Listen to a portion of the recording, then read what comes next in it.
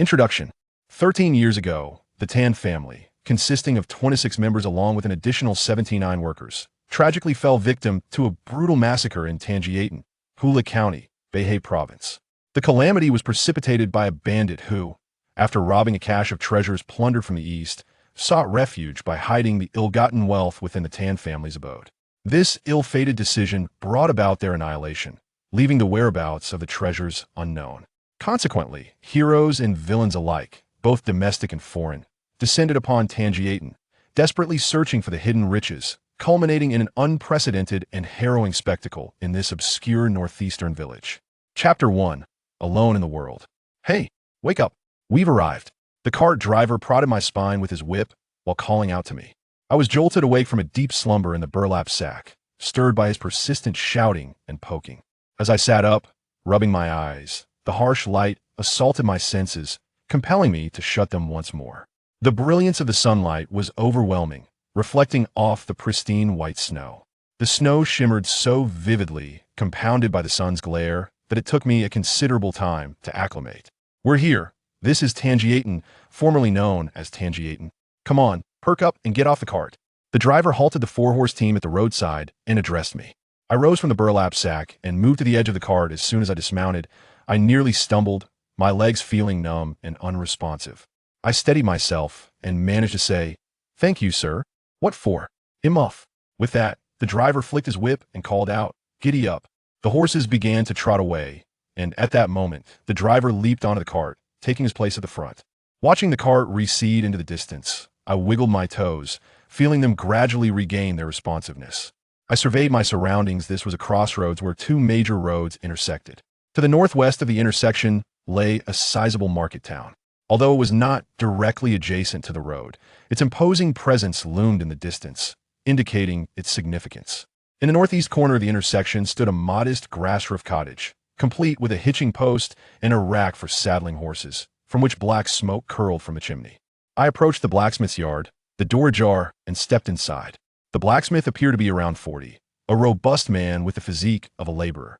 Upon my entrance, he glanced up momentarily before returning to his task of extracting a glowing piece of iron from the fiery forge, placing it upon the anvil to hammer it with force. Such work typically required one or more assistants wielding a heavy hammer as the master struck with his hand hammer. The larger hammer would need to fall precisely in sync. Noticing his solitary struggle, I seized the nearby large hammer. The blacksmith regarded me silently, but continued his work, and wherever he struck, I mirrored his movements with the heavy hammer. With precision, we worked in tandem. As the iron cooled and darkened, he ceased his hammering, and I set down the heavy hammer. "May I have a drink of water?" I inquired of the blacksmith. "There it is," the master said, gesturing towards the kettle on the bench with his chin. The kettle, clearly made of white iron, had turned black from being heated over the fire, obscuring any trace of its original color. I picked up the kettle and filled a coarse ceramic bowl with water, which was neither hot nor cold. I gulped down a few mouthfuls, then paused to catch my breath before drinking a bit more, finally setting the bowl down. My thirst was insatiable. "Excuse me, master, is there anyone named Tang in this town? Perhaps Tang Dazhuang?" I inquired politely of the blacksmith. "There seems to be a family with the surname Tang on the northernmost street to the west. You might find them there," the blacksmith replied, as if recalling something, yet he chose not to elaborate. I bid farewell to the blacksmith and turned right, heading towards the town. Tanjia town was bustling with vitality, its streets lined with an array of shops. Tea houses, inns, taverns, and brothels, everything one could desire was present. There were 3 large vehicle shops, and I also spotted the police station. Stalls adorned the sidewalks, displaying an assortment of New Year's goods, couplets, decorative money, and firecrackers. Freshly slaughtered chickens, geese, and ducks were plentiful. Pork, both freshly killed and frozen, was available along with various cuts such as hocks, heads, and trotters. Wearing new clothes and hats, people celebrated the new year with firecrackers. It all felt remarkably similar to the festivities in the past. I found myself astonished. Was it already the new year? I paused to calculate. It was the end of winter. Over a month had passed since I'd set out, yet I hadn't entered the 12th month. My journey had been on foot, traversing the distance after crossing the pass with the little money I had left. I had purchased a worn cotton coat and pants, complementing them with my tattered leather jacket. The tattered shoes I wore were exchanged for 2 cornmeal pancakes, which had also been a necessity. Upon reaching the western edge of the town, I spotted a man collecting dung with a sled. I approached him, asking, "Sir, could you tell me where Tang Dazwang's residence is?" He glanced at me and asked, "Are you from the pass?" "Yes." He pointed towards an alley and said, "Go through here. It's the third house on the westernmost street." After a moment, he added, "Ah, but they're not home. They've moved away." "What? They've all moved?" Noticing my surprise, the dung collector remarked, "Indeed, they left after harvesting in autumn." "You didn't know? You just came from the pass." I pulled out a crumpled envelope and said, "This letter was written to my family before the Mid-Autumn Festival." "Oh dear." They hadn't left by then. They departed just as winter was approaching. The dung collector continued walking ahead, and I followed closely behind. Upon reaching the back street, he pointed to a thatched house and said, "That's it." I looked and saw two small thatched huts, with a modest courtyard enclosed by walls over a meter high. The rickety gate was tied shut with a rope. The window paper was tattered, fluttering gently in the breeze. "What the hell are you looking at?" A sudden shout erupted. Startled, I turned towards the source of the voice, discovering a young man standing in the western courtyard, seemingly around my age. "Damn it," the dung collector muttered under his breath, pulling his sled and shouldering his shovel as he walked away. Feeling intimidated by the young man's aggressive demeanor, I stammered, "I'm looking for the people of this house." "What the hell are you looking for? They're all dead." He continued to curse vehemently. "Didn't you say they moved away? What's the difference between moving away and being dead? Where can you find a Shandong fool like you?" From his harsh words, I realized he recognized my accent and knew I was from the border region. I had intended to inquire earnestly with the old man who scavenged for dung about my uncle's whereabouts, hoping to locate him. But after that scolding, the old man walked away. It seemed he was intimidated by him otherwise. He wouldn't have left so abruptly. At that moment, I was utterly bewildered. My uncle's family had moved, but to where, I had no idea. And now I encountered such an unpleasant character who spoke in a most uncouth manner. Yet, I had no choice. I needed to ascertain my uncle's new location. Summoning my courage, I asked, "Do you know where they moved?" "You best tell me. I came from the border, and if I can't find them, I have nowhere to go. I can't return home. I don't have a single penny to my name." I spoke with a quaver in my voice, laden with desperation. Perhaps my earnest plea touched him, for he softened slightly and said, "Come on, it's cold outside. Let's talk inside." I was grateful to him, as I truly had nowhere to go. However, once I entered his home, I regretted that his house was even colder than outside, imbued with a damp, chilling atmosphere. Even basking in the sun outside felt warmer than his abode. "What's your surname?" he inquired, a rather redundant question. My uncle's surname was Tang. Could I possibly have a different one? But I replied nonetheless, "My surname is Tang. I'm Tang Jian." After disclosing my name, I surveyed his home. This place was destitute beyond description. To put it plainly, I had never encountered such poverty in my life. The only piece of furniture in the entire house was a dilapidated Kong table, missing a leg. The Kong mat was tattered, piled with a quilt that exposed its cotton stuffing, the color of which was indiscernible, and the visible cotton was grimy and dark. Chapter 2. Astonishment. Upon the rickety table on the Kong lay a frozen chicken, its legs outstretched and neck bent, plump in stature. "Please have a seat," he invited courteously. I perched on the edge of the Kong, feeling the chilling draft, and shivered. The room was rather cold, and I had just returned. "Did you come from the prison to find your uncle, Tang Dazhuang?" he inquired. I nodded in affirmation, and he continued, "He has moved away. I'm not sure when.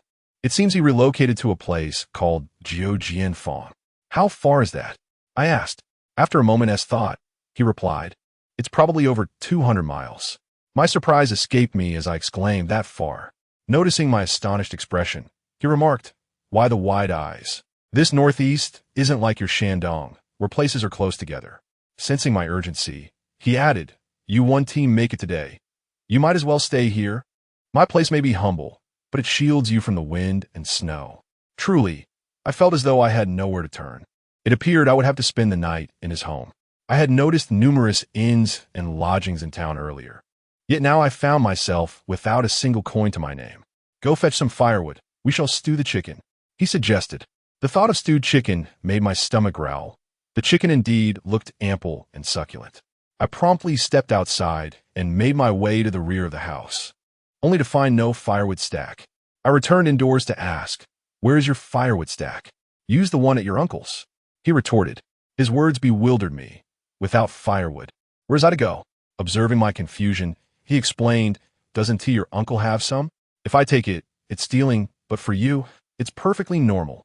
A wave of amusement washed over me. Indeed, it would be entirely reasonable for me to gather wood from my uncle's place.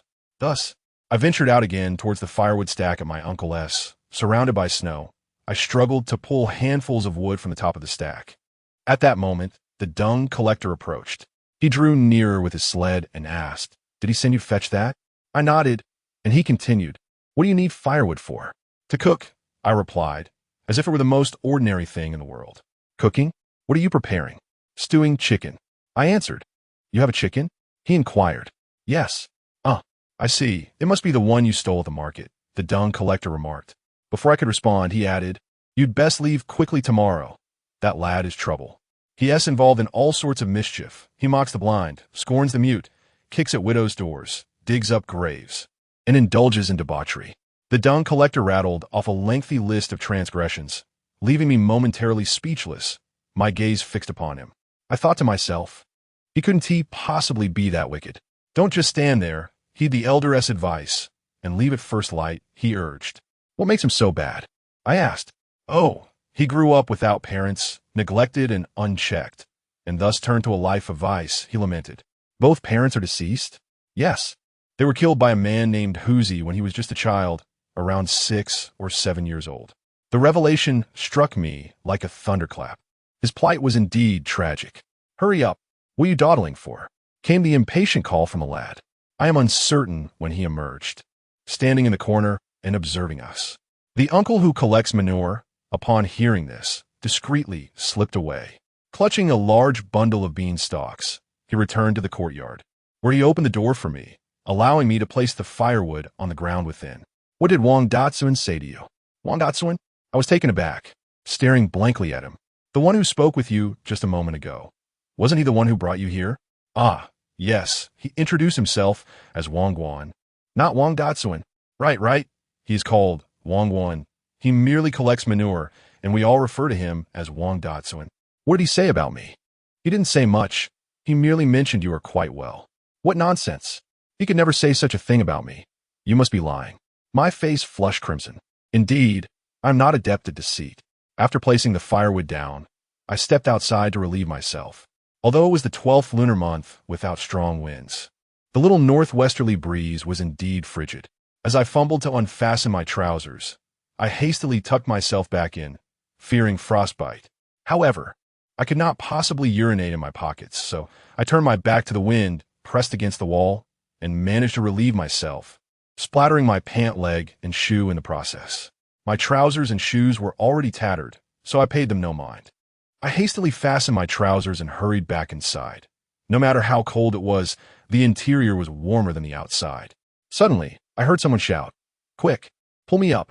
The voice bore a resemblance to that of a woman. I quickly turned to gaze towards the snowbank behind the village, where I spotted a deer moving. Upon closer inspection, it indeed was a deer, but how could a deer speak? Could it be that the deer of the Northeast are endowed with the power of speech? Surely not. "Hurry up. What are you staring at?" The voice persisted, still reminiscent of a woman's call. I dashed towards the deer atop the snowbank, and as I approached, I discovered it was a spotted deer, but beneath it lay a person. This individual was partially submerged in the snow, with only their chest and above exposed, while a deceased spotted deer lay heavily upon their shoulders. With great effort, I managed to shift the deer aside. It was exceedingly heavy, weighing no less than 200 pounds. Yet even after moving the deer, the person remained trapped. They looked up at me and said, "Pull me up. Are you foolish?" I immediately grasped their gloved hand, but as I exerted force, the glove slipped off. With no other option, I took hold of their bare hand. It was then that I realized she was indeed a woman. I stared, entranced, at her delicate, fair, and tender hand, and she urged again, "Pull me up." "Have you never seen a hand before?" I grasped her hand firmly and pulled upwards, while she too pushed and kicked with all her might, and at last, she emerged from the snowbank. However, I had pulled with too much force. As she stood, I lost my balance and fell backward, her body and the hunting rifle on her back tumbling onto me, though she was face to face, lying atop me. This young woman was drenched in sweat, and the unique fragrance of femininity emanating from her astonished me. It felt as though I had not encountered such a scent in over a decade. She too was momentarily stunned, gazing into my eyes. Enveloped in her essence, I forgot to suggest she rise. I beheld her enchanting visage, her fair countenance, rosy lips, and captivating eyes, all leading down to her delicate alabaster neck. She seemed to have suddenly realized something, abruptly turning around and sitting up, her hand instinctively covering her almost bare neck. I hastily rose to my feet, staring at her in a daze. She stood up, her cheeks flushed, and said, "Thank you." At that moment, my gaze shifted to the lifeless deer. I noticed that the spotted deer had been shot through both eyes, entering from one and exiting from the other, leaving its hide utterly unscathed. "Your marksmanship is remarkable," I couldn't help but exclaim. She smiled silently at my compliment, prompting me to inquire further. "It must weigh around 200 pounds, right?" "More than that," she replied, leaving me astonished. "How far did you carry it back?" "Over 10 miles. My goodness. She had carried a deer weighing more than 200 pounds for over 10 miles. What incredible strength she possessed. I couldn't help but appraise her. I stand at about 5 feet 8 inches, and she appeared slightly shorter. Her beauty was undeniable, and she was clad in the attire of a hunter. However, it was the belt cinched around her waist that truly intrigued me. Chapter 3. To drink and sing the belts people wore were fashioned from leather, either crafted by themselves or by a skilled cobbler, retaining the natural hue of the leather without any paint, fastened with iron or copper buckles. In contrast, her belt was a broad strap, adorned with a deep reddish-brown paint, featuring a square copper buckle. Such belts were typically worn by soldiers. I wondered how she came to possess one. She noticed my gaze lingering on her belt, yet remained unfazed, smiling as she inquired, "Are you from the home of Jingko?" Taken aback by her question, I replied no. She continued, "If you're not visiting him, then how come you're relieving yourself behind his house?" My confusion deepened as I pointed toward the house and asked, "His name is Jingko?" The young lady nodded, and it dawned on me that this fellow was indeed named Jingko. I informed her that I had come from Guan to seek my uncle, Tang Dazhuang. "He has moved away. You must be staying at his place, right?" After she confirmed this, she added, "Now, help me with the deer." Bending down, she grasped the deer by its hind legs, and I hurriedly took hold of the front legs. Together, we lifted the magnificent stag onto her shoulder. She flashed me a smile and then ambled away. After taking a few steps, she turned back with a grin, saying, "He is the Jingke who attempted to assassinate the king of Qin." I found the assertion amusing. Jingke, the assassin of the king of Qin. What a fanciful tale. Upon entering the house, I found Jingke had already butchered chicken. I asked him, "Are you Jingke?" He glanced up at me and queried, "Who have you met?" "Never mind who I met. Are you not Jingke?" He ignored my question, lost in thought. Noticing his stillness, I asked him what was wrong. He replied, "You've just arrived and are my friend. I ought to have some wine for you." I chuckled inwardly at his concern for hospitality, despite his evident poverty. It seemed he had a certain sense of propriety. I surveyed the small dwelling. Beyond the chicken, he truly possessed nothing. Not even oil or salt, let alone rice or flour. I pondered going out to buy some provisions, but I was utterly broke. Perhaps I should venture out to find a solution. "We couldn't he possibly subsist on this solitary chicken?" I told Jingko. He looked at me, bewildered, and asked, "Do you have money?" "No, but I can find a way," I replied, moving toward the exit. He followed me outside, urging, "You should return. Let me handle it. Don't steal," he implored urgently. I thought to myself, "Your chicken is stolen. Why do you care if I go out to pilfer?" Of course, I had no intention of stealing. I had never stolen anything back home. How could I dare to do so in an unfamiliar place? Jingke's home lacked a courtyard, and even a stick was absent. The snow was thick, and since he had just returned, no path had been cleared. I trudged my way through the snow until I finally reached the main road. Brushing off the snow from my trousers and shoes, I prepared to head toward the town. Just then, a sprightly young boy of about 12 or 13 approached me. With bright eyes, he looked up and asked, "Are you going to Jingke's house?" I gazed at the boy, captivated by his charm, the round face, dark eyebrows, and long eyelashes. So taken by his appearance, I momentarily forgot to respond. He then inquired, "Did you come to his house?" as he pointed towards Jingke's residence. I replied, "Indeed, I have come to his abode." What is your purpose? He asked. I intended to purchase some food in the town. There is no need to go. I have brought it. It was only then that I noticed a flour sack slung over his right shoulder, containing approximately 30 pounds of goods. His left arm carried a basket filled with fatty meat and a wine gourd. Upon examining the contents, I discerned several types of meat, though I could not identify them. Is this for Jinko? I queried. Receiving a nod from the child, I accepted the basket and flour sack from his hands. The courtyard of Jinko's house was covered in snow, making it difficult for the child to traverse, let alone carry these items. Upon entering the house, Jinko appeared stunned at our arrival. He asked the child, "Did you bring this?" "Yes, my sister sent me with it," the child responded. He then pointed at me and added, "My sister wants him to come to our house for a meal, but she's afraid you would follow. A toad doesn't bite, but is still bothersome." This remark incensed Jinko, causing him to grit his teeth and lift his foot as if to kick the child. Although the boy was merely in his teens, Jinko was a robust young man. A kick from him could easily harm a child. I hastily reached out to pull the boy behind me, but Jinko's foot descended again. He approached the boy, gently patting his head, saying, "Husi, grow well. When you mature, you shall marry and have sons." The boy named Husi, with his bright eyes, replied, "Indeed, that is what my father says. Grow up, marry, and have sons. But you have a son without a backside. Yinkiskiviko sudenu retorteth. You have a son without a backside. Your wife has none either." Husi shot back before darting outside. Jinko did not chase after him, instead laughingly cursing, "This little rascal. One day I shall catch him and give him a good beating." As Jinko rummaged through the basket for food, he asked me, "Have you encountered Tai Mei?" "Who is Tai Mei, the boy's sister?" I responded, "Yes, if you did not meet Tai Mei, how did you bring us food?" It was then that I learned the hunting girl was named Tai Mei.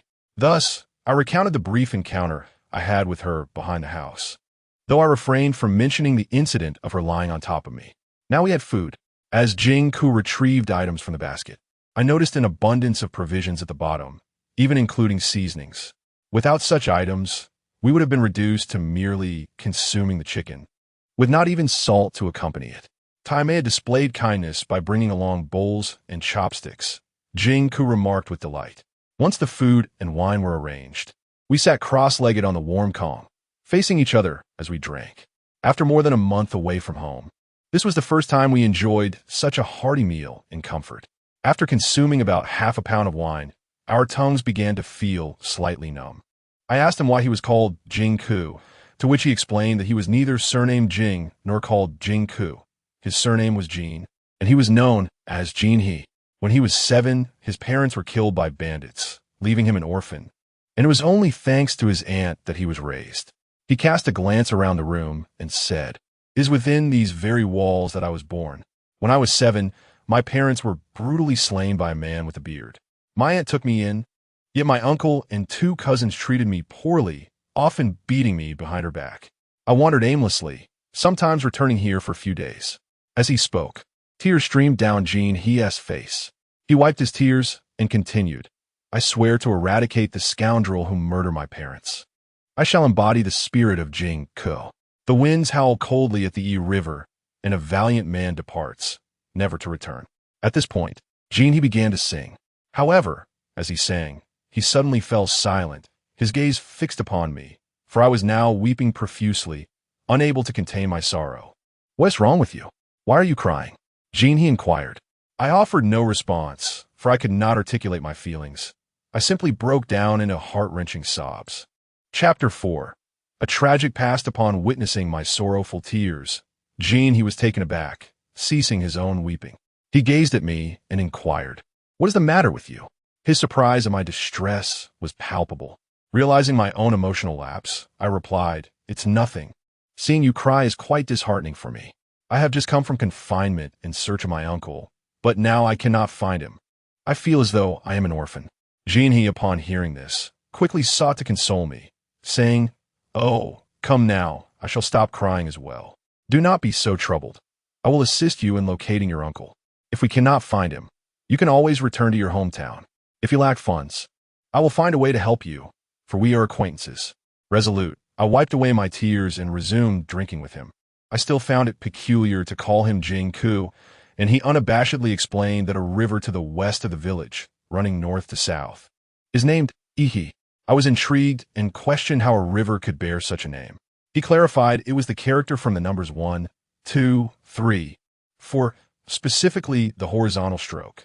The river flows straight from the north to the south, hence the name Ihi. He had even renamed it to E, which signifies the river E, evoking the poignant line. The wind is bleak, and the river E is cold. Once a valiant man departs, he shall not return. By the banks of the E river stands a Jingku, and that is me, He proclaimed loudly. As the new year approached, I curiously asked him why he was not celebrating at his aunt's home. His family, I suspected, was impoverished, lacking even the most basic provisions. He sighed, taking a sip of his drink, and lamented, "Do not mention it. I am laboring at the estate of Master Wang. The pay is decent, and the work is not strenuous, though I am often tasked with errands and mimicking their speech. Master Wang's 3 sons are not present, leaving me to manage affairs." "That sounds quite decent," I remarked. He appeared slightly embarrassed, but continued. "However, old Wang is nearing 70, having married 5 wives, the youngest of whom is merely 2 years my junior and quite charming. Perhaps old Wang is no longer capable. His young wife has been making advances towards me. I have been evading her, but over time, I succumbed to temptation and slept with her. When old Wang discovered this, he ordered his men to kill me, prompting my hasty return. Noticing my gaze fixed upon him, he grew bashful, his face flushed both from the alcohol and the embarrassment of his confession. "Let's not dwell on the past. It is behind us," he declared, raising his cup and taking a swig. The subsequent drinking took on a heavy atmosphere, and I, attempting to lighten the mood, remarked, "That uncle who collects dung seems to hold a dislike for you. What a wretched man.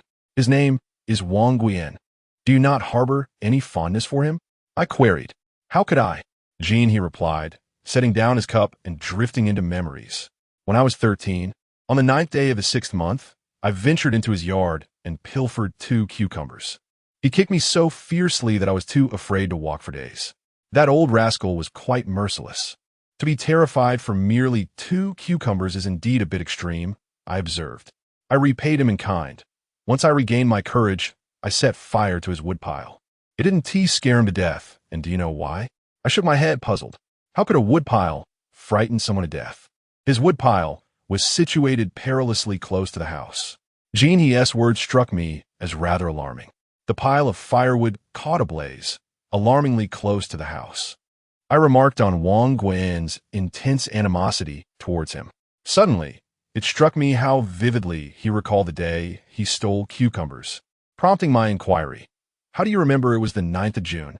"Because it's my birthday, the 9th of June," he replied. "Your birthday is also the 9th of June?" I asked in surprise. "Indeed, yours too," he countered. He had no choice but to nod in affirmation, as my question indicated that my birthday coincided with his. "I was born at dawn. What about you?" His question momentarily took me aback, and after a brief pause, I shook my head, admitting I don't know. In Tanjia, the 3 of us share the same birth date. By the riverside, we forged our brotherhood. I was the eldest, born at dawn. The second was born at noon, the youngest at dusk. We do not seek to be born on the same day, but rather to die on the same day. He took a swig of his drink and boldly proclaimed, "Then we shall sing to the waters, pondering the brevity of life." "Shouldn't it be toasting to the wine?" I interjected. "I'm merely 7 years old. What use had we for alcohol?" His retort left me utterly speechless. "What about your brothers?" I inquired. The second brother's family had been annihilated. Of course, he perished, being the eldest son of the Tan family. Over 90 souls were slaughtered, and their bodies were consumed by the flames. At this point, he was engulfed in profound sorrow, his head bowed in tears. When my father witnessed the Tan family being besieged, he took up his hunting rifle and went out. How could he contend with over 150 bandits? He was gunned down our doorstep. My mother hid me in a vat, sparing me from a similar fate. Yet they all perished, leaving me an orphan. Hearing such a tragic tale stirred a desire to weep within me, but I held back my tears. Let the past remain in the past. Do not dwell on it. Come, let us drink. I urged He. Can we truly move on? My second brother's family is gone, he lamented. In essence, my life was bestowed upon me by the Tan family. Without them, I would not exist. I must avenge the Tan family and my parents. At this, he burst into tears once more, and I too could not restrain my own tears. 17 years have passed, and the great vengeance remains unfulfilled. I am utterly useless. Jean, he lamented while sipping his drink. After sufficiently indulging in our libations, we tidied the table and lay down. He offered me a tattered blanket, but I declined, content to cover myself with my worn leather coat. As I settled down, I unfastened the dagger from my waist and placed it between us. Noticing it, he picked it up, drawing the blade to examine it under the night sky. The dagger gleamed ominously, casting a chilling light that sent shivers down one's spine. What a fine blade! He exclaimed involuntarily. He wielded it in the air, declaring, "This knife is remarkable, truly splendid. I forged it myself. Are you a blacksmith?" "Not quite, but I can manage to craft a knife." Suddenly, he seemed to recall something and asked, "Are you suggesting that to buy food, you must sell this knife?" I nodded, and he continued, "At first, I thought you were going out to steal. Please, do not resort to thievery." "How could I steal?" I retorted. "Why can't I? Who says I stole?" "Wang Wen, that scoundrel." After cursing him, he added, "If I were to steal, it would be permissible, but you must not. You appear to be a good person. I implore you not to steal. During our childhood, it was I who pilfered sand fruits and melons, resolutely forbidding my two brothers from doing so." Having said this, he placed the dagger between us and lay down. I removed my tattered leather jacket and draped it over myself. Fortunately, the heated Kong provided warmth, and I fell into a deep slumber.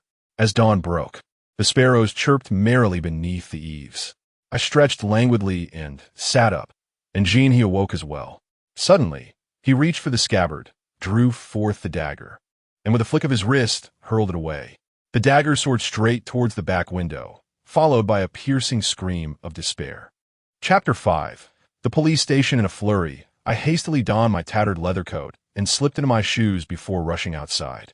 Upon exiting the door, I circled to the back of the house, where I discovered bloodstains beneath the rear window, still emanating warmth.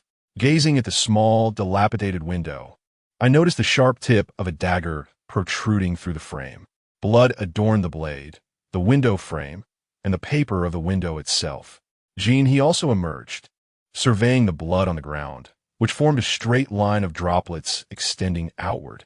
Jean, his yard bore no crops, lacking both wall and willow branches. We followed the trail of blood for a while, only to find it abruptly ceased. A sense of bewilderment washed over me, pondering the purpose of this mysterious occurrence. A thief? Unlikely, for Jean, his household was impoverished, offering little worth stealing. Moreover, it was early morning, and the light of day scarcely permitted the presence of a burglar. "Enemy?" I inquired, to which Jean, he replied, "Why would an enemy crouch by the window at this hour? It would be more prudent to come and kill me at night." His reasoning struck me as sound, and I murmured to myself, "Then what could this be about? Why did you suddenly throw the dagger?" Jean, he regarded me without answering, instead casually remarking, "Brother Dao is enraged. Brother Dao is enraged." As we retraced our steps, I found myself echoing his words. Upon entering the house, Jean, he approached the rear window, extracting the dagger and wiping it clean. "What a fine blade!" he exclaimed as he polished it. The robust window frame was nearly severed by the flying knife, firmly lodged within the wood. I silently admired Jean, his skill with the dagger. "You truly deserve the title of Brother Dao." I praised him, and he seemed to swell with pride. Amidst the whispering winds and chilling waters, Brother Dao has departed and shall not return. Suddenly, we heard voices from the courtyard, and before we could step outside, the door was forcefully kicked open. Two officers clad in dark uniforms stormed in, brandishing rifles. "What the hell is this? You broke the door. Are you going to pay for it?" Jeannie did not hold back, cursing at the officers. The police, undeterred by Jean's outburst, fixated their gaze upon me. One of the officers stated, "Come with us." "Where are we going?" "To the police station." "On what grounds must we accompany you?" "It's a routine inquiry." After a brief exchange, Jean, he turned to glance at me. I sensed that not going to the police station today would be unavoidable. So I responded, "Let us go. What is there to fear?" The two officers flanked us as we walked down the street, drawing the attention of passers-by. Being escorted by the police was hardly an honorable affair, especially as onlookers regarded Jin He with peculiar scrutiny. What has Jin He done? What did that fellow sneak back? Has he committed a crime? He deserves to be locked up. Why is he associating with someone who doesn't appear to be a villain? Shut your mouths. Jin He's booming voice silenced the chatter, and those along the roadside ceased their speculations.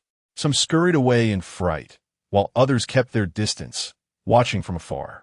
As we approached the police station, I nudged Jin He with my elbow as we passed through the entrance, and he turned to look at me.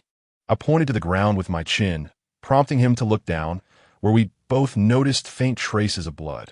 Earlier that morning, a delicate layer of frost had coated the ground, making even the scant drops of blood distinctly visible. Upon entering the house, I spotted bloodied bandages piled beneath the stove. Jin He noticed this too, glancing at me. I subtly shook my head, signaling him to refrain from reacting, feigning ignorance. As we stood beside the table, a police officer inquired, "Where are you from, and what brings you to Tanjia town?" I briefly recounted my origins and purpose. "And how do you come to be staying at his house?" The officer asked, gesturing toward Jin He. "Where else would I stay if not at your place?" Jin He retorted, "Isn't that an absurd question? Not your concern, be quiet." The officer shot a glare at Jin He, who fell silent. "How long do you intend to stay?" "I will leave soon. I must find my uncle," I replied. "You cannot leave. You are unaware of where the Jujian Fong is, which is said to be over 200 miles away. What will you do if you cannot find it?" Jin He interjected, agitated. "Mind your own business. Whether he stays or goes is none of your concern." The officer reprimanded Jin He. "It is indeed my concern. His uncle is my neighbor. Close ties matter more than distant relatives. Stop your fussing. Whether he stays or goes is his decision." Observing the officer's brusque demeanor toward him, Jin He declared, "I wish to file a report." "Report what?" The officer scoffed. "This morning, a thief broke into my home just before you arrived." The officer chuckled derisively. "Are you feverish? A thief broke into your home? What would they steal?" "What they steal is their business. A thief did indeed enter my home and was injured by my flying knife. If you conduct a search throughout the town, you will surely apprehend the thief. I am confident he cannot have gone far." The officer hesitated upon hearing Jin He's assertion. At that moment, another officer entered, evidently of higher rank. "Report to Director Gao," the officer announced. Director Gao surveyed the scene, glancing between us, and asked, "What crime have they committed?" The officer hastily replied, "They haven't committed any crime. This individual is an outsider, so we brought him in for questioning." Director Gao turned to me, then to Jin He, saying, "Jin He, is this person a guest at your home?" Jin He conveyed the truth to Director Gao, who responded, "Since there is no issue, allow him to leave." "No. A thief indeed visited my home this morning. You must help me solve the case," Jin He insisted. Director Gao scrutinized Jin He and the officer, sensing something amiss. He chuckled. "Ah, Jin Ku, who is unaware of your renowned reputation as a knife master. What sort of thief would dare to rob you?" Jin He reveled in this praise, puffing out his chest with pride. "The director is wise and discerning. Of course, no one would dare steal from me. Yet a thief did come this morning and was wounded by my flying knife." "And where is this man?" Director Gao inquired. "He fled," Jin He replied. "Very well. We shall assist you in searching. Has anything been stolen?" "Nothing," Jin He answered. "All right then, you may go. I have pressing matters to attend to," Director Gao stated in a bureaucratic tone. Jin He and I exited the police station and stepped into the courtyard. Jin He glanced back at the police station and remarked, "The person crouched by the rear window is from the police station." I nodded and inquired, "What are they hoping to overhear?" In truth, I too was perplexed. Jin He's family was impoverished, devoid of anything worth stealing, making it improbable that a thief would be lurking. Now, seeing it was the police, I wondered why they would eavesdrop from behind the window. Jin He did not respond immediately.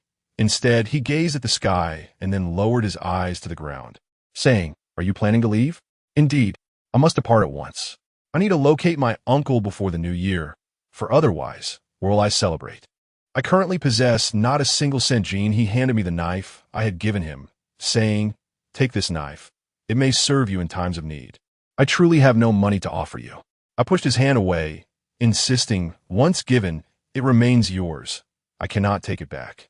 After a moment's contemplation, Jean, he replied, "Very well, I shall accompany you." We exited the precinct of the police station, left the town, and arrived at the intersection where I would disembark. Chapter 6. Forced to stay, let us wait for a carriage. "We shall take a ride," Jean, he exclaimed. We stood by the roadside, but the vehicles heading east were scarce. Most were going south or west. After a while, a cart laden with straw approached, heavily stacked and swaying gently. The cart driver, wielding a small whip, walked alongside to urge the horses onward.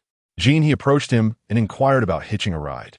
The driver shook his head, stating that with such a heavy load, the 4 horses were already straining, and he could not accommodate any passengers. "Never mind, I shall continue on foot. I'll see if I can catch a ride later," I said to Jean He. "It's quite a distance. When will you manage to get there?" Jean He replied, looking troubled. I pondered that waiting idly was less favorable than walking, so I bid farewell to Jean He and set off eastward. As I passed the blacksmith's forge where I had stopped for water earlier, I noticed the blacksmith was busy shoeing a horse in the yard. A cart stood nearby, and seeing it, I approached to inquire about its destination. The driver informed me it was not on his route. Just as I was about to leave, the blacksmith spoke up, saying my uncle shot his horse here last autumn. He mentioned he was heading to a distillery at Jiujianfang, intending to settle there for a while. He might return in spring to farm. The blacksmith added that he had forgotten to mention this to me yesterday. As I conversed with the blacksmith, Jean, he rejoined me.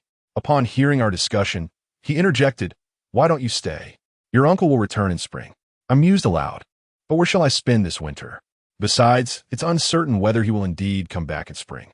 Suddenly, Jean, he turned to the blacksmith and said, "Masterly, aren't you in need of help at the forge? Why not take him in?" Masterly glared at Jean He and retorted, "Enough of your prattling. Settle your debts first." Jean He's face flushed. He replied, "It's merely $2 silver. What is the big deal?" Masterly extended his hand and demanded, "Hand it over. Don't act like a pig, rooting around." The wind howled, and the cold waters of the Yishui flowed. "When would you repay your debts?" I stifled a laugh inwardly, thinking how Jean, he was always trying to play the hero, only to be cornered now. The atmosphere grew uncomfortable. Jean He's face reddened with embarrassment as he fidgeted with a knife in his hand. Masterly inquired, "What is the matter? Do you intend to stab me? I do not slay the nameless. The district chief is notorious. Go deal with him," Masterly declared, then turned his back on Jean He. "Board and lodging for $2 silver a month," Masterly continued as he worked on the horse's shoes. I had little reaction to his words, but Jean He appeared quite pleased, glancing at me. I understood that he genuinely wished for me to stay. At that moment, Masterly had finished shoeing the horse. The cart driver harnessed the horses and received his payment. He was about to set off down the main road. I asked the driver where he was headed, but he reiterated that it was not on his route. I could only watch wistfully as the driver led the heavy cart onto the thoroughfare. While Masterly packed his tools, he muttered almost to himself, "A decent job. It would be a waste not to be a blacksmith." Upon hearing Master Li's words, I felt indifferent, yet Jean He's eyes sparkled with excitement. He turned to me and said, "You should stay." He pulled out the dagger I had given him and remarked, "This blade is worth a fortune." Observing the knife in Jean He's hand, Masterly leaned closer, took the weapon, examined it thoroughly, and tested the edge with his fingertip before inquiring, "Did you forge this?" I remained silent, merely nodding in affirmation. $4 a month, Masterly casually stated. I was taken aback, pondering how it had doubled so swiftly. Jean He's eyes gleamed with delight as he looked at me and exclaimed, $4. In the village, marrying a wife costs only $7. With $7, you wouldn't be able to find a wife.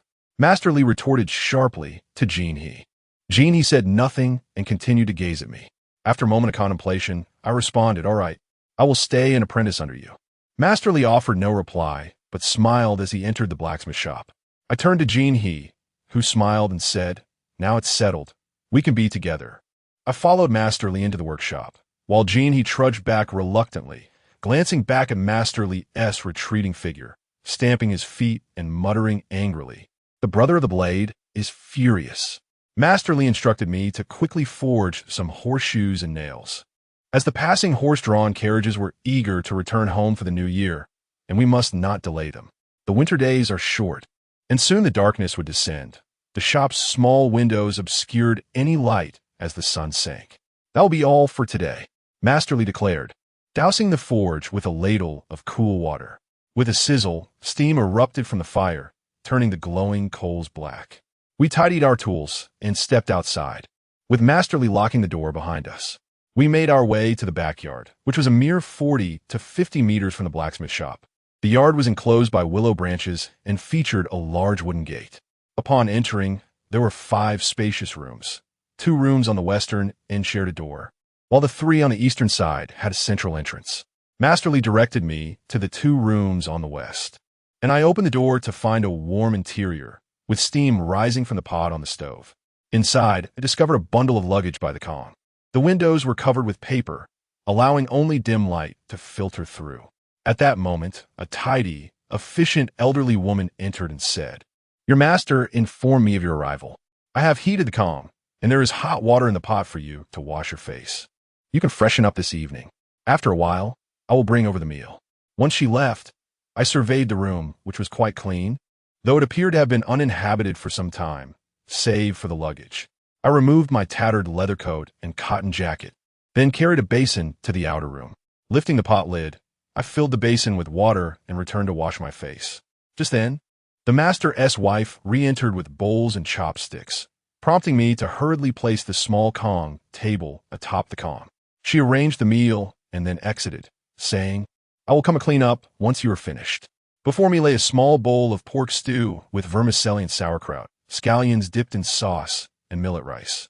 I savored the meal with such delight that I was soon sweating profusely from the enjoyment. Having finished my meal, I was in the midst of a belch when the master's wife entered. She inquired, "Did you have enough to eat?" With a smile, I replied, "I'm quite stuffed. Young people should eat more to grow strong. Don't let yourselves go hungry." A few days later, after dinner, the master's wife summoned me, stating that the master wished to see me. It was my first time entering their quarters. The room had a door in the middle, and I turned right upon entering into the eastern chamber. The room was brightly lit, featuring 4 windows. The lower 2 were made of glass, allowing a clear view of the courtyard and the blacksmith shop outside. Against the northern wall stood an octagonal table with chairs on either side. While it could not compare to the grand armchairs I had encountered before, it was still quite satisfactory. Beneath the wall, a row of cabinets was lined up, atop which rested a clock, its chimes resonant and prolonged. The master appeared to have just finished his meal, leaning against the wall while sipping tea. Upon noticing my entrance, he beckoned, "Come sit down, have a cup of tea." Hesitantly, I perched on the edge of the Kong and replied, "I do not drink tea." "Is there something you need, master?" The master extracted 5 silver dollars from his pocket and placed them on the table, saying, "The holiday season is approaching, and there isn't much work left. Take these $5. Go to the town today to purchase some new clothes and perhaps a few of your favorite snacks." I quickly waved my hands in refusal, saying, "No, master, I cannot accept money so soon after my arrival. I am quite content. I have had enough to eat. I can manage with the clothes I have." Chapter 7. Breaking open the door, take it. "This isn't a gift. It's your advance pay," Masterly remarked. After some contemplation, I decided to accept the money. Since I had a day off, I thought I might as well stroll around town. Today, the town was far more bustling than the day I arrived, teeming with people, a veritable sea of humanity. The streets were lined with stalls selling an array of goods. The cacophony of shouts and wares markedly different from my hometown. I entered a clothing store and was taken aback by the exorbitant prices. It seemed a waste for a laborer to don such fine new garments. As I continued to wander, I suddenly spotted Jinha loitering near a stall selling firecrackers and strings of firecrackers. I sensed he might be contemplating theft. Approaching him from behind, I nudged him. Upon turning to see me, his face lit up. "Why are you out here? Aren't you working?" he asked with a grin. "The boss gave me a day off." I replied, then inquired, "What are you up to?" "Just wandering about. It's so lively here," he said. "Let us go to your house." Upon arriving at Gina's home, I noticed the snow in the yard had yet to be cleared, remaining just as it was. Inside, I pulled out 5 silver dollars and said, "This is an advance from the boss for me to buy clothes." I scanned the garments. They were all quite costly. Besides, it seemed a bit frivolous to wear new clothes while working. "You take $4. I'll keep one." With that, I offered him 4 silver dollars. Jinha pushed my hand away, exclaiming, I can't accept this. How could I take your money? I am not giving it to you. I am lending it. You can repay me later. After glancing at me with hesitation several times, he finally accepted the 4 silver dollars. I surveyed Jinha's room. It remained unchanged, and I didn't expect any different. Follow me, I declared as I exited the house, with Jinha trailing closely behind to my uncle's yard. In a dilapidated shed, I discovered a metal rod. Eyeing the lock on the door, I exerted force to pry it open.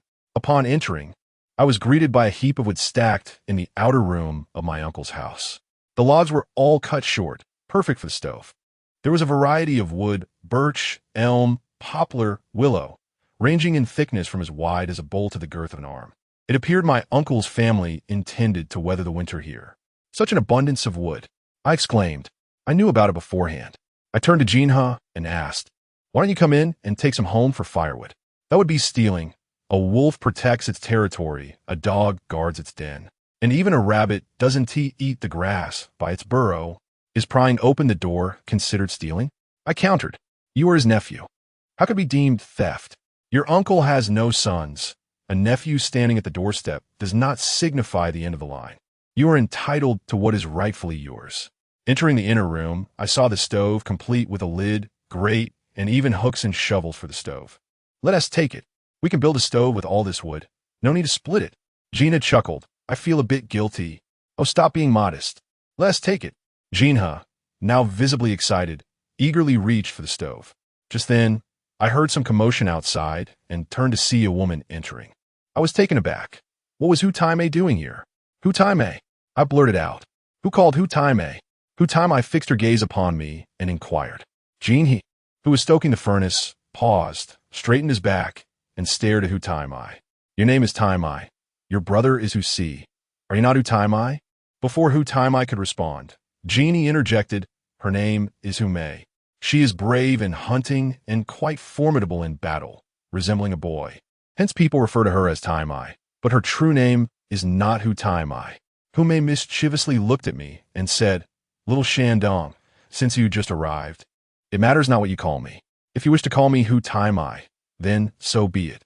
She then turned her attention to the battered furnace and remarked, Why is it that you are already challenging the stove upon your arrival? I gazed at Hutaime in confusion, then turned to Jinha and asked, What does it mean to challenge the stove? It means to part ways, to disband. That's what challenging the stove refers to. Jinha replied curtly. Hutaime, upon hearing Jinha's words, looked at me with skepticism. I realized I could no longer keep it from her. Fearing the distance to my uncle's house would pose a challenge, I confessed I had been working at the blacksmith forge. Hume nodded slightly and asked if I was a blacksmith, to which I replied that I knew a bit. At that moment, Hume noticed a dagger resting on the Kong, found the scabbard quite appealing, and picked it up. She drew the dagger, tested the blade with her fingertip, and inquired, Where did this come from? Jinha quickly interjected, He made it for me. It was crafted by his own hand. After hearing this, Hume regarded me thoughtfully. Then she sheathed the dagger and placed it back on the Kong, proceeding to ask, No need to say, all the items on this furnace are meant for him, right? I nodded in agreement with Hume's assertion. You blind cat stumbled upon a dead mouse and still managed to catch it. Hume teased Jinha. She then asked me why I was not at the blacksmith forge today. I explained that my master had sent me out to buy clothes. She responded, I have some clothes at home that I no longer wear. Do you mind if I bring them to you? It would save you the expense of buying new ones. He doesn't mind.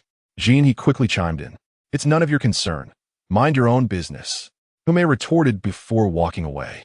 Jinha, slightly embarrassed by Hume's banter, threw a brick to the ground and exclaimed, The knife brother is furious. Just then, we heard Hume's voice outside. I'm furious as well. I assisted Jinha in preparing the furnace, and soon the fire roared to life. Jinha joyfully remarked, It burns quite well. We needn't heat the Kong any longer. We shall have a prosperous new year. The room gradually warmed, and we boiled some water on the stove to wash our hands. While washing, Jinha informed me that the individuals eavesdropping at the back window that day were from the police station. Upon hearing this, I recalled noticing blood droplets in front of the police station that day. There was also bloodied gauze upon the ashes beside the furnace. Jinha further shared that he had inquired at the hospital and learned that a police officer had been injured, initially tending to his wounds himself. He later sought medical assistance when the bleeding persisted. I expressed my confusion to Jinhee about why the police were eavesdropping on us, especially so early in the morning. Jinhee, seeing no other option, began explaining from the beginning, as I would not comprehend otherwise. This town was established by a family named Tan, and it was originally called Tanjia Village. The Tan family was a prominent household, boasting thousands of acres of fertile land and a multitude of mules and horses. A notorious gang of bandits ambushed a grand caravan, seizing a treasure of immeasurable worth, rumored to belong to foreign invaders from the east. In their desperate flight, the bandits concealed the precious loot within the Tan residence. When pursuers arrived, demanding the treasure, the Tan family was not uncooperative. Rather, they met a tragic fate: extermination. In total, 26 members of the Tan family, along with a workforce of 79, were ruthlessly slaughtered. From that day forth, various factions converged upon the Tan homestead in search of the hidden treasure. Consequently, the once unremarkable Tan family village flourished, attracting an ever-growing populace, eventually evolving into Tan Town. Initially, the influx of individuals was driven by greed for the treasure, but in time, survival became the primary motivation for many. Presently, the local police precinct and several affluent merchants are also entangled in the pursuit of the treasure. Newcomers to the town find themselves under surveillance, all in the name of uncovering the riches. He once confided in me that his parents were among those murdered on the fateful night of the Tan family massacre.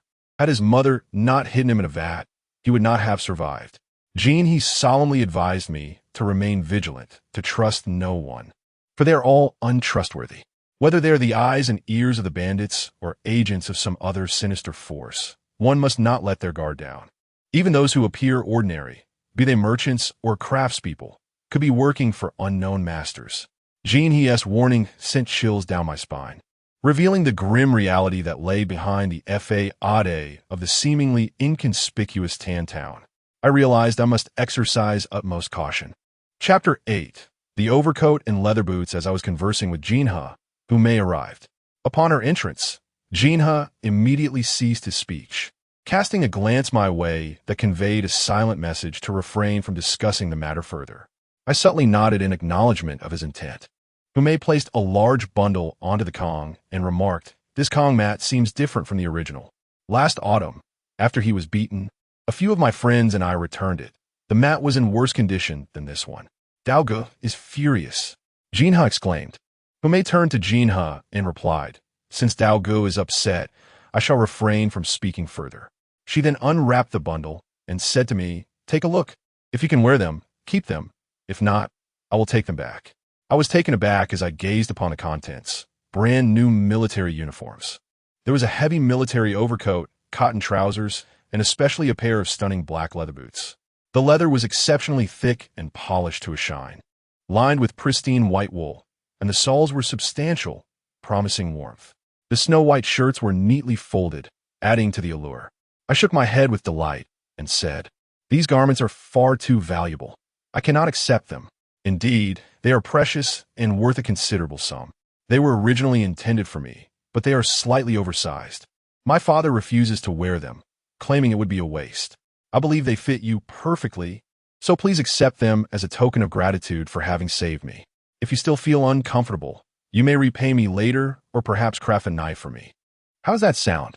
Observing Hume's earnest yet endearing expression, I acquiesced, saying, "Thank you so much. Such fine items cannot be purchased easily. I shall gladly accept them." I instructed Jinhee to take anything useful to my uncle's home. If my uncle returns in spring, I shall procure more for them. Noticing the wooden logs piled in my uncle's outer room, I remarked, "Feel free to burn them." Jinhee hesitantly responded, "Then I shall do so. Once it warms up, I will head back to your uncle's house." "Ah, are you not in charge at Dongjia? Why have you returned?" "Not going back."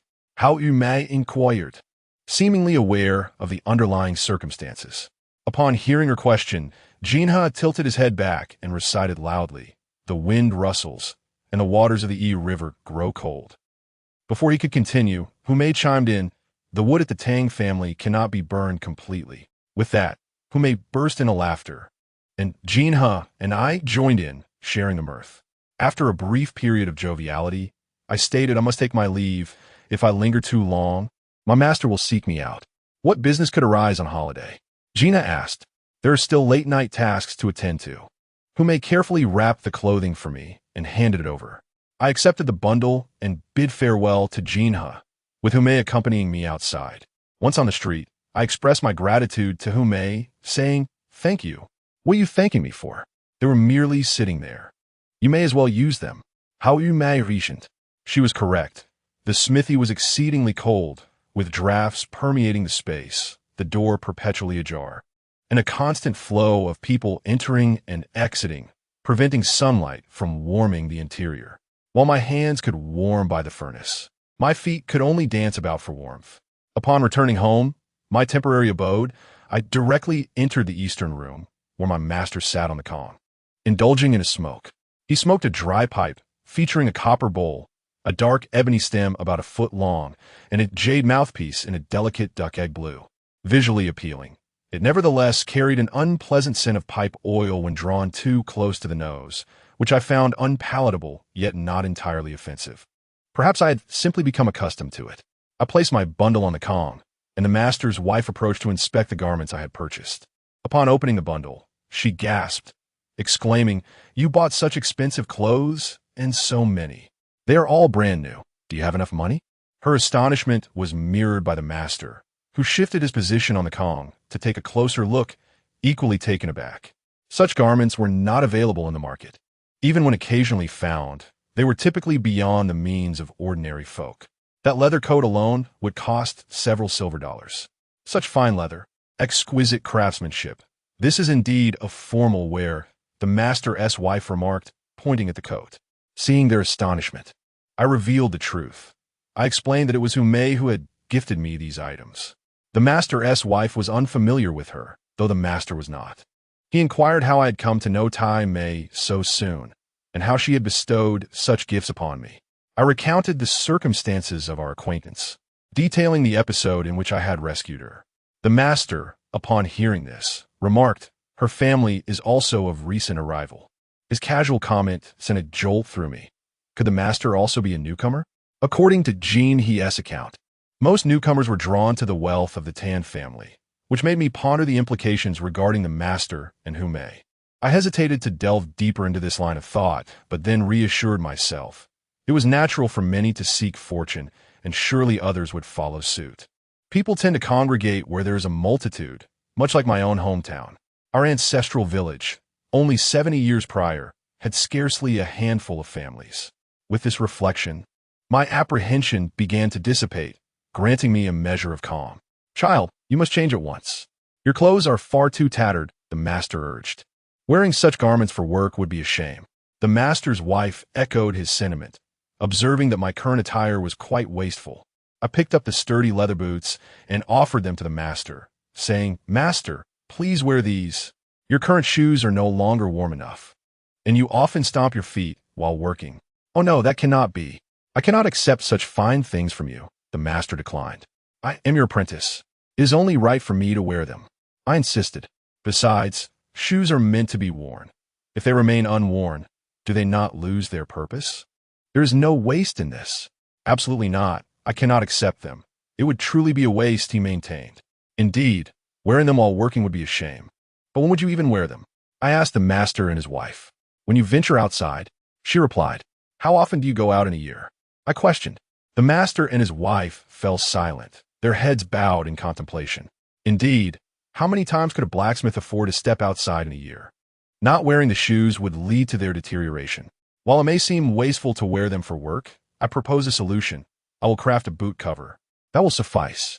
I found merit in the master's wife's suggestion. But the embers would ruin them. The master still hesitated. I will use a small canvas, doubling the material across the instep to protect against the embers, I assured him. The master's wife has devised effective protective measures, and through my fervent persuasion, the master finally consented to wear those leather boots.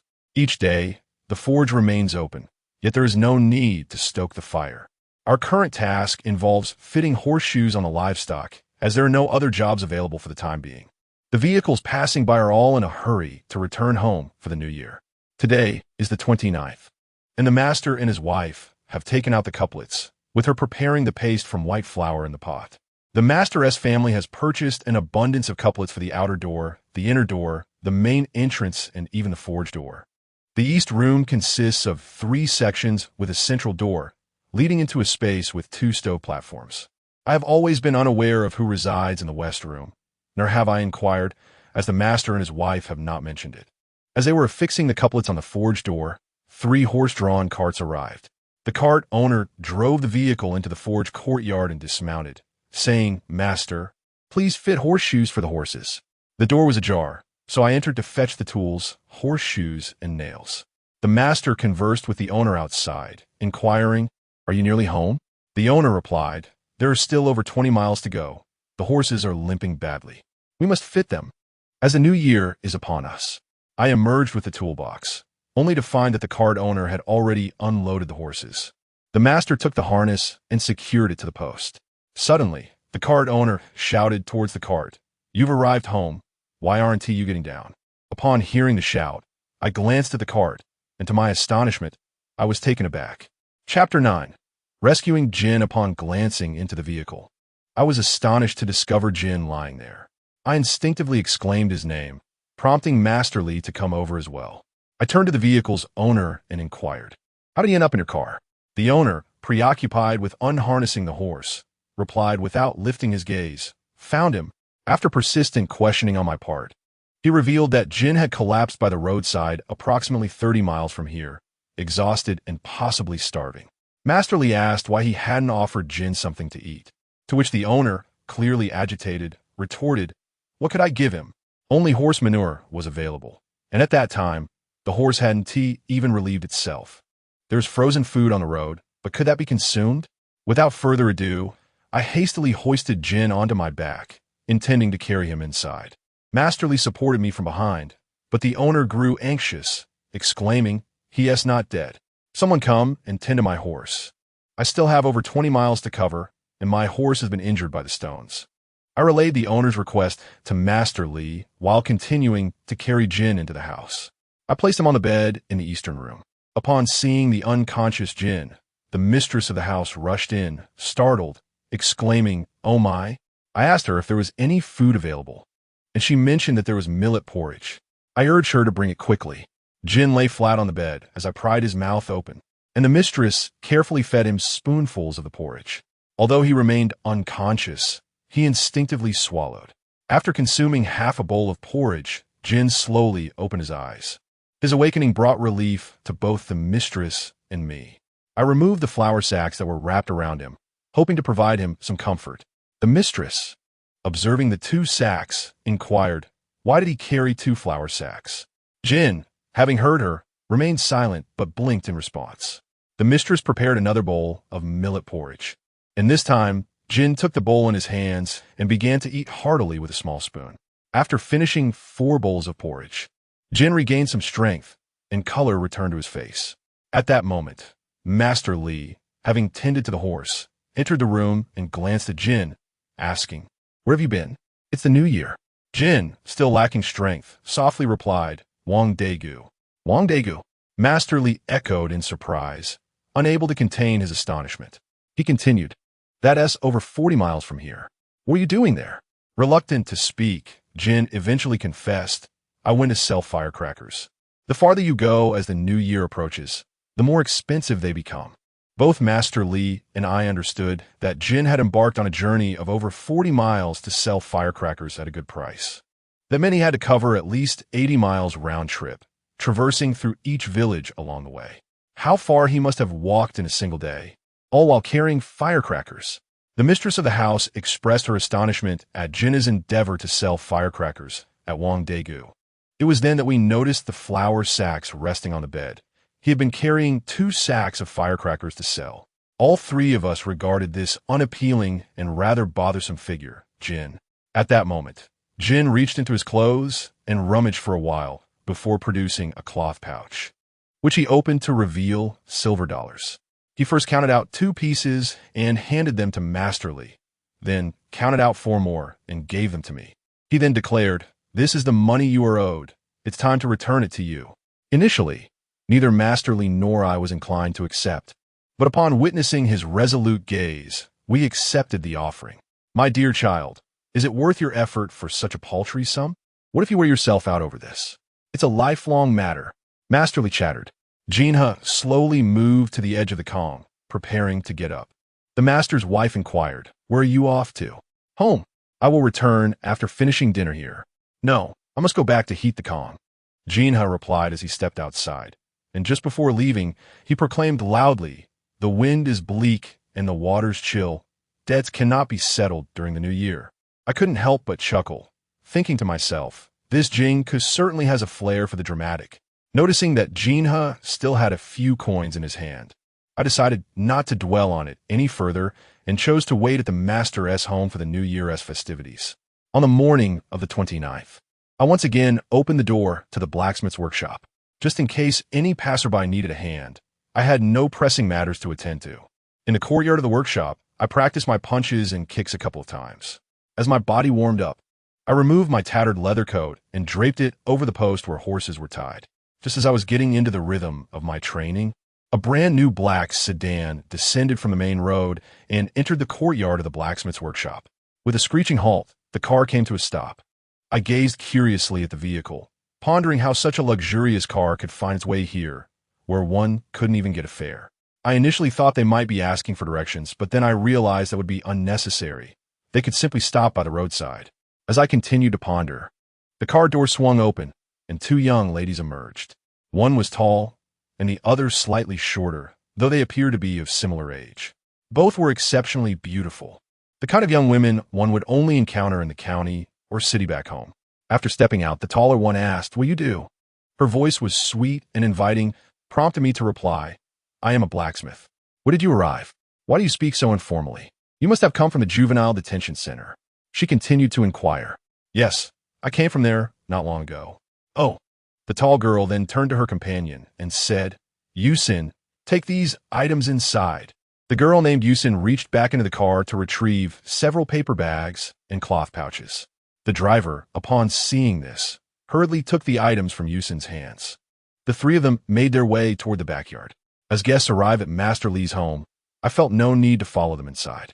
Besides, I felt a bit intimidated by the two young ladies, so I preferred to linger around the blacksmith's workshop, which felt comfortable and uplifting. Observing the hurried passers-by on the main road, I found it quite intriguing. Each person seemed eager to return home to celebrate the most grandiose New Year in China. After a while, the male driver exited the backyard and approached the car, opening the door to start the engine. He then drove off, heading south, and soon disappeared from sight. Noticing that dusk was approaching, I figured there would be no horse-drawn carriages arriving for a fair. I locked the door and made my way to the town. Upon arriving at Gina's doorstep, I noticed that the door was secured. The snow in the yard had been meticulously cleared, lending it a hint of vitality. I turned to retrace my steps when Wang Guan approached, dragging a sled and carrying a shovel.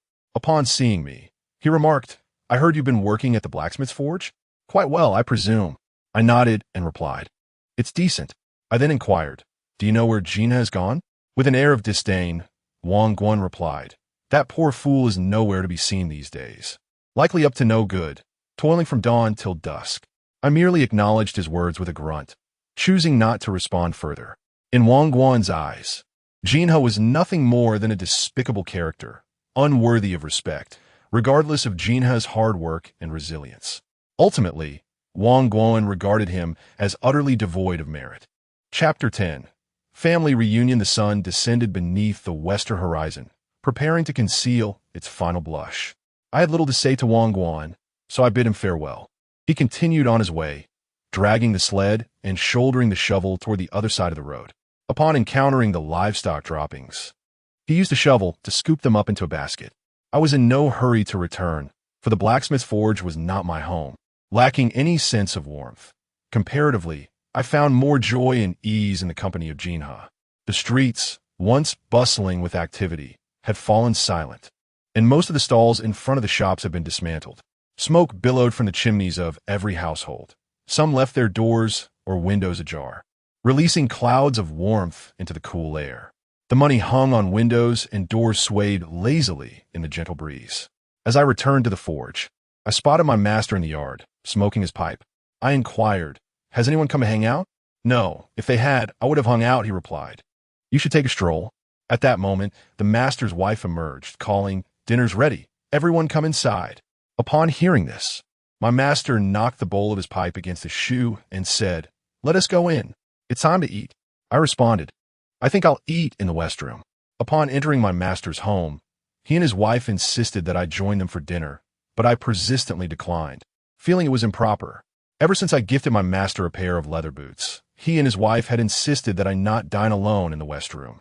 However, today they had guests, two lovely young ladies, making it impossible for us to dine together, and I felt it best to voice my intentions first. "Let us eat together. There are no outsiders," my master urged.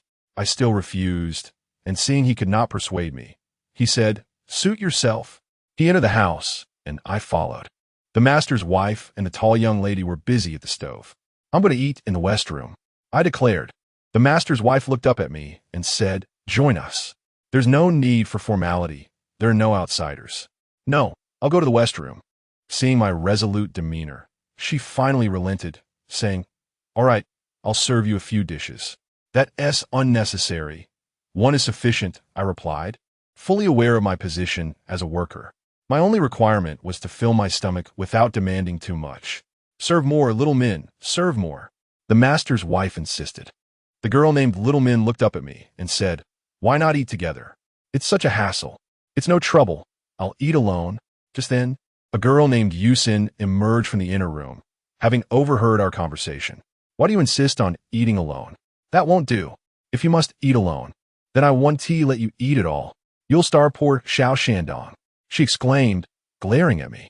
I was utterly taken aback, unsure of how to respond. Observing my silence, the master's wife said, "All right, come inside." It seemed I truly had no choice but to join them for dinner, which felt like a form of torment.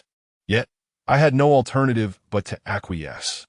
The 8 immortals table was set in the center of the room, and the 5 of us gathered around it, the table brimming with wine and dishes. Today was the 29th, marking the beginning of the New Year celebrations. As we dined, both my master and his wife indulged in a bit of wine. I declined the offer to drink, yet those 2 young ladies indulged in their spirits, savoring the vibrant red wine. Through the introductions by my master and his wife, I learned that the taller of the 2, namely Min, was the master's daughter, a graduate of nursing school, now working as a nurse at the hospital. The other young lady, Wang Yusin, was the daughter of Li Min's uncle. "Are you truly a man if you refuse to drink?" Wang Yusin inquired. Li Min reprimanded her. "Yusin, do not jest. Let him enjoy his meal. If he chooses not to drink, then so be it." Undeterred, Wang Yusin insisted, pouring a full bowl of red wine and offering it to me. I did not accept, and she exclaimed, "Take it." Still, I refrained, knowing I could not drink in their home. Regardless of my protests, Yusin held the bowl firmly. After a brief standoff, the master intervened, saying, "Tanjia, go ahead and drink. It's not that potent." The master's wife echoed his sentiment, leaving me no choice but to accept the bowl. Next time I visit, I shall bring some proper wine glasses. This bowl feels rather unrefined for red wine, I thought to myself. The master then inquired when Li Min would return to work, to which she replied that her shift would commence after the 10th of the lunar month. She typically worked more hours, allowing her to spend additional time at home during the new year. Furthermore, most patients who could manage to celebrate the new year at home had already departed, leaving the hospital quite empty. The hospital is in such financial distress that it cannot accommodate the needy. They must resort to seeking remedies from local practitioners, the master's wife lamented. Wang Yusin's comment about Li Min's light work felt offensive to me. The suffering of the impoverished who cannot afford medical care is profound, and her tone suggested a sense of schadenfreude. "Enough of your nonsense. Don't your parents wish for you to return home for the new year?" The master's wife queried Wang Yusin, setting down her wine bowl with a pout. Yusin replied, "Humph. Do they even think of me? With 3 sons, 8 grandsons, and 5 granddaughters, who would value me more than them? In our family, my absence means little. What nonsense is this child uttering?" The master chided Yusin. After a few bites of food, she continued, "Once I graduate from nursing school, I shall leave home and live at the hospital, free from their oversight. I will do as I please. The next day was New Year's Day, and indeed, a horse-drawn cart arrived as the blacksmith was returning home to celebrate. The horse had lost its shoes and was limping. I opened the door and fitted the horse with new shoes. After he paid, he was on his way. During dinner, the master's household prepared an abundance of dishes, filling the table with all manner of delicacies. The master was joyful, as was his wife, along with their daughter Li Min and Wang Yusin. Before the meal, Li Min and Wang Yusin were tinkering with a newly acquired music box, which I recognized as a radio. They struggled to fit 4 batteries into it, as the batteries kept popping out no matter how they tried. Wang Yusin remarked, "My family has a plastic casing that keeps the batteries in place." Observing their plight, I asked, "Do you have any paper?" Both young ladies looked up at me, and Li Min responded, "Yes." "Would old newspaper suffice?" "That will do," I affirmed. Li Min retrieved an old newspaper, and I wrapped the 4 batteries in it. Upon seeing this, Li Min handed me a piece of string, and I secured the paper-wrapped batteries tightly with it. Then, placing it into the radio's slot, the battery finally behaved. Wang Yusin glanced over and chuckled. "You clever little rascal. With that head of yours, you couldn't swap it for 3 pig heads." "Wang Yusin, how can you speak like that? Have some decorum," the master reprimanded.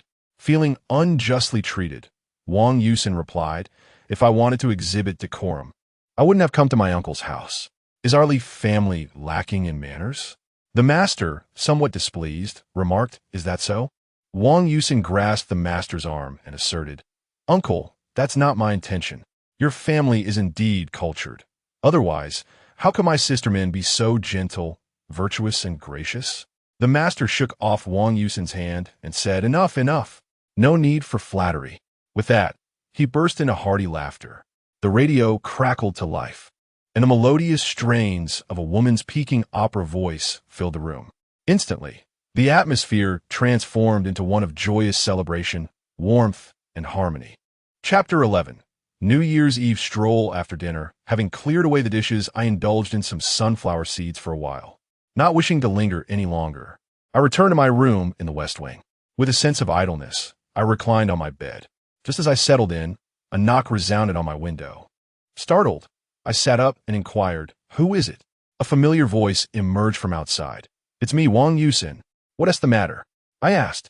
"Are you heading to town? We want to see the festivities, to watch the fireworks and firecrackers." "I really don't wish to join you. You both go without me." I expressed my reluctance to accompany them. "Come on. If you don't go, Uncle 1T let us go either." At that moment, Li Min chimed in, "Tanjia, please go. If you don't come, my father 1T allow us to go. Can't you just accompany us?" "All right then." I relented, rising and stepping into the courtyard where both of them awaited me. "Let us go together. I have never seen what New Year's Eve looks like." "You've never celebrated the New Year?" I asked her, to which Wang Yusin replied, "I've never seen it in the countryside." Before we departed, I made sure to add some hay for the horse in the stable. My master had instructed me to ensure the horse had enough to enjoy the New Year as well. Together, we exited through the main gate and turned onto the main road leading to the town. The town was alive with excitement. Shops flanked both sides of the street, all bustling with business. The stalls selling snacks, such as candied hawthorn, sugar figurines, and various playful treats, were particularly vibrant. Lanterns adorned every doorstep, some hanging from high poles, swaying in the breeze, while others dangled from eaves or rested directly on tables. The streets glowed brightly with the illumination provided by countless lanterns. People thronged about, chatting and laughing, purchasing food and toys, creating a lively atmosphere. Wang Yusin, seemingly enchanted by the festive spirit of the town, marveled at everything with delight and curiosity. She purchased 3 long skewers of candied hawthorn, each about 1.5 feet in length, insisting that I partake as well. Having just eaten, I hesitated at the thought of consuming such a large treat. Although these candied hawthorns were a rarity in my hometown, the size was indeed formidable. As we strolled and nibbled, the 2 girls led the way, engaging in conversation and laughter, while I followed closely behind, neither too far nor too near. Suddenly, a hand snatched the candied hawthorn from my grasp. Quick on my feet, I seized the wrist of the thief with my other hand, deftly reclaiming my treat. At that moment, Li Min and Wang Yusin turned to speak to me, their expressions frozen in astonishment at the scene unfolding before them.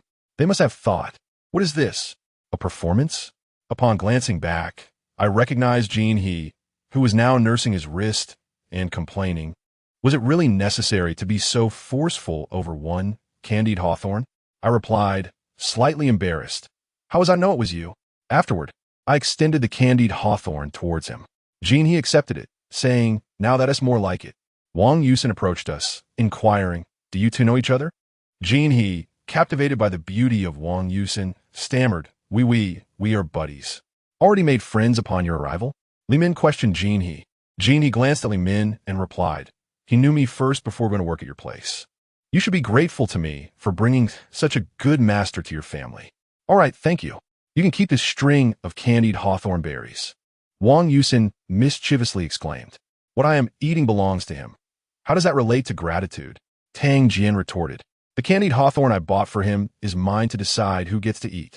Upon hearing Wang Yusin's words, Jean He remarked, I want to eat it either.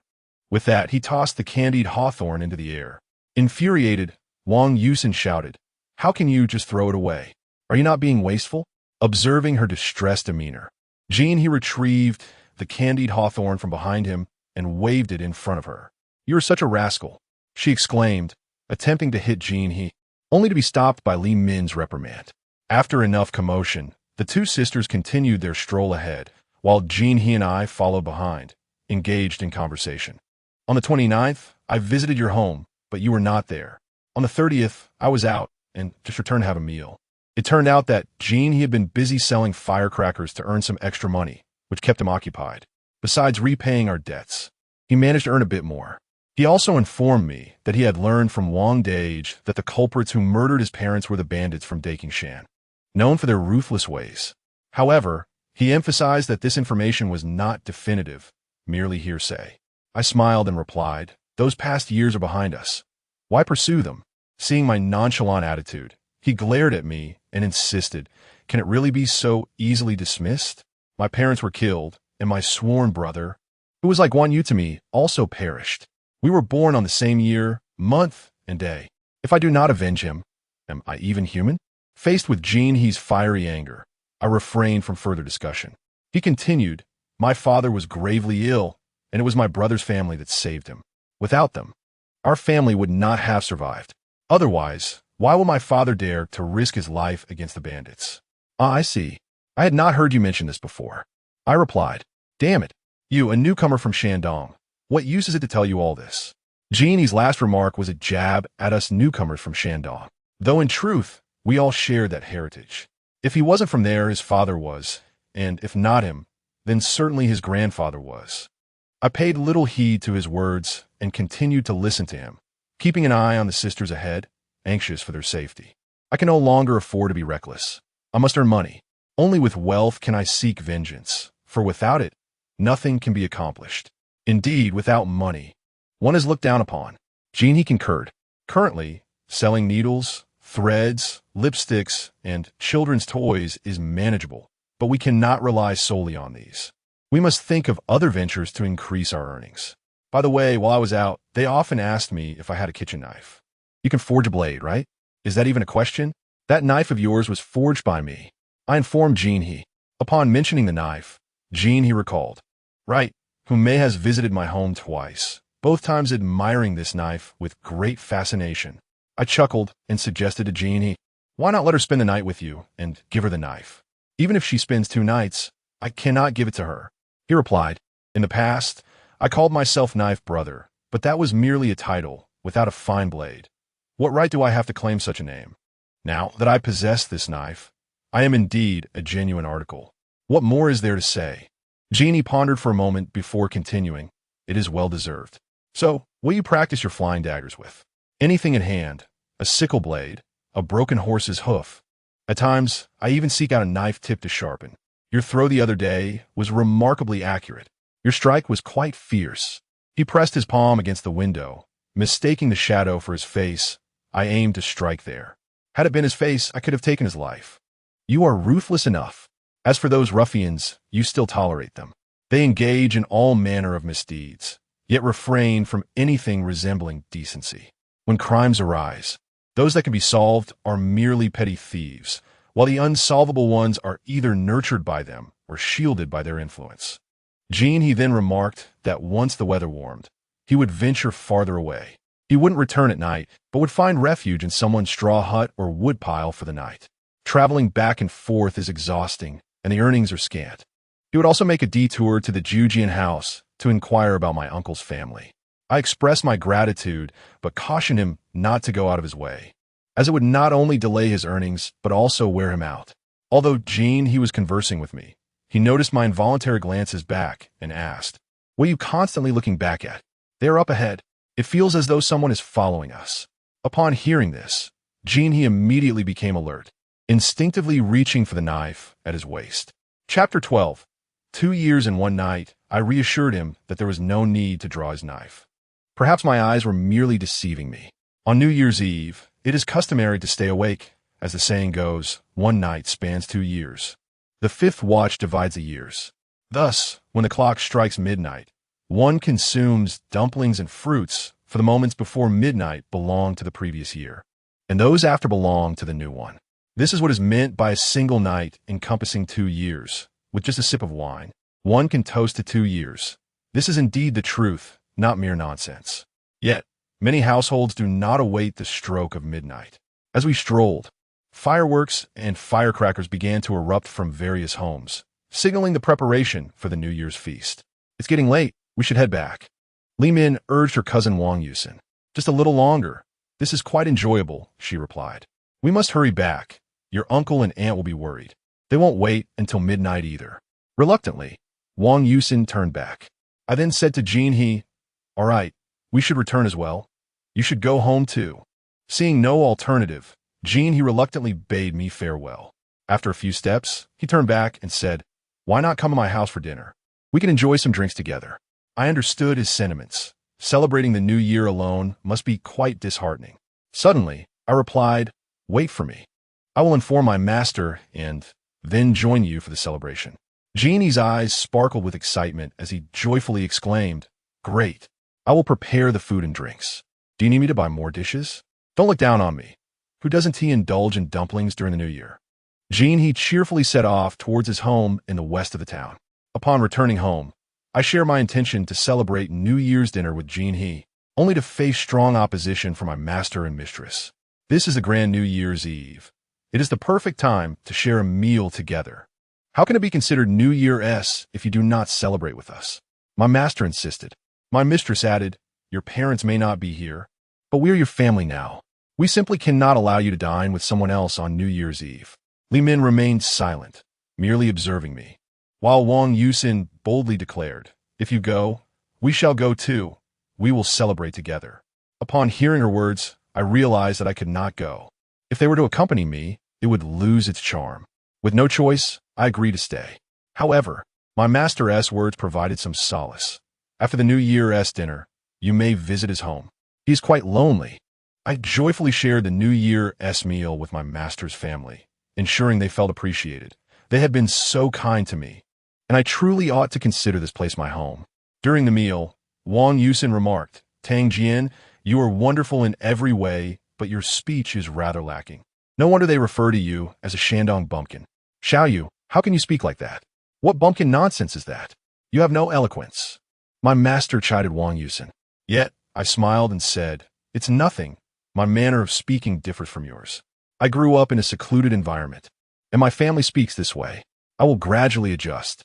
After New Year's dinner, I tended to Ma by adding some hay and feed, then exchanged greetings with my master before locking the door and stepping outside. As I stepped out the door, I hurriedly made my way to Gina's home. Upon my arrival, I was taken aback to find the meal on the table untouched, patiently awaiting my presence. The stove in the room crackled warmly, creating a cozy atmosphere. To my astonishment, Hume was also there.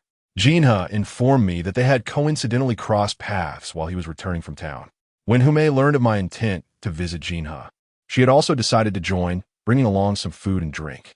Noticing a lantern on the table, I inquired, "Did you bring this lantern?" Hume nodded and replied, "We were both waiting for you.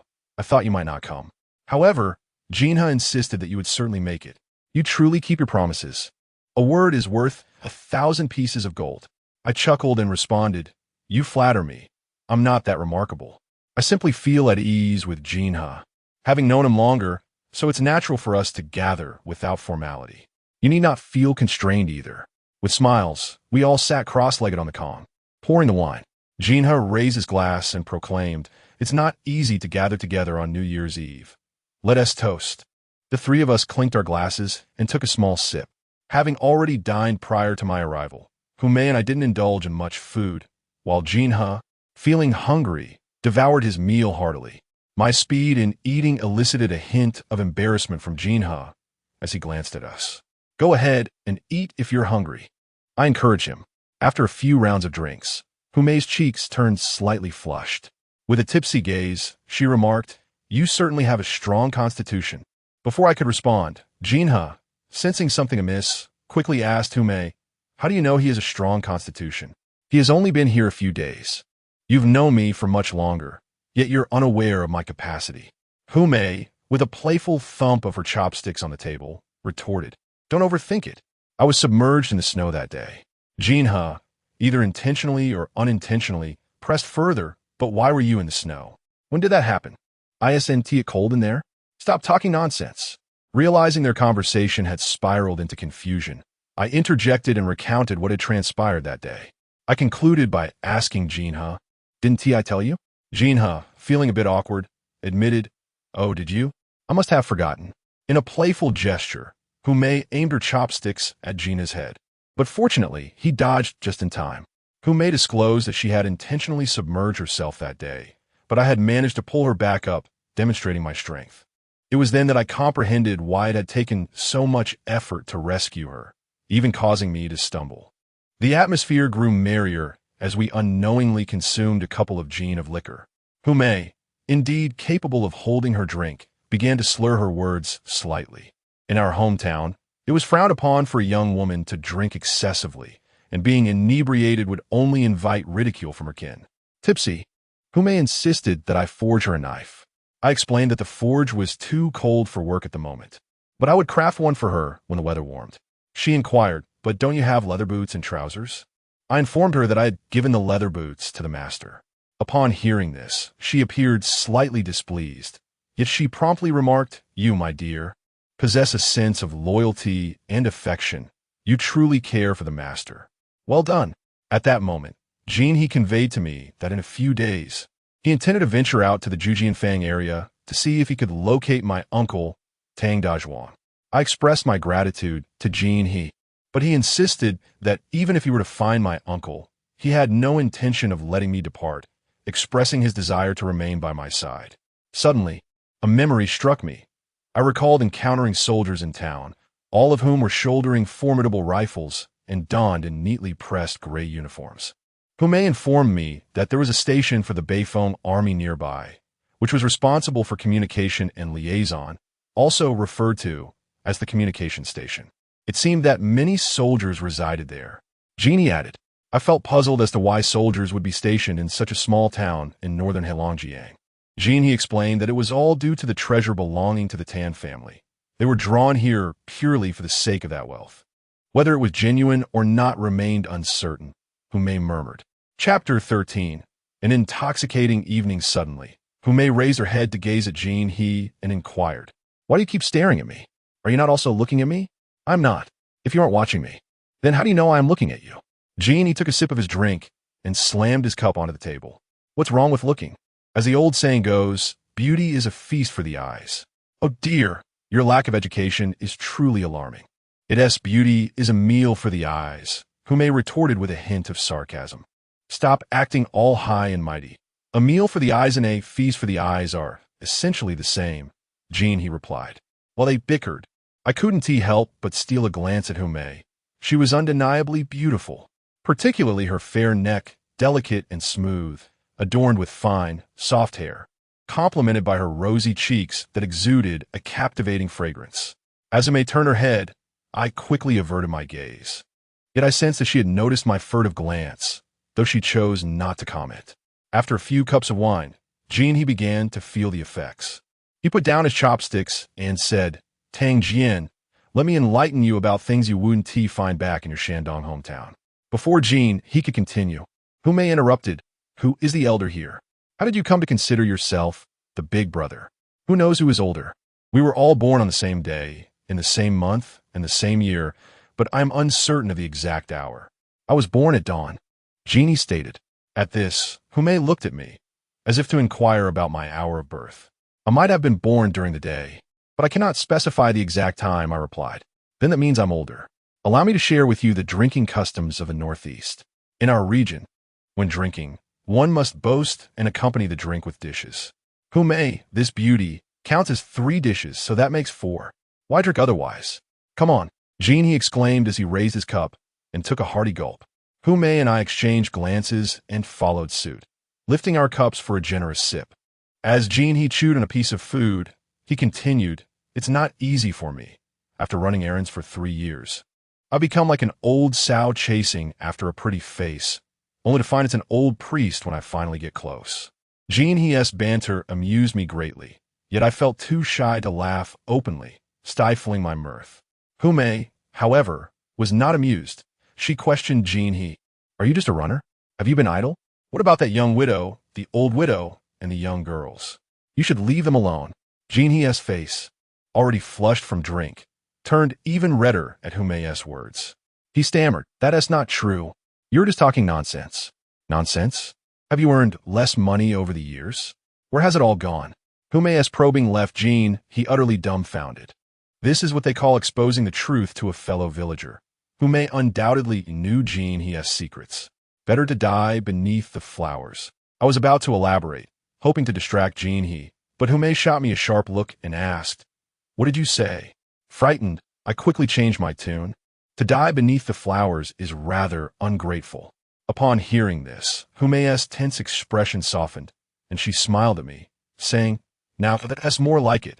We exchanged a knowing smile, which Jean noticed, prompting him to ask, What are you two up to? Exchanging glances? Who is exchanging glances? You're just making things up, Hume scolded Jean. All right then, share your plans for next year. Are you going to continue this aimless wandering? Jean gazed at Hume, took a sip of wine, set down his cup, and remarked, Next year, it's all about earning money. Making enough to marry Hume. Once she's home, I'll hold her every day. His words nearly made me burst into laughter. Hume shot him an angry look and retorted, May you be blinded. In this lifetime, don't even think about it. A toad wishing to eat swan meat. Indeed, I aspire to consume swan meat. Once I have the means, I shall feast on swan daily. Braised swan, stir-fried swan, deep-fried swan, and swan stewed in an iron pot. I'll only indulge in female swans. After hearing Jean's declaration, I interjected, with such a morally deficient mindset, you'll never earn a dime. What is this? Prioritizing beauty over friendship? Were we not the ones who knew each other first? How has Hume bewitched you so effortlessly? Beauty truly possesses a formidable power. Enough of this nonsense. Focus on earning money. That's what truly matters. After Hume spoke, she asked me, What are your plans? If Uncle doesn't return by spring, I shall go find him. Upon hearing my words, Hume's expression dimmed, and she softly said, I still hope you can forge a knife for me. I assured Hume that even if I were to leave, I would ensure the knife was made. I lost track of how much we drank or how late it was, and when I awoke, daylight had already broken. Outside the window, sparrows chirped under the eaves, their shadows dancing upon the rice paper. As I sat up, I noticed he was still asleep. However, Hume had vanished, leaving behind the oil lamp and the dishes she had brought. I had no idea when she had left. He eventually stirred, slowly sitting up, rubbing his eyes. And upon noticing Hume's absence, he asked, Where's Hume? Weren't you holding her? She's gone, and you didn't even notice. Stop talking nonsense. He rose to tidy up the dishes and insisted on making dumplings for me to eat. I wished to return home, but he wouldn't hear of it. So I reluctantly agreed to stay and eat with him. We prepared dumplings together and enjoyed a meal on the first day of the new year at his place. While we were making dumplings, he mentioned that he planned to head out on the second day, as certain goods were in demand now, and children had some pocket money. After our meal, we would go to the town to restock, preparing for the following day. This time, he intended to bring more goods, planning for a round trip of 2 to 3 days. He also mentioned that at night, he would seek shelter in a large family-esque grass hut. staying with those who cared for horses, or sometimes with an old errand runner. He promised me that when the weather warmed, he would head towards the 9 rooms, helping me inquire about my uncle's whereabouts.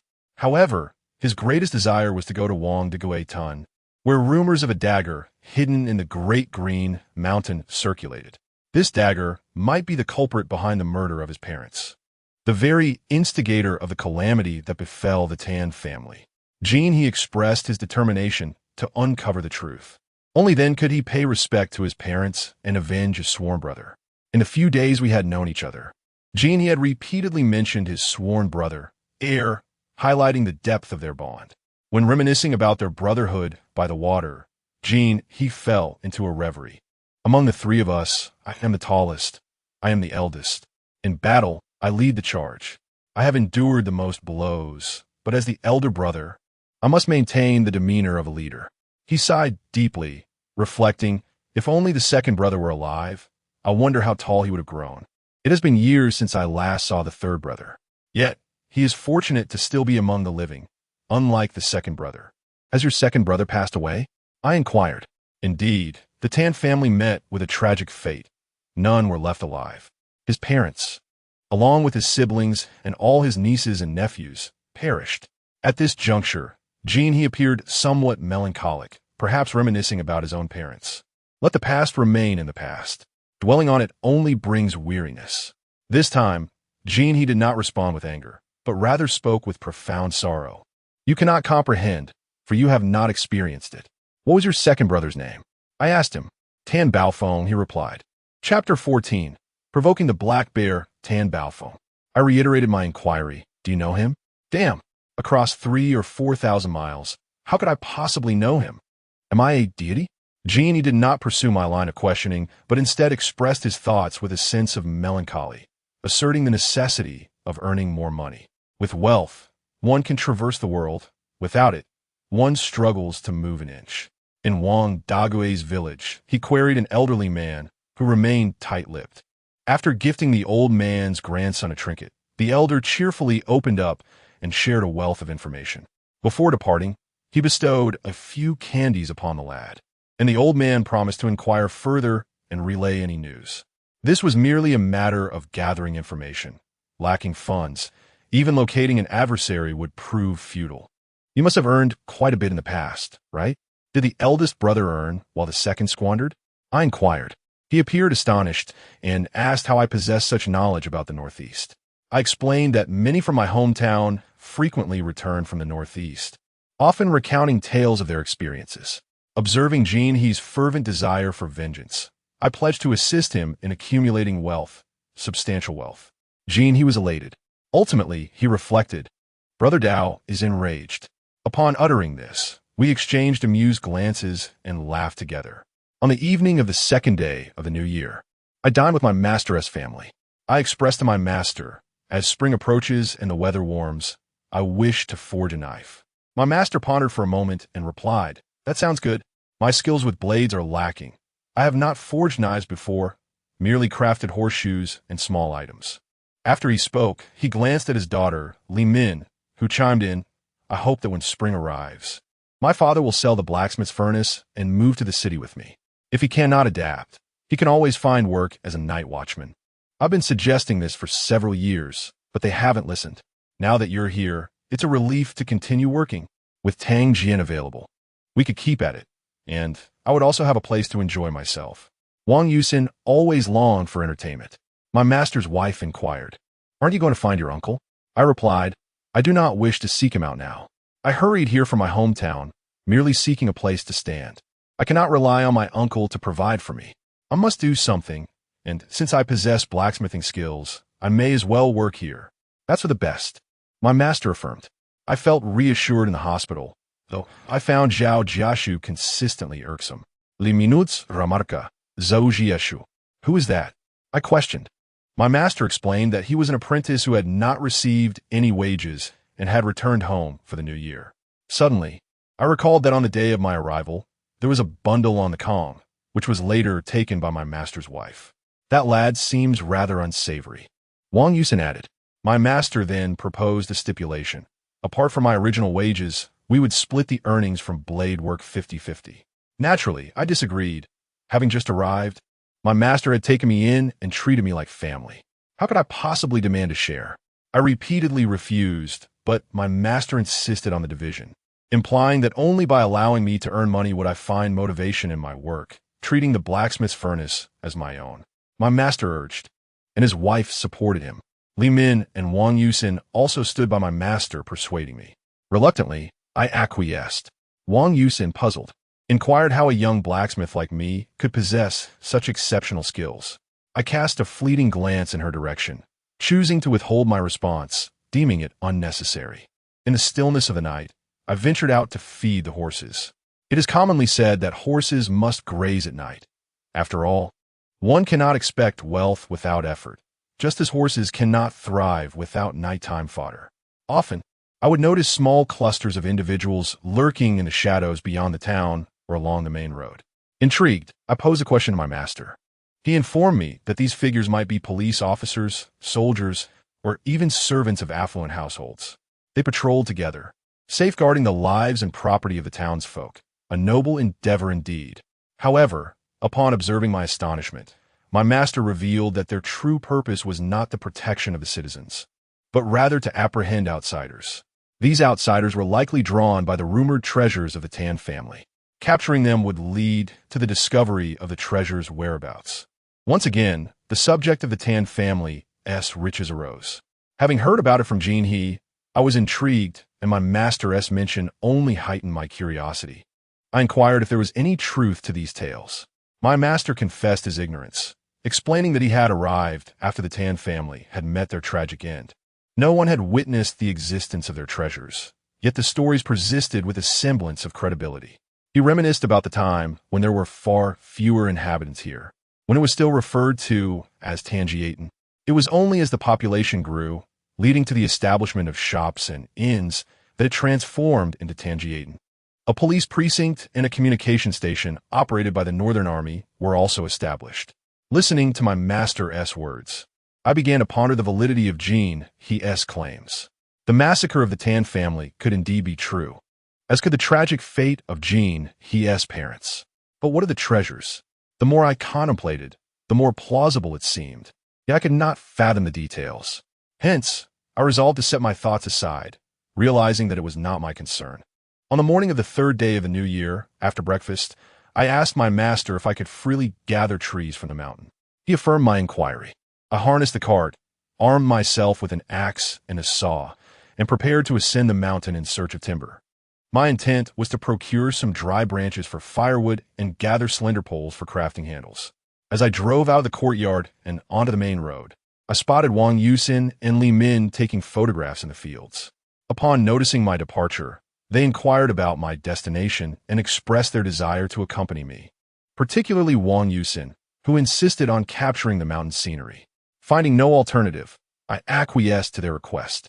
However, both wore pristine garments, and I was concerned that they would soil their trousers by sitting directly on the cart. Moreover, in the chill of winter, sitting would surely be uncomfortable. Thus, I offered them my sitting pelt made from roe deer. It was neatly folded, and when unfurled, it was just the right length for both to sit upon. Yet, Li Min, seeing that I had no seat for myself, adamantly refused to sit. After much persuasion, she relented but insisted that I sit on her beautiful crimson fur scarf. How could I allow such a splendid accessory to be beneath me? I assured her that my patched trousers, reinforced with dogskin, would keep me warm on the cart. Only then did Li Min cease her objections. Upon entering the mountains, the standing trees along the slopes had vanished, compelling me to venture deeper into the woods. My quest was to discover more suitable timber for crafting knife handles. The cart belonging to Master Li was fitted with rubber wheels, a rarity in the village. The tires were of a modest size, perfectly suited for a single horse. Master Li's chestnut horse was robust and well-fed, galloping swiftly with a full load. Riding it felt as if the wind propelled my feet, swift and exhilarating. I secured the horse to prevent its escape as it nibbled on the foliage. Armed with an axe and a saw, I searched for standing trees and suitable wood for the knife handles. Li Min and Wang Yusin frolicked in the snowy hillside, tumbling joyfully. The snow atop the mountain shimmered brilliantly, reflecting the sunlight in a dazzling display. Wang Yusin spotted a tree stump approximately 3 meters high, requiring 2 people to embrace it hand in hand. The top of the stump was bare, stripped of its branches. Wang Yusin picked up a twig and struck the towering tree, producing a resonant thud. I abruptly called out, "Yusin, stop!" Yet, the willful Yusin continued her rhythmic tapping, enchanted by the deep, echoing sound that reverberated through the valley. Chapter 15. An encounter at the hospital. Suddenly, I noticed a mass of dark, fuzzy fur atop a tree stump. I recognized it immediately as a black bear. Wang Yusin, upon seeing it, was inexplicably thrilled. She held her camera, incessantly clicking the shutter, the sound startling the bear, causing it to leap down from the stump. The bear tumbled on the ground a few times before rising and charging toward Wang Yusin. This male black bear, standing over a meter tall, lunged at her with its claws bared. At that moment, Wang Yusin realized her peril. Terrified, she flung her camera away, which arced through the air before landing in the snow.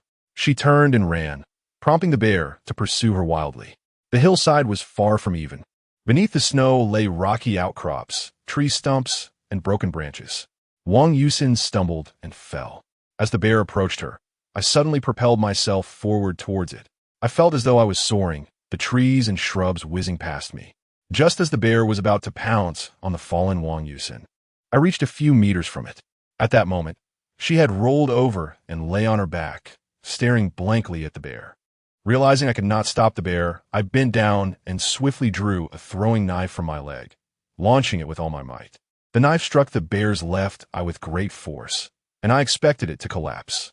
However, the bear, propelled by its own momentum, continued its charge toward Wang Yusin, a collision that would likely prove fatal. The bear stood over 2 meters tall and weighed 400 to 500 pounds. At that instant, I was nearly upon the bear. I swung my axe forcefully at its head, the blade embedding deeply into its skull. Yet, the bear's right paw struck my left shoulder, sending a jolt of excruciating pain through my body. Then, its massive form crashed into me, and everything went black.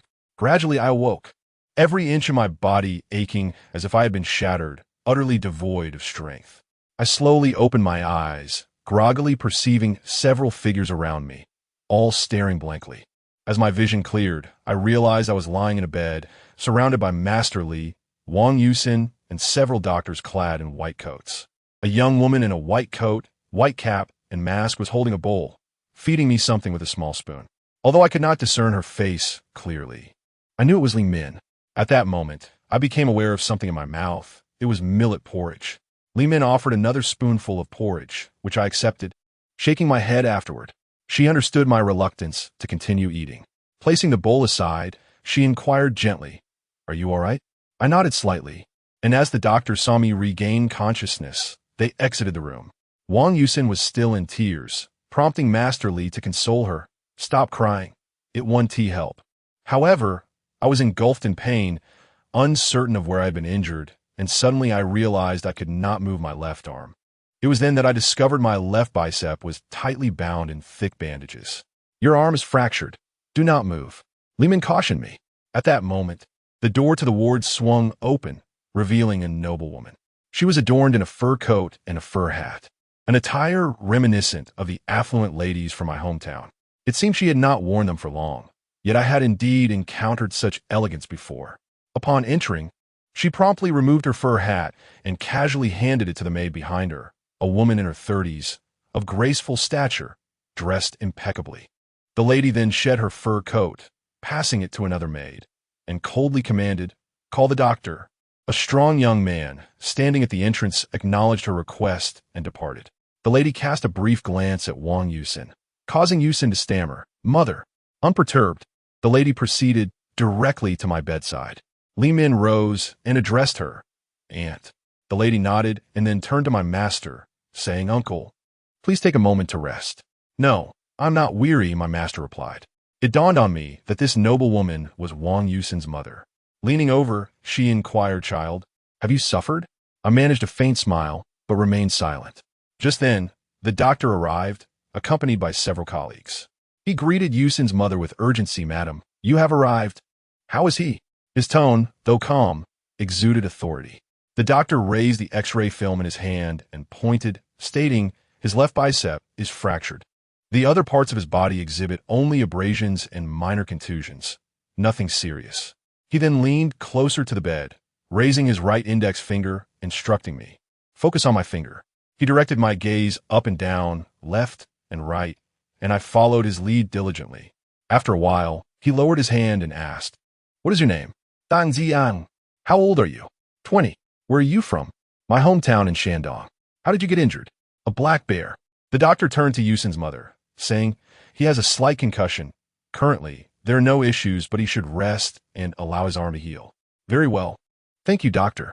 Yusin's mother then surveyed the ward and asked, is this the finest room? Indeed, madam, this is the best available. I will cover all his hospitalization expenses. Do not hesitate to use any necessary medications. Yes, madam, understood. Thank you. You may attend to your matters. Certainly, madam. If you require anything, just let us know. After the doctor and his staff departed, my master remarked, Uncle, you should return home for a while. Xinghua cannot manage alone. She is also concerned about the child's injury. Your presence will ease her mind. Yusin's mother's words were always beyond dispute. Very well. Knowing you all are caring for this child brings us peace, my master acquiesced. Come with me shortly. I shall drive you home. Otherwise, the distance is too great for you to return alone, said Mother Yuexin. Xiaomin, you cannot care for him alone. We must take turns, she insisted. I am here. Wang Yu Xin Hudin in Tazet. Do not complicate matters. Return with me. Mother Yuexin's words were authoritative and left no room for dissent. Li Min then remarked, we have nurses in our department who can alternate shifts. Xiaomin, do not exhaust yourself, and do not become overly anxious. Fortunately, nothing severe has transpired. After saying this, Mother Yuexin glanced at me once more. She approached the bedside and gently said, Child, do not rush, and do not become agitated. Take your time to recuperate. Her words and the aura she emanated evoked a sense of familiarity within me. I had felt this way upon her entrance, though it was not as pronounced then. Now, perhaps due to my heightened awareness, the sensation was unmistakable. It was a feeling both familiar and foreign, familiar due to the recent events, yet foreign as if it belonged to a distant past. In essence, it enveloped me in a vague and ethereal haze. Chapter 16. A visit to the Golden River. Once they had departed, the urge to relieve myself washed over me. Struggling, I attempted to rise. Li Min noticed and inquired, do you need to go? I nodded in affirmation. She glanced at my left arm and gently said, let me assist you in sitting up. You must not move your arm, as it has just been treated. With that, she carefully helped me into an upright position. My left arm was secured in a bandage, while a cast enveloped my upper arm. The bandage was wrapped around my forearm and slung over my neck. I doubted my ability to put on my shoes independently. As I sat at the edge of the bed, preparing to bend down to don my shoes, Li Min pressed down gently on my shoulder, saying, you must not move. Allow me to help you with your shoes. No, I can manage by myself. I can do it. I insisted vehemently, rejecting her offer. You can hardly speak with any strength. Do you really think you can put on your shoes? She remarked, and slowly, she assisted me in slipping on my shoes before guiding me to stand. As I rose, the world spun around me. My body seemed unresponsive, and I was grateful for her support. Without it, I would have surely fallen. At that moment, I felt no specific pain, only a pervasive soreness coursing through my limbs, as if my entire being were detached from me. Once I regained my composure, I steadied myself and, with Li Min's assistance, made my way toward the door. Exiting, I turned left, moving forward step by step until we finally arrived at the restroom at the end of the corridor. Observing the signage, I turned to Li Min, who was supporting me, and declared, you can let go. I can manage on my own. Absolutely not. I will assist you inside. Li Minuts Respunda. Her demeanor resolute despite her seemingly delicate frame. I stood there, panting heavily, and pleaded, if you enter, I assure you I will be unable to relieve myself. Patients must not shy away from medical assistance. Her tone remained unwavering. I rested my right forearm against the wall, leaning my forehead against it for a moment of respite, then lifted my gaze to Li Min and insisted, trust me, Do not enter. I can truly manage. Recognizing my determination, she conceded, if you require anything, simply call for me. I nodded slightly and slowly made my way into the restroom. Upon finishing, I emerged to find Li Min still waiting patiently at the door.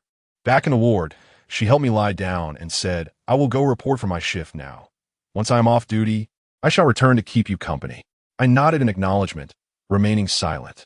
During her shifts, Li Min tended to my needs and, after work, she devoted all her time to my care. Thus, 3 days swiftly passed. My body no longer ached as it had before, yet an incessant itchiness enveloped me, as though tiny insects were crawling all over. The sensation was particularly pronounced in my left arm, where the urge to scratch was overwhelming, but the cast bandages and gauze thwarted my attempts. I had not seen Wang Yusin during these days, so I inquired about her. Li Min replied that she did not know, but I suspected her mother had been keeping a close watch on her. It was because of her that the blind man had harmed me. I assumed her mother was aware of the situation. I asked Li Min, and she confirmed that Wang Yusin had discussed it with her family. I was quite impressed by Wang Yusin's courage to confront the circumstances.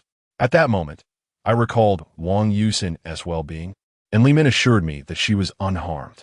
Thankfully, it was Wang Yusin who had contacted the police station, prompting her family to send a vehicle to take me to the hospital. Upon hearing this, I felt a profound gratitude towards this wild, headstrong young woman. As we were conversing, the door gently creaked open, hesitatingly revealing a narrow gap. Both Li Min and I turned our gazes towards the entrance, for typically, doctors or nurses would stride in without such caution. There emerged a figure with damp hair, his chest exposed and glistening with perspiration. Jinhee, I exclaimed in surprise. Upon hearing my call, Li Min also recognized him. Her face momentarily reflected displeasure, but upon witnessing my astonishment and the brightness in my eyes, she promptly stood up, adopting a warm demeanor. Jinhee approached the bedside, bearing his tattered dogskin hat tucked under his arm, emanating steam from his hands, neck, chest, and even his head. What brings you here? I asked, astonished. He moved closer to the bed and replied, I heard from Masterly that you were injured, and I wanted to check on you. When did you leave home? I inquired, knowing well that the journey from Tan Family Town to the city spanned over 50 miles, some even claiming it to be 60. I left this morning. It took about 3 hours, Jinhee responded, which not only surprised me, but left Li Min momentarily speechless as well. To traverse over 50 miles in just 3 hours was quite the feat. While I was still digesting this information, Li Min approached Jinhee, saying, Come, have a seat and drink some water. As she spoke, she poured a glass of water and handed it to him.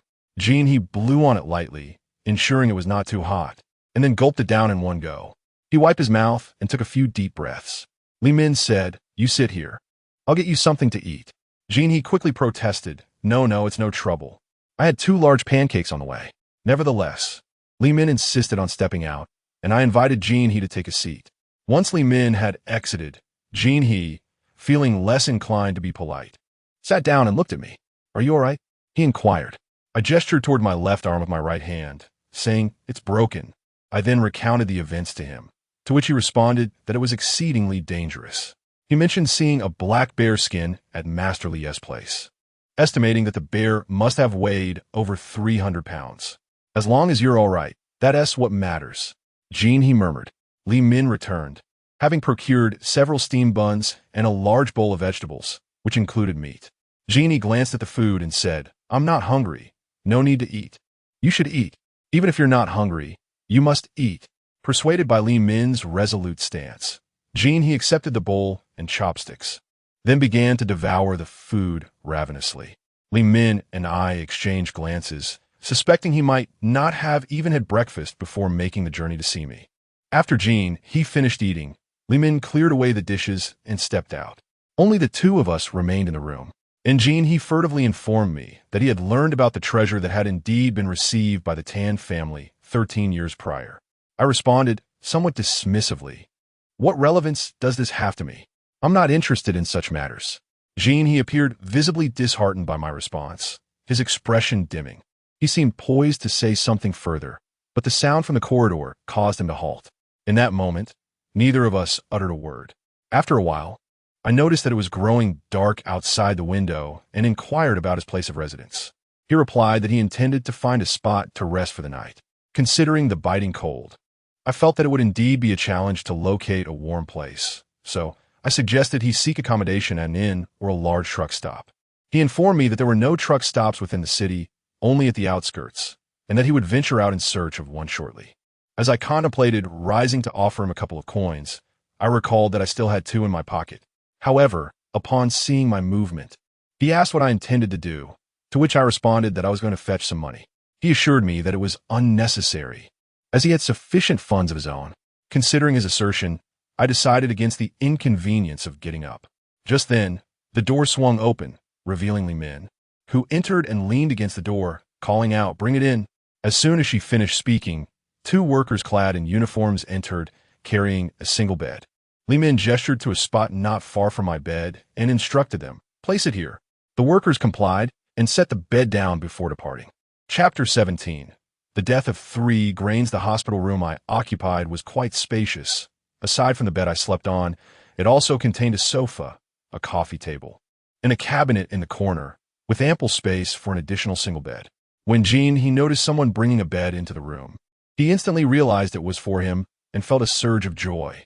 However, he playfully asked Li Min, "Are you going to sleep here?" Li Min shot him an exasperated glance and replied, "Go to the doctor and get your medication." At this, he was left bewildered, staring at Li Min in confusion. "Medication? What medication? Aren't you sick? How can you forego it?" Li Min retorted before stepping out. He remained there, dazed, which elicited a laugh from me. This was the first time in days that I felt such delight in the hospital. Before long, Li Min returned, cradling a blanket. Upon entering, she placed the blanket on the bed, opened it, and retrieved a set of hospital attire. Though the clothing was somewhat worn, it had been meticulously cleaned and pressed. She handed the attire to he, instructing, "You need to go to the bathing area to wash up and then put this on." He stood in shock. Gazing blankly at Li Min, noticing his stupor, she inquired, "What's the matter? Are you dazed?" He stammered, "Will they let me bathe?" "Of course. Just tell them I sent you," she assured him. He nodded, then hesitantly asked, "Is it appropriate for me to wear the hospital attire? What else would you wear? You can't be in your pants, can you? What will you sleep in?" Li Min's comment left he utterly flabbergasted. Upon undressing, he discovered he was entirely unadorned beneath his trousers. His face flushed crimson, and he said nothing, simply taking the hospital attire and exiting. As he reached the doorway, he glanced back at me, and I nodded in encouragement for him to proceed. He closed the door behind him. Li Min turned to me and advised, "Don't stay up too late tonight. Rest well to facilitate your recovery." "Ah, understood," I replied. As she reached the door, she added, "And remember, no scratching tonight, even if it itches. The more you resist, the quicker your recovery will be. A healthy body recovers swiftly." "I understand. Thank you," I exclaimed. My gratitude took Li Min by surprise for a moment, but she quickly regained her composure and departed. Upon returning to the ward, he removed his cotton coat and trousers, placing them on the floor. I inquired why he didn't put them on the bed, to which he replied that they were too dirty for that. He lay on the bed in his hospital attire, rendered speechless. When I asked him what was wrong, he said, "I never expected this hospital outfit to be so comfortable. Once I have the means, I shall wear hospital attire regularly." I chuckled inwardly at his naivety, but chose to remain silent. He would come to understand in due time. As the hospital corridors quieted down in the evening, he finally spoke, recounting how, the previous morning, he had intended to go out and sell goods. He was making his way from the western end of the town towards Gue Shantan, situated by the northern edge of the town near Gue Shan. Early that morning, he had seen a body tied to a large tree by the roadside. It was the very person who had been eavesdropping at his back window. I asked how he recognized the individual, and he revealed that the deceased was named San Li, a police officer from the precinct. His right hand had yet to heal when he fell victim to murder. A crowd had gathered to witness the scene, prompting my question about why there were onlookers so early in the day. He spoke of individuals who ensnare rabbits, trampling upon foxes, badgers, and wolves alike. They would venture out to set traps and snares. How could one not gaze upon a person bound by the roadside? Moreover, San Li was entirely unclothed, his tattered remnants having been taken from him, his thighs drenched in blood. His mouth was stuffed with 8 cobs of corn husks. Gene, he recounted this, and I found it rather implausible. What kind of mouth could accommodate 8 cobs of corn husks? Noticing my skepticism, he informed me that Husamli's lips were split wide open. Upon hearing this, I comprehended that if his mouth could stretch to his ears, it could indeed hold a great deal more. I was astounded. What kind of hatred could drive someone to such brutality? Had the case been solved? No, it was not that simple. Even if it were resolved, it would be difficult to ascertain when. What could have prompted such violence? Gene, he pondered for a moment and suggested that rumors were rampant. Some claimed that he was murdered by a brothel madam for failing to pay, while others alleged that he had been choked to death. Yet, I felt it was likely tied to that treasure. Treasure? My heart skipped a beat, sensing something amiss. However, I refrained from pressing Gene further and instead inquired why he was sharing this with me. My question was justified. As someone newly arrived from confinement seeking family, why would he confide in me? Gene, he replied, look at you. Your physique is well-proportioned, your limbs robust, and you speak with authority, especially your skill in blacksmithing. I believe you are destined for greatness. If we were to unite, we could avenge my parents and my sworn brother from the water's edge and also uncover that treasure. Would it not prosper? Your calculations are quite astute. You expect me to seek vengeance for your kin? And what a treasure! Such matters seem far-fetched. There must be truth to this treasure. It is impossible for such a commotion to arise without reason. Regardless, I have shared this with you. You may act as you see fit. With that, Gene, he concluded his remarks. Upon reflection, I recognized the validity of his words. After all, do people not seek wealth? Even if we do not discover any treasure, with my skills at the Lee family's forge, I can still earn a living. Should my ancestors' grave exude a verdant glow, perhaps I would indeed find fortune. And what wealth it would be! Very well, Jingku, I pledge to you my allegiance. Together we shall avenge your parents and your sworn brother from the water's edge. Hearing my vow, Gene, he was exhilarated, exclaiming, Tanjia, I have always felt we were kindred spirits. Do not be fooled by my unassuming demeanor. I possess an extraordinary discernment. He even boasted a bit. Just as Gene, he excused himself to the restroom, Li Min entered with 2 police officers. Li Min approached and said, Tanjia, these are Officers Zhang and Yu from our precinct. They are here to investigate you. I was taken aback. What could there possibly be to investigate? Officer Zhang opened his notebook and inquired, Name? Tanjia. Where do you reside? Officer Zhang continued with his questions, and I answered each one. After scrutinizing me, Officer Zhang closed his notebook and advised, do not stray far in the coming days. With that, the 2 officers made their way toward the exit. But before they could leave, Gene, he re-entered. Officer Zhang, astonished, asked, what are you doing here? Who says I cannot be here? Is it any of your concern? Officer Zhang snorted and departed with Officer Yu. Gene, he entered and inquired, what brings them here? Investigating me, perhaps? They must be utterly bored. Les minutes interjecta. I have already informed them. Yet, they remain unconvinced. It was you Xin who called the police when you encountered trouble. And indeed, Husamli was harmed while you were at the hospital. Are they here regarding Husamli's case? Before I could respond to Li Min, Gene, he continued, what a ridiculous charade, coming all this way to conduct an investigation. They must truly have nothing better to do. Gene, he was about to utter more unflattering remarks, but hesitated with Li Min present. Go to the restaurant across from the hospital and bring back some food. Just say it was ordered by me, Li Min instructed. Gene, he glanced at me and replied, all right, I shall go at once. After Gene, he left, I informed Li Min that he would be returning home the following day, and I wished for him to accompany me for a few days. Upon hearing my words, Li Min's displeasure was palpable. Chapter 18. The death of the second brother, I continued to express my desire for him to share with me the types of blades favored in your locality. Having previously arranged with my master to commence my work with edge tools in the spring. After a moment of contemplation, Li Min replied, very well, I shall keep him. With Li Min's assurance, I felt a sense of relief. Without his retention, Gene, he would surely not remain. Although Gene, he appeared rather carefree and indifferent. His pride was formidable. Just as Li Min departed, the door creaked open, and a girl's head peeked inside. Upon seeing that I was alone in the hospital room, she swiftly entered. It was Wang Yusin, who hurried to the window and asked anxiously, "How are you feeling? Is it still painful?" "Much better, no pain.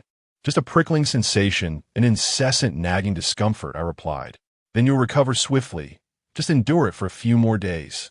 Before I could respond, Wang Yusin continued, "Oh, Tanjia, do you know? The way you lunged at the black bear that day was so impressive. If only I had my camera then, I would have captured that moment." Seeing her animated and exuberant demeanor made me wish to give her a sharp reprimand, for her recklessness nearly cost me my life, leaving me now to recuperate in this bed. Thankfully, I was not left with lasting injuries. Had I been, how would I have lived my life? However, I restrained my frustration, as she was merely a young girl, still oblivious to the consequences of her actions while working at her uncle's house. Had it been Jean, I would have dealt with him differently. I closed my eyes, choosing silence. Noticing my disregard, she appeared somewhat disheartened and attempted to engage me with, "Are you hungry? I can go buy you something to eat." I opened my eyes and replied, "Someone has already gone to buy food." "Is it my sister?" she inquired. I refrained from answering, and just then, Jean entered, holding a wooden box. Upon seeing him, Wang Yusin pointed and asked me, "Who is he?" "Ask him yourself," I thought, too apathetic to enlighten her. Wang Yusin, maintaining her haughty demeanor, questioned Jean. "Who are you?" Upon noticing the beautiful Wang Yusin, Jean perked up. Before he could respond, she suddenly recalled, exclaiming with delight, "Oh, I remember now. You were the one who snatched the candied hawthorn on the 30th night in town." Jean seemed slightly disappointed that she recognized him, leaving me puzzled as to why. "You still don't know my name, do you?" Jean asked. "Right? I didn't ask that night," she admitted. Puffing out his chest and clearing his throat, Jean declared, "I am Jing Ku, known in the realm as the Blade Brother." Wang Yusin widened her eyes in astonishment. "You are the Jing Ku who attempted to assassinate Qin Shi Huang? Then you must be thousands of years old. You truly are full of nonsense. And Blade Brother? Do you even know how to wield a blade?" Her last remark irked Jean, who retorted, "When Blade Brother is enraged, the flying daggers shall taste blood." I couldn't help but chuckle inwardly at Jean's bravado. Yet, there was truth in his words. It was indeed with a throwing knife that he had injured Hu Sanli, and had it struck a more vital area, Hu Sanli would have met his end that day, simplifying matters for his would-be killer. Jean's boast only seemed to delight Wang Yusin further, as she gazed at him in awe, exclaiming, "You are incredible! Have you ever injured someone with your flying daggers?" "Certainly, I have endured wounds. If you do not believe me, you may inquire with him." Jean asked Wang Yusin to question me. Before Wang Yusin could ask, I nodded toward her, affirming yes. I have indeed been harmed. I was even a police officer. Upon hearing this, Wang Yusin became even more exhilarated, bouncing on her feet and exclaiming. At that moment, Li Min arrived. As she entered, she addressed Wang Yusin. "How did you manage to come out?" Upon seeing Li Min, Wang Yusin quieted down, whispering, "I pried open the window to escape." "You really are quite resourceful. In the dead of winter, when the windows are tightly sealed, you managed to pry one open and slip away. No wonder your aunt is so furious." As soon as Li Min mentioned their aunt, Wang Yusin grew anxious and asked, "Has my mother arrived?" "Indeed, and she would not allow you to linger here. She called and inquired whether you were present. You must return at once." With no alternative, Wang Yusin reluctantly departed the ward, turning back at the door to say, "Tang Jian, take care of your injuries. Once you recover, we shall venture up the mountain together. Hurry along. Do not dawdle," Li Min urged as she escorted Wang Yusin out. That night, Jean and I lay in bed, unable to find slumber. Hearing no noise in the hallway, Jean opened the door, peering out to inspect both ends of the corridor. After securing the door, he returned to bed and, with a hint of mystery, remarked, "Tang Jian, what do you think of your master's family?" His serious demeanor caused me to tense up immediately, and I asked, "What do you mean by that?" He continued, "Since you have promised to assist me in avenging my parents and my sworn brother from the water's edge, I shall confide in you some matters." "Very well. Share whatever you wish." Jean elaborated, "I find your master's family to be quite extraordinary. Are you suggesting that your master is connected to the annihilation of the Tan family?" Jean shook his head, stating, "No. I simply believe that his family is remarkable. Do you know how Master Li came to operate the blacksmith's forge in Tan Town?" I shook my head, admitting my ignorance. Jean, he revealed. My sworn brother from the water's edge is none other than the young master of the Tan family. When the Tan family was obliterated, he was not in their residence. He had fled. He ran to the blacksmith's forge, which is the very forge we know today. He sought refuge at Master Li's? I inquired. No, at that time. The forge was not run by your master, but by a Master Guan, an elderly man known as Guan Jinping, nicknamed Guandadeo. Tan Baofeng sought shelter there. But Huzi tracked him down to the forge, killing both Tan Baofeng and Master Guan, then set the forge ablaze. The gang responsible for the massacre was quite formidable. They feared retribution. No one dared to collect the bodies of the Tan family until the authorities arrived, and only then did the townsfolk finally bury them. The forge was left unattended until Master Li came along. He organized the cleanup of the forge and ensured that both Master Guan and Tan Baofeng were laid to rest. Upon hearing this, my heart raced with trepidation, and it took me a while to catch my breath. I casually inquired, where were the Tan family members buried? Gui Mountain is visible from the back of my home, situated about 4 to 5 li away. To the west of Gui Mountain flows a river, while across the river lies Shi Mountain. Gui Mountain is round, resembling a resting old tortoise. Shi Mountain is elongated, akin to a slithering serpent. The two mountains face each other, separated by the river. The members of the Tan family are interred on the southern slope of Gui Mountain. It is quite tragic, as they have become indistinguishable from one another, leading the villagers to bury them all together. Their grave remains there, quite substantial in size. Master Guan, Guan Jinping, and my second brother, Tan Baofeng, are buried side by side, right next to the large grave of the Tan family. The thought weighs heavily on my chest, akin to a great stone, making it difficult to breathe. Logically, Master Li should not have come to tidy up. Surely, one can forge iron anywhere. To have a decrepit blacksmith's furnace, with the dead buried beneath it, is utterly disheartening. I voiced my inner question. Chapter 19. Entering the Wang family at the crossroads of Tanjia Village, the flow of vehicles is indeed substantial, making the blacksmith's forge a bustling place. Yet, this does not seem to be the reason behind Master Li's maintenance of the forge. Jean, he expressed his thoughts on the matter. Could there be something else at play? I inquired. I cannot say for certain. Who was the first to open that blacksmith's forge? I asked Jean he. The pioneer was Guan Jinping, known as Guandadeo. It seems that Tanjia provided him the opportunity. I have only heard of him. I was quite young when he started the forge, and my memories are faint. Guan Jinping, Guandadeo. The names escaped my lips involuntarily. At that moment, it appeared that Jean he recalled something, stating, this Guandadeo seems to have been involved with the Boxer Rebellion. After its failure, he came to Tanjia Village. Was Guandadeo one of the Boxers? Indeed, I only learned of this later. After my parents passed away, I went to live with my aunt. Upon arriving in Tanjia town, I heard so many tales, and they were chilling accounts of massacre. Having promised Jean he to avenge his parents and younger brother, I now felt that such a commitment was somewhat excessive. This matter is far from straightforward. Yet, I could not refuse Jean he any longer. I would take it one step at a time. We would determine our course of action as we progressed. The following day, Jean he departed, seeking a ride at the large carriage shop. I lingered in the hospital for a few more days. Once the stitches were removed, I intended to return home. However, Li Min disagreed, concerned that my early return might hinder the healing of my bones due to excessive movement, urging me to rest a few more days. She claimed it was the doctor's advice and her aunt's suggestion. With no alternative, I resigned myself to staying longer. At last, the day of my discharge arrived, filling me with immense joy. A hospital is hardly a place for one to thrive. Even the most virtuous souls could fall ill within its confines. Particularly for someone of my restless disposition, it was unbearable. I had little to pack. My belongings were minimal, consisting mainly of hospital supplies. I did, however, possess the nutritional supplements Li Min had purchased for me, along with treats meant for her parents. The black car belonging to Wang Yusin was parked in the hospital courtyard, and she ascended the stairs to fetch me.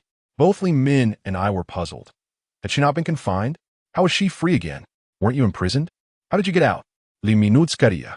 Upon hearing this, Wang Yusin grew irritated, pouting as she retorted, what kind of question is that? Did I commit a crime and end up in prison? Seeing her flustered demeanor made me chuckle, and Li Min joined in the laughter. Li Min playfully pretended to slap her own face, exclaiming, "Oh, my foul mouth. She hasn't been imprisoned at all." Wang Yusin, becoming even more incensed, replied, "Why does this conversation keep twisting? What do you mean hasn't been imprisoned? As if I will inevitably face that fate." Li Min self-deprecatingly remarked, "With a nurse of your caliber, I fear the hospital might soon face dire straits." Wang Yusin jabbed at Li Min. "I'm just a lowly nurse. Not even worth a spoiled fish. At least a rotten fish could still flavor a pot of soup. Enough of this. Let us go to my house." Wang Yusin's declaration left both Li Min and me momentarily stunned, exchanging bewildered glances. "What is the matter? Why are you both staring blankly? Didn't you hear me?" Wang Yusin asked us. "To your home?" Li Min inquired with a hint of confusion. "My mother insisted." "Why?" Li Min pressed Wang Yusin for an explanation. Wang Yusin shook her head and replied, "I don't know. She just told me to bring Tanjia back, so I did." Then Wang Yusin turned to Li Min and asked, "Are you coming?" "I have class. I can't go." "Very well then. Let us take our things and leave. We want to return here again." After Wang Yusin finished speaking, we exited the hospital together and entered the luxurious car parked in the courtyard. As the car glided through the city streets, it was my first experience in such an elegant vehicle, and I felt a bit out of place. The scenery outside sparked my curiosity. There were foreign-style buildings, reminiscent of those in my hometown, though typically they were churches. Here, there were many more. I could hear the clattering of hooves as large carriages, driven by foreigners, traversed the cobblestone roads. Inside the car, I observed the foreign women clad in leather coats and hats, much like the attire of Wang Yusin's mother. Wang Yusin was animated, chattering incessantly. I chose not to engage, and sensing my indifference, she lost interest and fell silent. The car halted before a grand entrance, its black painted gates adorned with intricately welded flowers and various designs. Quite splendid indeed. Wang Yusin and I alighted, and as the car drove away, she ascended the steps and knocked on the iron gate using the ring on it. When the door swung open, a figure peered out, and upon recognizing Wang Yusin, welcomed us inside. Upon entering, we were greeted by a straight path leading to the villa's main door. The interior revealed a spacious and grand living room, dominated by an enormous chandelier resembling a lotus flower, one I had never encountered before. The room was furnished with sofas, a coffee table, flower stands, and bookshelves. While we stood there, astonished by the opulence, Wang Yusin's mother descended the staircase with grace and politeness, inviting us to sit. At that moment, a servant poured tea for me, and I awkwardly settled onto the sofa. I was not accustomed to such an environment. Perhaps it would have been better not to come at all. Though I might have resisted, no one could compel me, yet now that I was here, it was too late to ponder my decision. Wang Yusin's mother maintained her poised elegance as she sat across from me, studying me with a gentle inquiry. "Are you feeling better?" "Yes," I nodded in response. She lifted her teacup and gestured towards me, saying, "Please enjoy the tea." I lifted my cup and took a small sip. "Is your arm moving well?" "It's manageable," I replied, gently moving my injured left arm and raising it slightly. "Mom, Tang Jian is quite remarkable. He is healthy and recovering swiftly," Wang Yusin exclaimed with enthusiasm. Before she could finish, Wang Yusin quickly added, "He also has a good friend who is impressive." Wang Yusin's mother looked at me in confusion and asked, "You already have a friend?" "Yes, he is my uncle's neighbor.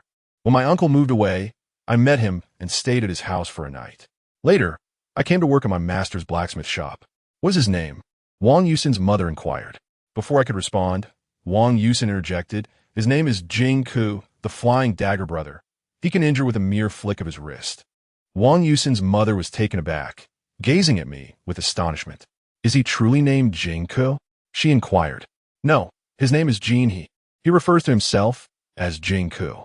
He has named a river Ishui, and in his youth he formed a brotherly bond with Tan Baofeng, the eldest son of the Tan family, by the waterside, after the tragic annihilation of the Tan family, where his sworn brother perished.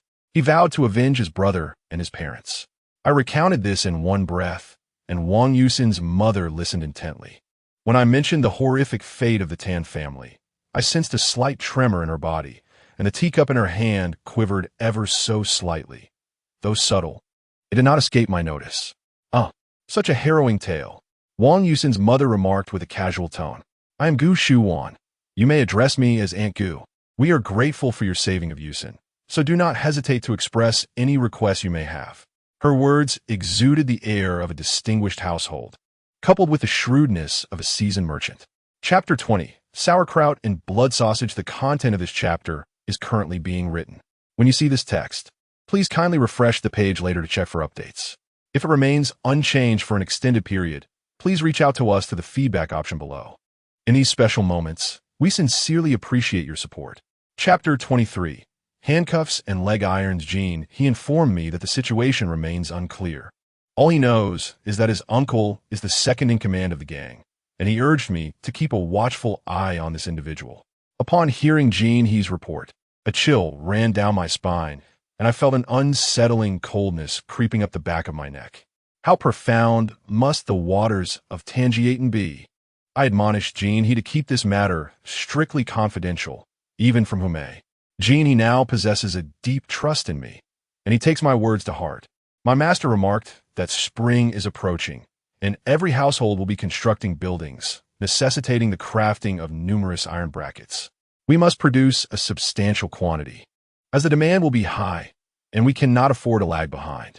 Additionally, we need to prepare an ample supply of horseshoes and nails, as the melting snow will bring a surge of traffic, leading to increased usage. I am well aware of these necessities. If I do not prepare adequately, I shall have no time to forge blades. Jiashu, that lad, works quite well. My master credits my presence for his newfound enthusiasm. There is some truth to this, as the camaraderie among the youth brings joy. Moreover, the financial incentive cannot be dismissed, considering the prospect of earning $1 a month. Returning home at the year's end with a handful of dollars is indeed a matter of pride. Each day, I am the first to rise, opening the blacksmith's forge, then lighting the fire, and only after ensuring the flames are steady do I wash my face and have breakfast. Throughout the day, the three of us toil in the smithy, attending to horse-drawn carriages that pass by, fitting them with shoes as needed. The remaining time is devoted to crafting iron brackets, horseshoes, and nails. Occasionally, there are small jobs that come our way, but they are minor and easily managed. On this particular day, as we were immersed in our work, a three-wheeled motorcycle unexpectedly rolled into the courtyard of the smithy. The arrival of vehicles is common in our yard, but this smoking contraption was quite a surprise. My master noticed it first, since the furnace was lit this year. He has not been particularly busy and has mentioned that my presence has lightened his load considerably. What brings the black dog here? He murmured. I stepped outside and recognized the figure disembarking from the motorcycle. None other than Director Gao Feixiong from the police precinct. Two other officers wandered about the courtyard, while Director Gao approached us. I surmised he must have business to discuss, but I felt it was of no concern to me. Upon entering, Director Gao addressed my master, saying, I need to have something made. We need to talk. My master gestured towards me and said, You can speak with him. Since the beginning of the year, he has been inclined to delegate matters to me. Perhaps it is due to his advancing age, or perhaps it is his growing confidence in my abilities. Regardless of the reason, he seems to enjoy allowing me to take the lead. Director Gao glanced at me and insisted, Let us discuss this together. However, my master replied with some impatience, No need for that. Just speak with him directly. Whatever he says goes. Very well, Director Gao conceded, turning his attention to me. Let us step outside to converse. I set down the tongs I was using to grip the iron and gathered the scattered charcoal beside the furnace with the poker. After laying down the poker, I proceeded outside. The two officers were meandering by the roadside, seemingly intent on distancing themselves from Director Gao, wishing not to overhear our conversation. Director Gao turned to me and stated, I wish to have a batch of handcuffs and leg irons made. Handcuffs and leg irons? I echoed, processing his request. Director Gao recognized my strong Shandong accent and, realizing I did not fully comprehend what he was referring to, elaborated. These are the handcuffs that are fastened around the wrists of prisoners and the leg shackles that are placed on their ankles. Essentially, they consist of a segment of iron chain with iron rings at both ends, which are clasped around the wrists or ankles and then secured with a padlock. I endeavored to suppress my heavy accent to ensure clarity in our communication. Upon hearing my response, Director Gao chuckled and affirmed, Indeed, you are correct. Subsequently, we discussed the dimensions of the iron chains, specifying the thickness and the diameter of the rings for the cuffs and shackles. Director Gao suggested that the openings should not be excessively large, to which I countered, "What if they are too small to fasten?" He smiled and replied, "Just hit them hard. Otherwise, you can twist them tight with iron wire." I inwardly scoffed at this, feeling that such treatment of prisoners was inhumane. Director Gao astounded me with his order quantity, stating that we would require 100 pairs of handcuffs and 50 pairs of leg shackles. Observing my astonishment, he explained, "Given the current unrest, the Sub-Bureau needs to be prepared for significant operations, necessitating an ample supply. However," he reassured me, "do not rush, produce at your own pace, and I will take whatever you have ready. As for the pricing, Director Gao, you may set the price." I responded hurriedly, "I will ensure you are compensated fairly, but when issuing the invoices, it would be prudent to inflate them slightly to cover some entertainment expenses." I queried, "What if something goes awry?" Director Gao fixed me with a penetrating gaze and remarked, "You must be new here, unaware of certain connections. Do you know who Master Li's brother-in-law is?" I pondered briefly and then recalled that it was Wang Yusin's father, Wang Zifeng. I dismissed it as unremarkable, having visited his home and hosted him as well. Nonchalantly, I replied, "I am aware." Director Gao scrutinized me, asking, "Do you know what he does?" "What does he do?" I inquired. "He is the Secretary General of the municipal government." "Secretary General?" I echoed. Realizing my confusion regarding the significance of a Secretary General, he explained, "You are familiar with the steward of a prominent household, correct?" I nodded, indicating my understanding. The Secretary General is akin to the steward of the municipal government, having unrestricted access to the mayor's residence. Do you not see the weight of his position? Is there any concern with the invoices? Suddenly, the implications dawned on me. I comprehended the stature of Wang Yusin's father. Director Gao, ever meticulous, initially provided an advance payment. Whether it was due to his fastidious nature or a fear of Yusin's father's authority, his willingness to part with a portion of the funds was indeed commendable. When I presented Director Gao's advance to my master, he was elated, prompting his wife to prepare extra dishes that evening. The ensuing days became increasingly busy. The snow melted, revealing the earth's dark hue. The flow of carts and horses surged. The handcuffs and shackles for Director Gao were to be forged alongside kitchen knives, sickles, and chopping knives. Townsfolk began to flock to purchase the knives, praising the speed and durability of my craftsmanship. He also requested kitchen knives, claiming he was overwhelmed with his sales duties. Despite my taxing schedule, I rose early and toiled late, crafting a few knives for himself. Though busy, my master, Zhao Jiashu, and I found joy in our work. We were young and invigorated, and he even asked me to teach him some boxing techniques. Bored, I decided to teach him a few skills. However, martial arts cannot be mastered overnight. It requires innate talent. It involves strength, agility, flexibility, and speed, qualities that demand both natural ability and diligent practice, along with the right methods. One day, an elderly man entered the blacksmith shop, clad in a long robe and sporting a braid. Upon entering, he inquired of Master Li whether it was the reign of Emperor Guangxu or Emperor Xiantong. As he seemed somewhat confused, Master Li informed him that neither was currently in power. We are now in the Republic, where the title of the ruler is not emperor, but rather president. I observed this elderly gentleman, who appeared to be in his 60s, standing at less than 5 feet tall, remarkably slender, weighing perhaps no more than 70 pounds. After his inquiries about the emperors, he pulled a few silver dollars from the pocket of his cotton robe, fiddled with them for a moment, and then requested Master Li to forge an iron coffin. Both Zhao Jiashu and I were taken aback, as we had never before heard of anyone wanting an iron coffin. Chapter 26. Exhumation. So many graves. Yet they are not particularly large. What could be so significant? They're all aligned side by side. How high could they possibly be? Genie explained to me. He then pointed to a small grave nearby, saying, "That is the resting place of Guandadeo and my second brother from the water's edge, sworn brothers." "Is that the young master of the Tan family?" I inquired. "Yes, but it is uncertain now. According to the Zhao family, neither Guandadeo nor Tan Baofeng should be buried there." I stood there, lost in thought, wondering who could possibly be interred within. Stop staring blankly. Be careful not to attract attention. You never know who might be lurking among the passers-by. Jean, he cautioned. I was somewhat skeptical of his words and retorted, are there really that many foreign devils around? Jean, he looked at me and said, don't doubt it. The owner of the ULI carriage shop in town is Japanese. How do you know? I asked. Last summer, I saw them bathing by the river. Men and women, all together, singing Japanese songs. If they aren't Japanese, then who are they? Upon hearing this, I found it hard to dismiss Jean He's claims. It seemed that these foreign devils had indeed lost their treasure. I suspect that even who saw me from the police station might have been killed by the Japanese. Jean, he asserted, aren't you making things more suspicious? I questioned him. Enough of the speculation. Let's focus on what we're doing now. Jean, he replied. We're going to excavate the grave tonight. Excavate the grave? Jean, he looked at me in disbelief, seemingly unable to fathom my words. How else would we know who is inside? Bring Zhao Jianshu along. We'll do this together.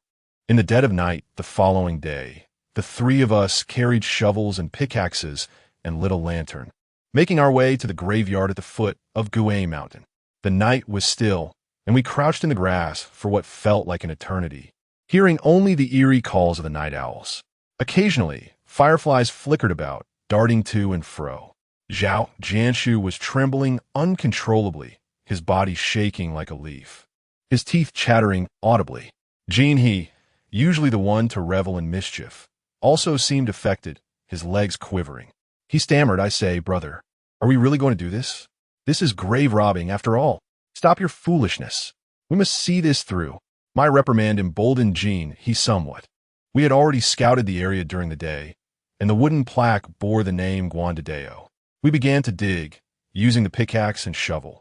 Zhao Jianshu struggled to hold the pickaxe, nearly striking his own foot with it.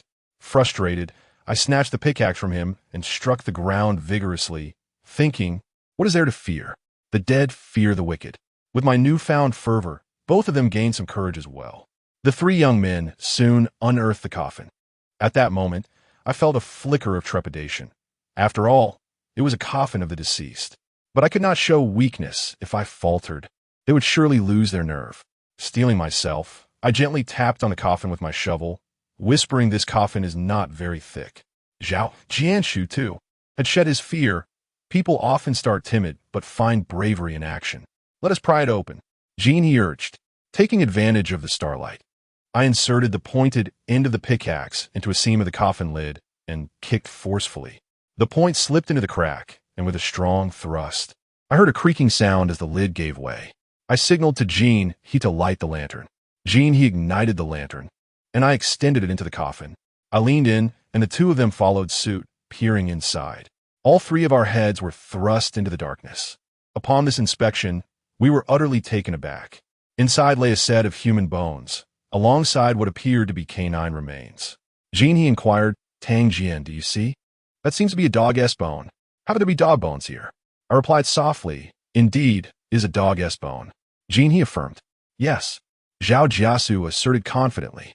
At that moment, I pushed the lantern further in, illuminating the interior of the coffin with clarity. However, the human skeleton was partially obscured by dust, making it difficult to discern. I began to scrape away the dirt with a shovel. Suddenly, Zhao Jiasu exclaimed, it's my uncle. His voice, though not loud, carried a sense of urgency, almost a shout. Both Jean, he, and I turned to look at him as he stared intently at the bones, repeating, it's my uncle. Without a doubt, we were both bewildered. How could he identify bones so readily? How are you so certain? I whispered to him. Zhao Jiasu, emboldened in that moment, stated, well, it's just bones, what is there to fear? He picked up a piece of the arm bone, declaring, this is the humerus. See here, there's a steel plate.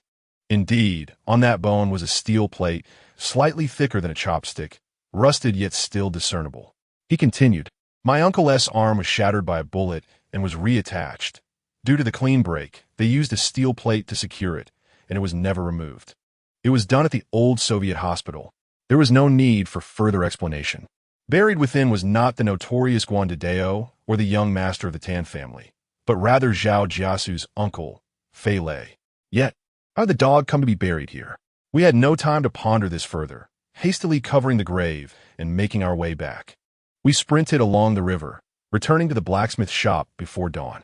Fortunately, the large yellow dog recognized us, neither barking nor attacking. Zhao Jiasu and I stealthily entered the house and lay down, but neither of us could find rest. I was filled with excitement. He too was unsettled, having finally uncovered the fate of his uncle after so many years. The next day, the three of us gathered at Jean He's house for drinks. Jean he recounted that he had heard from old Yao that one morning before dawn, Officer Zhang and you returned on a tricycle from the back mountain. Old Yao was puzzled, wondering what they could be doing at such an hour. I looked at Jean He and remarked, perhaps they had business. Police work is demanding, and early mornings are not unusual.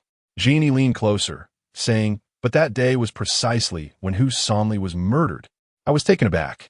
Hu Sanli's murder coincided with the very moment when those two officers rode back along that route. The body was discovered by passers-by. It was hard to believe they weren't involved. They must have seen the body since they were from the same precinct.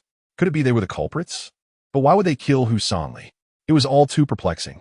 Zhao Jiasu shared our confusion. The three of us fell into a contemplative silence, finding the situation utterly inconceivable. Forget it. Let us not dwell on it, for we cannot unravel this mystery. Let us drink, I proposed. Now, the three of us are united on the same front. Zhao Jiashu is undoubtedly contemplating avenging his uncle, whose enemies include the ones responsible for the deaths of Jean He's parents and his sworn brother by the riverside, the second brother. I have pledged to assist Jean He in his quest for vengeance. Thus we are indeed in the same boat and must navigate these turbulent waters together. However, in recent days, I have found Master Li to be rather elusive. Some claim he is the one who cleared the burned blacksmith shop, while he himself denies it. If he is indeed the one responsible, his denial suggests he wishes to conceal something. Conversely, if the cleanup was carried out by another, that individual too must have reasons to obscure the truth. In Tanjia, now known as Tanjia Town, it is said that the fire claimed the lives of Master Guan and the young heir of the Tan family. Yet, the reality is that the one who perished was Zhao Guang, known as Flying Thunder, who is Zhao Jiashu's uncle. What, then, are these individuals attempting to hide? And to what end? This enigma has remained an unresolved knot in my heart. Each day, aside from labor, I find myself laboring still. The business of the blacksmith shop flourishes. My blades have gained increasing renown. One might say that fame is a double-edged sword. Customers from several miles around seek my craftsmanship, whether for cleavers, poultry knives, vegetable knives, chopping knives, willow leaf knives, or even ghost head knives. Regardless of the type, as long as payment is made, I will forge it, with the more unique requests commanding higher prices. On this particular day, as we toiled, Officer Zhang and you from the police precinct arrived. Their presence was not troubling, yet I uncovered a staggering secret. Chapter 27. Li Min returns Zhang Jingzheng and Yu Jingzheng rode their sidecar motorcycle to the blacksmith shop. They parked the motorcycle by the roadside and disembarked to enter the forge. Those knowledgeable in the trade refrained from parking their vehicles inside the yard, as it was strewn with discarded horseshoe nails that, despite being deemed useless, could easily puncture a tire with their bent and sharp ends. The two men strode into the courtyard with the authoritative gait of law enforcement officers. "Master Li, are you busy?" Zhang Jingxing inquired. Master Li acknowledged him, and Zhang continued, "We are here to collect some handcuffs and leg irons. It seems we are short a few pairs." "Short is short. Take as many as you have." Master Li replied. "Will your motorcycle be able to transport them?" "No, we shall use your cart." Zhang Jingxing decided. "Very well, I will harness the cart." Master Li entered the yard to prepare the vehicle and soon emerged, leading it out. Zhao Jiashu and I paused our work to assist in loading the cart, and the two officers lent a hand as well. Yu Jingzheng, leading a few pairs of handcuffs towards the cart, suddenly exclaimed in surprise, then set down the handcuffs and bent down to remove his shoes. I suspected he had stepped on something sharp. As he removed his shoes, I noticed that he wore Japanese-style split-toe socks, a rarity among us Chinese. Zhang Jingzheng, following closely behind, glared at him and barked, "Put them on." He then cast a glance back at me, both men appearing quite tense. I promptly feigned a struggle with the leg irons, bending down to retrieve them while avoiding their gaze. If Yu's choice of socks was merely coincidental, Their visible anxiety betrayed their true identities as Japanese. I continued my charade, pretending not to notice as we finished loading the handcuffs and leg irons. Master Li instructed Zhao Jiashu to drive the cart away. Once they departed, Zhang Jingzheng and Yu Jingzheng followed on their motorcycle. After their departure, Master Li tidied up the items in the shop while I took a moment to rest on a stool. The two men were indeed Japanese when Husan Li died. It was in the early morning, and someone had seen them returning on their motorcycle. Piecing these events together suggested something was amiss. That noon, shortly after lunch, Zhao Jiashu entered the eastern room, carrying a plate and bowl, and upon his return, he informed me, "The mistress asked for you." Hearing this, I quickly sat up from the Kong and asked, "What is it about?" "I have no idea," he replied. I exited and made my way to the eastern room, just as Master Li emerged. He glanced at me, but said nothing, letting out a deep sigh as he headed towards the blacksmith's forge. Upon entering the room, I found a mistress washing dishes at the stove. She looked up and pointed towards the west room, saying, "Li Min is calling for you." The three rooms on the eastern side of Master Li's house had a door in the middle, dividing them into eastern and western chambers. The eastern room was occupied by Master Li and the mistress, while the western room belonged to Li Min, a space I had never entered and knew little about. Today, however, the mistress invited me into the western room, which intrigued me. With some hesitation, I slowly pushed the door open. Sitting on the edge of the Kong, Li Min stood as I entered, gesturing toward the stool beside the table. "Please, have a seat." After a moment of hesitation, I refrained from sitting and asked, "You called for me?" "Indeed. Please sit." I took a seat, and after a moment of contemplation, she said, "I shall be candid. I do not wish for you to continue with this." I was taken aback, wondering why Li Min would say such a thing. Staring at her in bewilderment, I inquired, "Why is that? Am I not performing well?" "It is not that you are performing poorly. Rather, you excel too much. Precisely because you are so skilled. I believe you should not remain in this position." I was perplexed. How can doing well imply that I should not continue? "I gazed ahead, possible. You are so young and intelligent. You could thrive in any endeavor. Why must you spend your days in this blacksmith shop, clanging away, with no future in sight?" Upon hearing Li Min's words, I began to understand. She perceived my current profession as unworthy. A flicker of sweetness stirred within me, realizing her intentions were for my benefit. "Nevertheless," I replied, "I cannot pursue anything else. Blacksmithing is all I know. Whether it is deemed worthwhile or not, I do not concern myself with that." Upon hearing my response, she rose and moved to the table, sitting across from me. "With your intellect, is there anything you cannot learn? You learned this blacksmithing skill, did you not?" "It is not innate."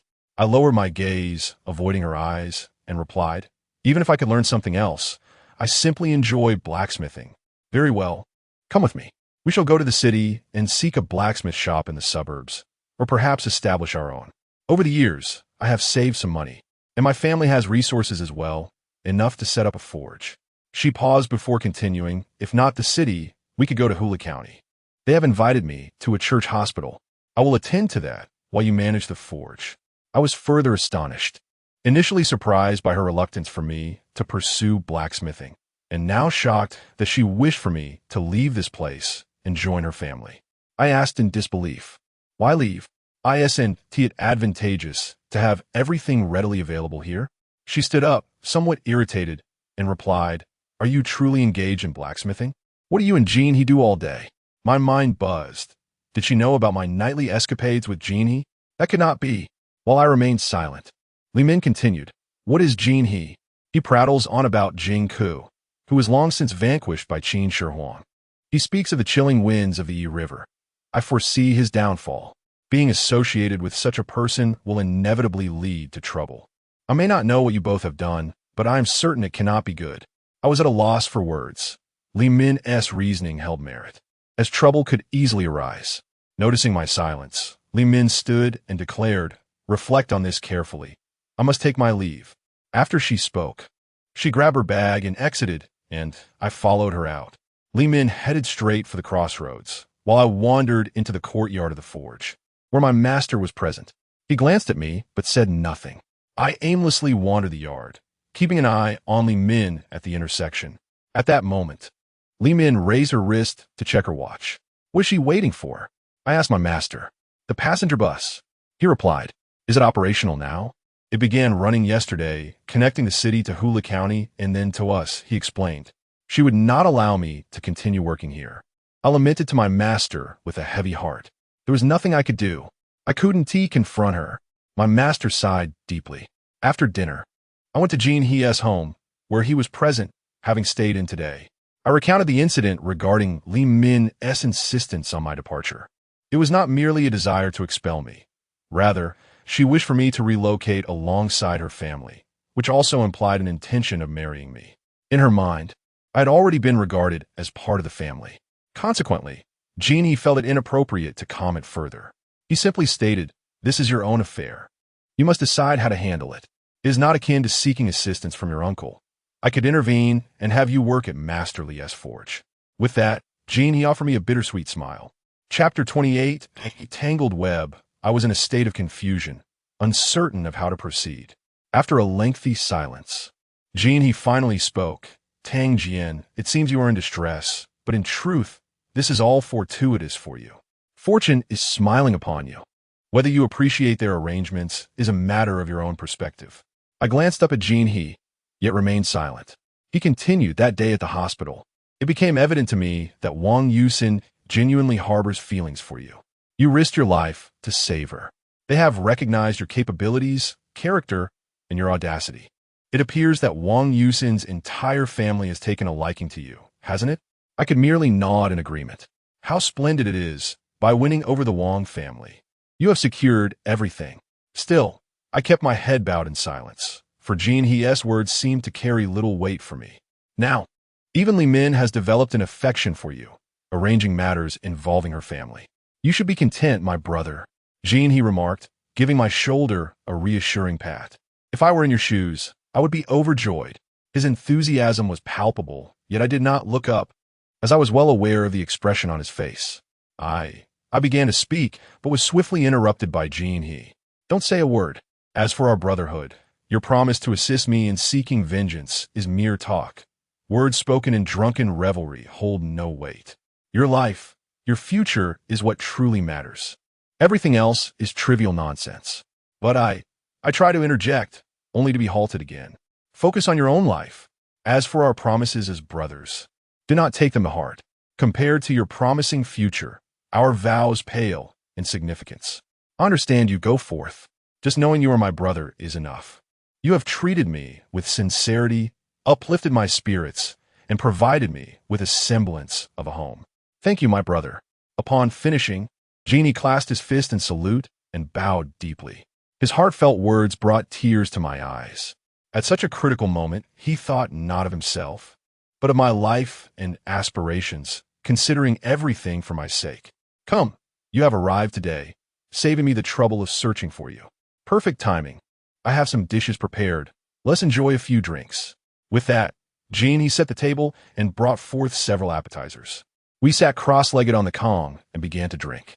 During our libations, Jeannie informed me that Tanjia Town is set to establish a town office, transforming the former police substation into a municipal office responsible for tax collection and public safety. As he elaborated, Jeannie seemed momentarily at a loss for words, summarizing with, "It will oversee everything.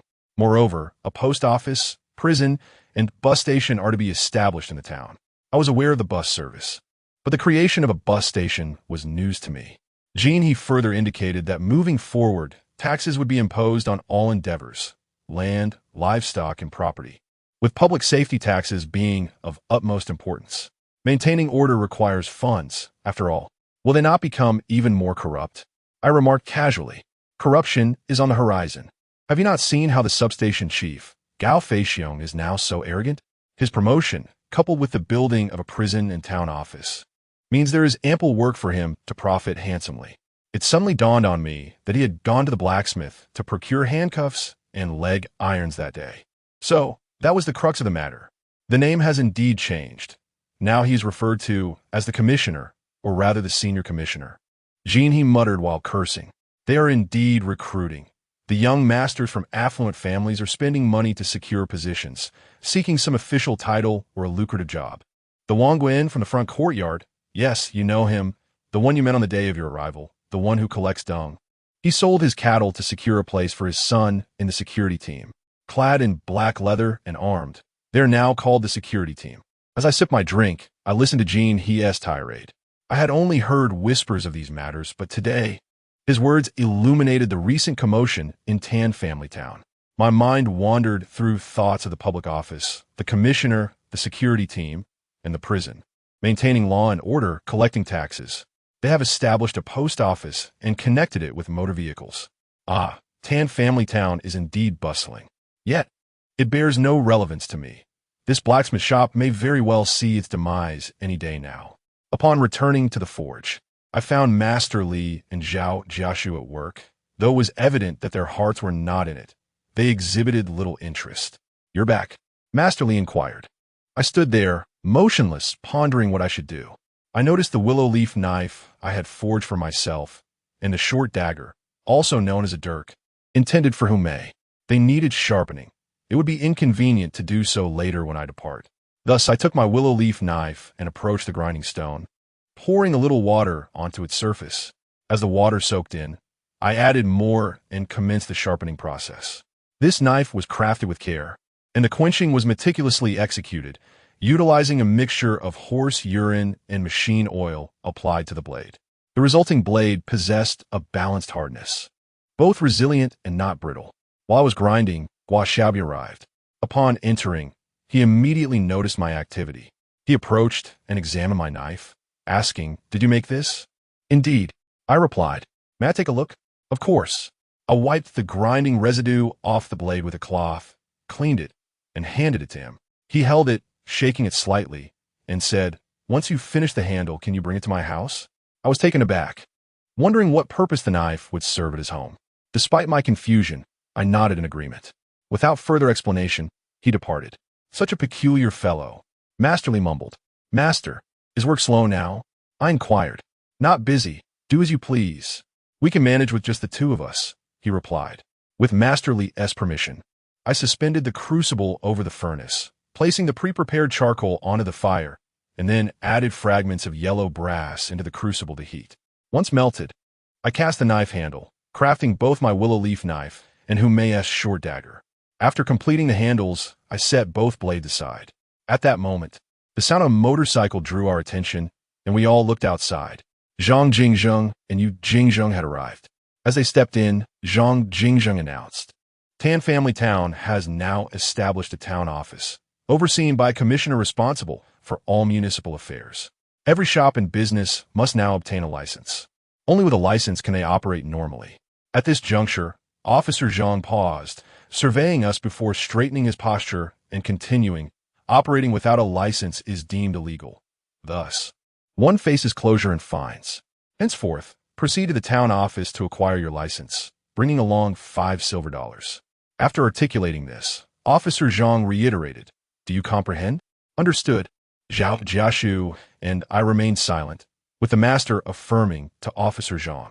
The two exited and rode away on a motorcycle. "Damn it, what a show-off," Zhao Jiashu muttered.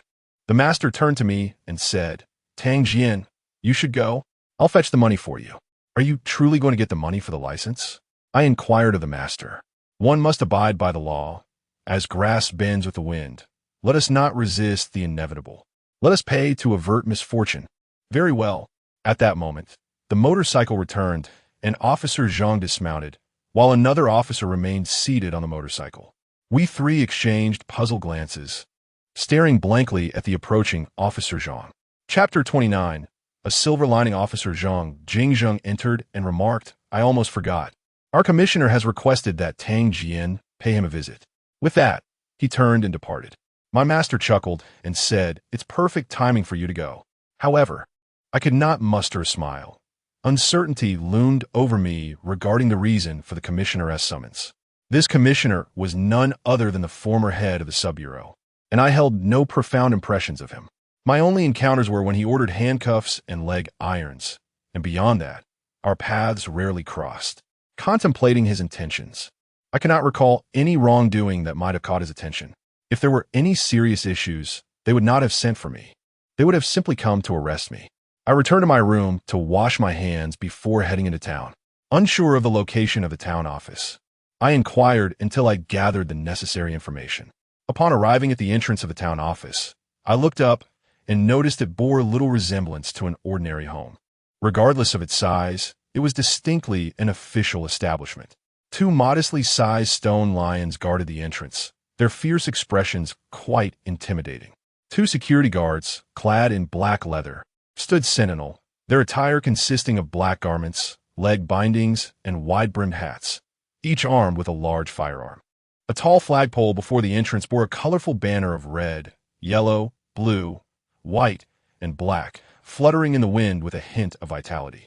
"What is your business?" one of the guards called out. "I am here for a license," I replied. "You may enter," he ordered, his tone still brusque. Upon entering, I found the courtyard spacious. A gentleman in a Zhongshan suit approached me, and I inquired about the location of the licenses. He directed me accordingly. Inside, I encountered another man in a Zhongshan suit, who had a myriad of licenses laid out before him, varying in size and color, a veritable kaleidoscope of documents. I informed him of my affiliation with the blacksmith shop, and after a brief search, he produced a license inscribed with Lee's blacksmith shop and handed it to me. Suddenly, he paused, recalling something, and asked, "Are you Tang Jian?" I nodded in affirmation. He continued, "Proceed to the back courtyard. The commissioner is looking for you. You may retrieve your license upon your return." After a moment's hesitation, I consented very well. As I stepped into the back courtyard, Commissioner Gao, now no longer the head of the bureau, stood to greet me. He was exceedingly courteous, shedding the arrogance and roughness of his former position, appearing far more refined and dignified. Dressed in a well-tailored gray Zhongshan suit and impeccably polished black shoes, he extended his hand, gesturing for me to take a seat. I declined initially, asking, "Commissioner, is there something you require of me?" "Please take a seat," he insisted, and reluctantly, I complied. Without preamble, Commissioner Gao stated, "It has been several years since the fall of the Qing dynasty, and now the Republic must focus on effective governance. Our Tanjia has garnered attention as well, leading to the establishment of the town office. The primary objective of the town office is to eradicate the multitude of bandits, both large and small, that plague our surroundings. There are numerous bandit factions. Several have gained notoriety, while countless others operate in smaller groups. Therefore, our superiors have mandated the formation of a security team, and we are currently recruiting individuals. Noticing your impressive physique and skills, I would like to invite you to join the security team." Upon hearing this, I was utterly astonished. Never in my wildest dreams did I imagine that Commissioner Gao would appoint me as a police officer, colloquially known as a black dog. Am I capable of such a role? Certainly. You hail from Shandong and have no relatives here, which facilitates the execution of duties. Moreover, look at your physique. You appear to possess some martial skills, so you are indeed suited for this. Commissioner Gao paused, contemplating for a moment before continuing. Although our humble office may be small, it is still a governmental entity, necessitating interactions with higher authorities. I lack connections, but consider this. You work at Master Li's forge, and his brother-in-law is the Secretary General of the city government. Cultivating a relationship with them may pave the way for us in the future. I thought to myself, damn it, he is waiting for me here. I'm merely laboring alongside a blacksmith. His brother-in-law's position has nothing to do with me. I felt disinclined, as the significance of his brother-in-law's rank held no relevance to my situation. Commissioner Gao stared at me wide-eyed, exclaiming, "How can that be irrelevant? You saved his daughter. If you were to mention that you are her savior, could they possibly forget such a profound debt of gratitude? I've heard they hold you in high regard and even wish for you to accompany them, yet you refuse. Who knows? One day you might become their esteemed son-in-law." Internally, I cursed. "You're truly suited for a bureaucratic role, skillfully maneuvering through such matters." However, I could not outrightly refuse him. I needed to navigate this situation delicately. Thus, I replied if I joined the security team, I would distance myself from their family, and eventually those ties would fade. "Oh, how could they fade? A life-saving grace is never forgotten," he retorted. After stating this, he sat down, lifted his teacup, and gestured towards me, saying, "First, have some tea." I mimicked his actions, sipping from my cup with feigned enthusiasm. He then continued, "Here is the plan." With a sense of resolve, he stated, You will continue working at his residence, but secretly, you will be one of our security team members. If necessary, you'll serve as an undercover agent." He added, "I believe this approach is feasible. Since you're new here, no one recognizes you. To be made an undercover agent and a pawn to curry favor with officials. This is quite an ingenious strategy." I silently admired his cunning.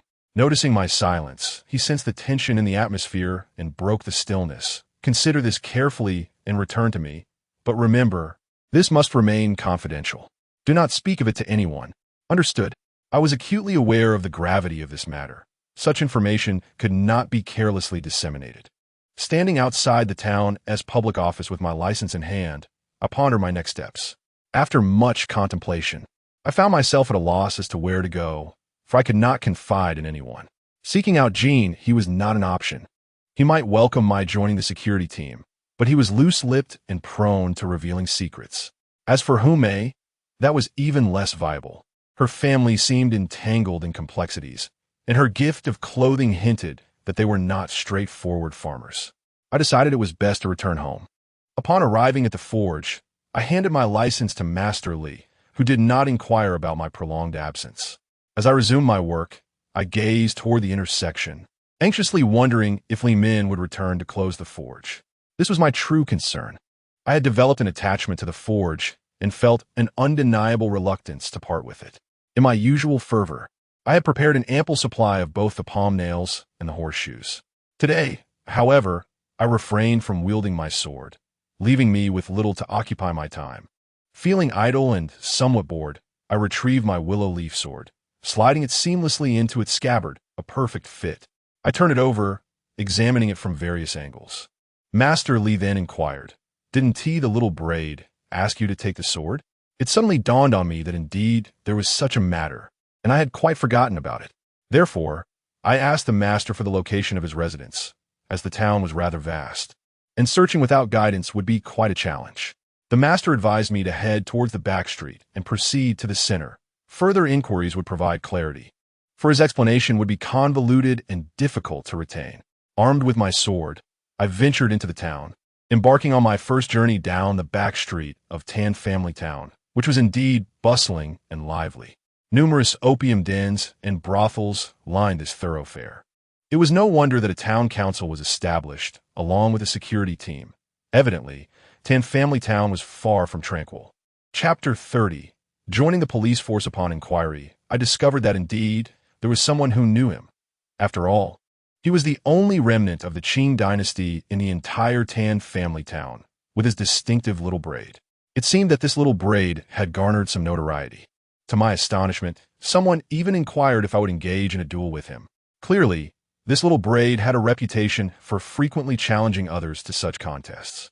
The courtyard, facing south, was rather unremarkable, yet I was taken aback to find that it was entirely constructed of blue bricks. The courtyard walls were blue-bricked.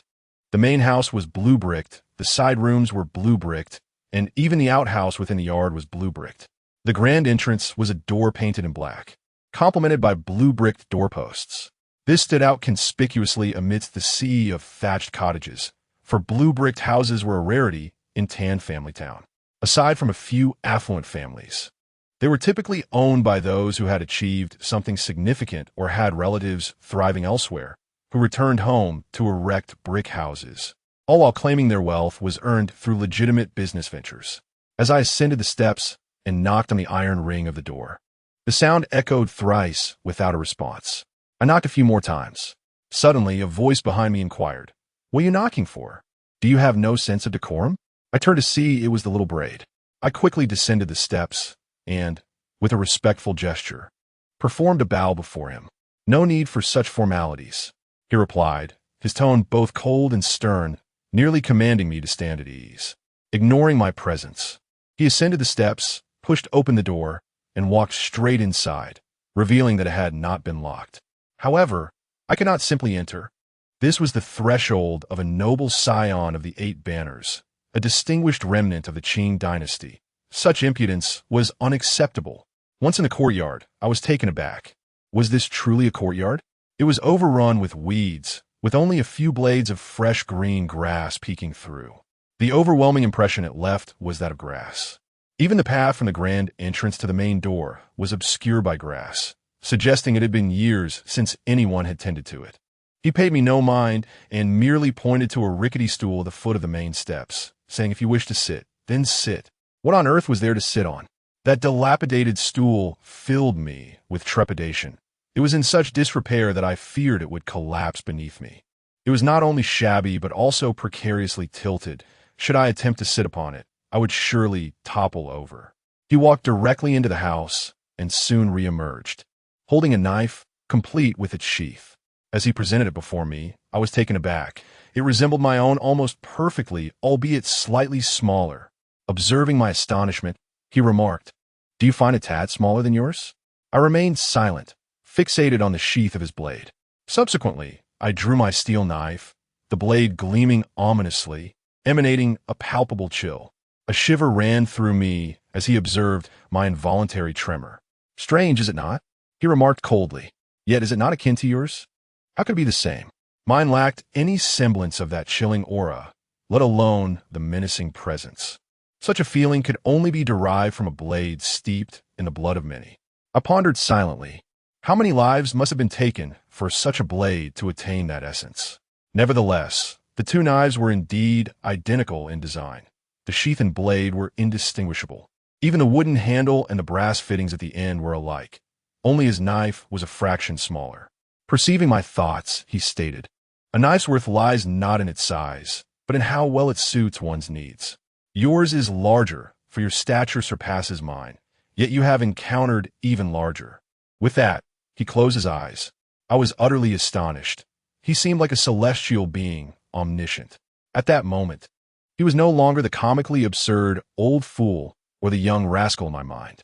After a brief while, he opened his eyes and grasped the blade, seemingly poised to demonstrate his skills. To my surprise, his wrist flicked, and with a swift motion, he sheathed the knife with a sound like the whisper of the wind.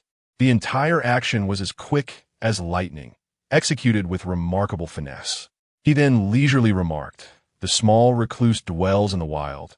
The moderate recluse resides in the city, while the great recluse hides in a court." Having uttered these words, he retreated indoors, not even glancing back, and casually shut the door behind him. I stood there entranced, gazing at his retreating figure and the door that had closed. After a moment of contemplation, I resignedly departed. Upon reaching the street, I felt at a loss for direction, so I wandered westward. This alley was a novel path for me. The bustling commerce here largely comprised of unsavory trades. As twilight descended, each household adorned their entrance with large, colorful lanterns that flickered vibrantly. Distracted by my thoughts, I unknowingly traversed beyond the main street and out of the town. Arriving at its western edge, where only humble farmers resided, I approached the home of Jean He and noticed smoke curling from his chimney, indicating his presence. He appeared puzzled upon seeing me and inquired, "What brings you here? And why do you carry a knife?" I offered no response, merely stating, "Attend to your affairs. I shall rest for a while." "What's the matter? Are you unwell?" Jean He pressed. I placed the knife upon the Kong, pulled over his tattered quilt, and covered my head, disregarding its unpleasant odor. I became oblivious to my surroundings, lying there as I meticulously reflected upon my experiences in Tan Family Town. I mentally revisited the familiar faces: Jean He, Master Li, Wang Yusin, Gu Shuwan, Li Min, and Wang Zifeng. Particularly vivid in my mind were the encounters with Commissioner Gao Feixiong and the young rascal. The images of these two individuals repetitively surfaced in my thoughts. The grave contained not only Guandadeo and the young Master Tan Baofeng, but the rascal recognized the knife I held and mentioned possessing one even larger, identical to mine. The uncanny resemblance of our blades added to the mystery. I pondered relentlessly, yet clarity eluded me. Resigned, I decided to return home. Before leaving, I advised Jean He to remain indoors tomorrow and not venture out. He stared at me, bewildered by my words. Upon returning to the blacksmith shop, dinner had already concluded. The mistress inquired if I had eaten, to which I shook my head, replying, "I shall pass." I lay on the Kong, unable to sleep through the night. In the middle of the night, while replenishing the horses' feed, I encountered my master, who was also tending to them. "You haven't slept?" I asked. "I woke up and decided to tend to the horses," he replied. He then observed, "You seem not to have rested at all." I nodded in agreement. "Do as you wish, but take care of yourself." With that, he entered the house without a backward glance. I lingered in the courtyard for a while, gazing at the myriad stars above. The more I contemplated, the more my head throbbed. Thus, I resolved to abandon my thoughts and returned indoors to seek slumber. The following morning, after having breakfast, I informed my mentor I shall step out for a while. He nodded in agreement, and I proceeded into the town, where I found Commissioner Gao at the town hall. Upon seeing me, Commissioner Gao expressed his delight and inquired, "Have you made up your mind?" I replied, "Indeed, I have. But there are two conditions." "Please go on," he urged. My first condition was that I must be officially registered at the county police station.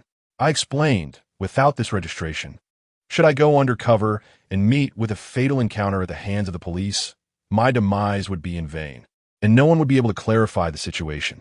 Upon hearing this, Commissioner Gao readily agreed, affirming repeatedly that it would be done.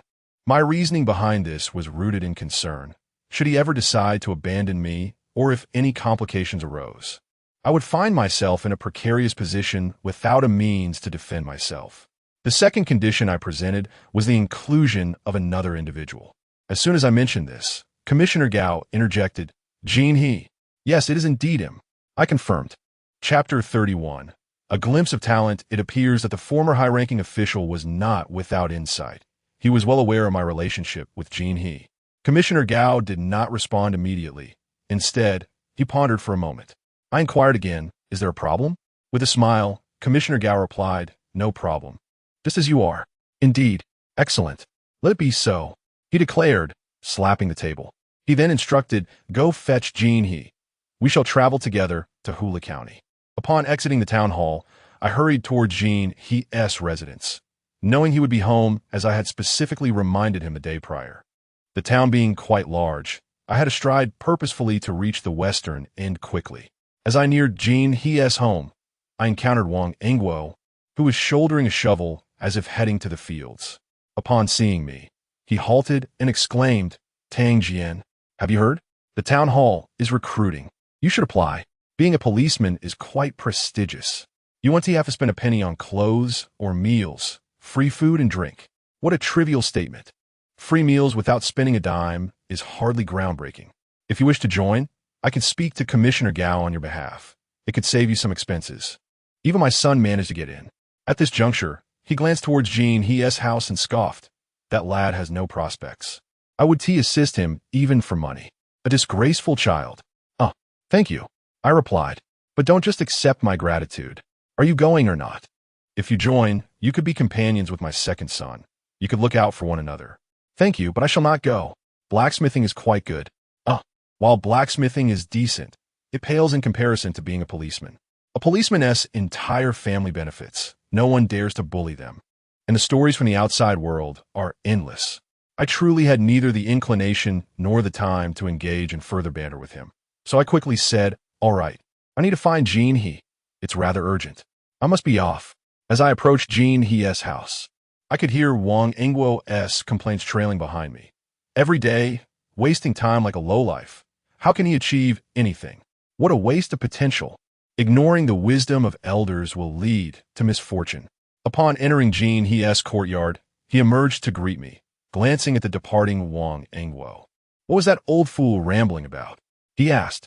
"He said you've changed, that you've become quite promising, with a bright future ahead, and he wishes to marry his daughter to you."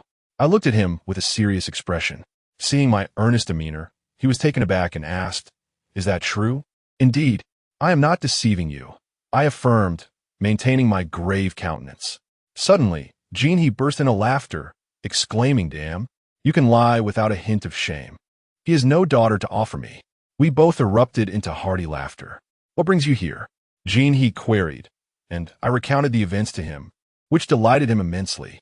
He was now a policeman, a rightful member of the force, making it easier to investigate the murderers of his parents and younger brother. The only regret was that he could not flaunt his uniform in public. Nonetheless, transforming from a nuisance to a state officer with a monthly salary was quite an achievement. Thus, Jean He tidied up briefly, and we both proceeded to the town hall.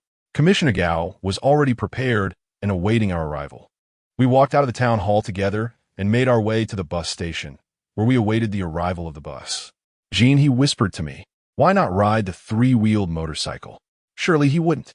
I replied, "Oh, he can. I've seen him drive before." At that moment, the bus arrived, and we boarded together. Although there were many vacant seats, Commissioner Gao chose to sit at the back. Jean, he and I casually settled ourselves near the door.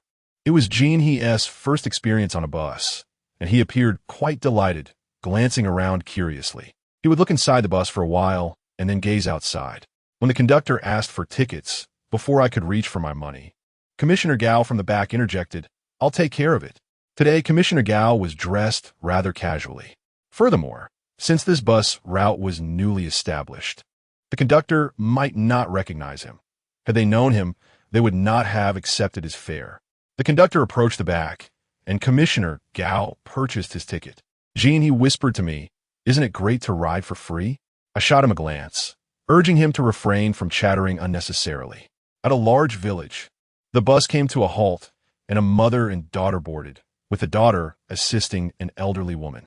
It was evident that the elderly woman was unwell. However, the bus was already full. Without waiting for the conductor to prompt, I stood up, and Jean, he followed suit. We offered our seats to the mother and daughter, who expressed their gratitude profusely. Soon, the bus arrived in Hula County.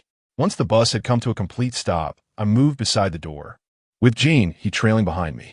When the doors opened, instead of disembarking, I turned around and shoved Jean he aside, causing him to sidestep.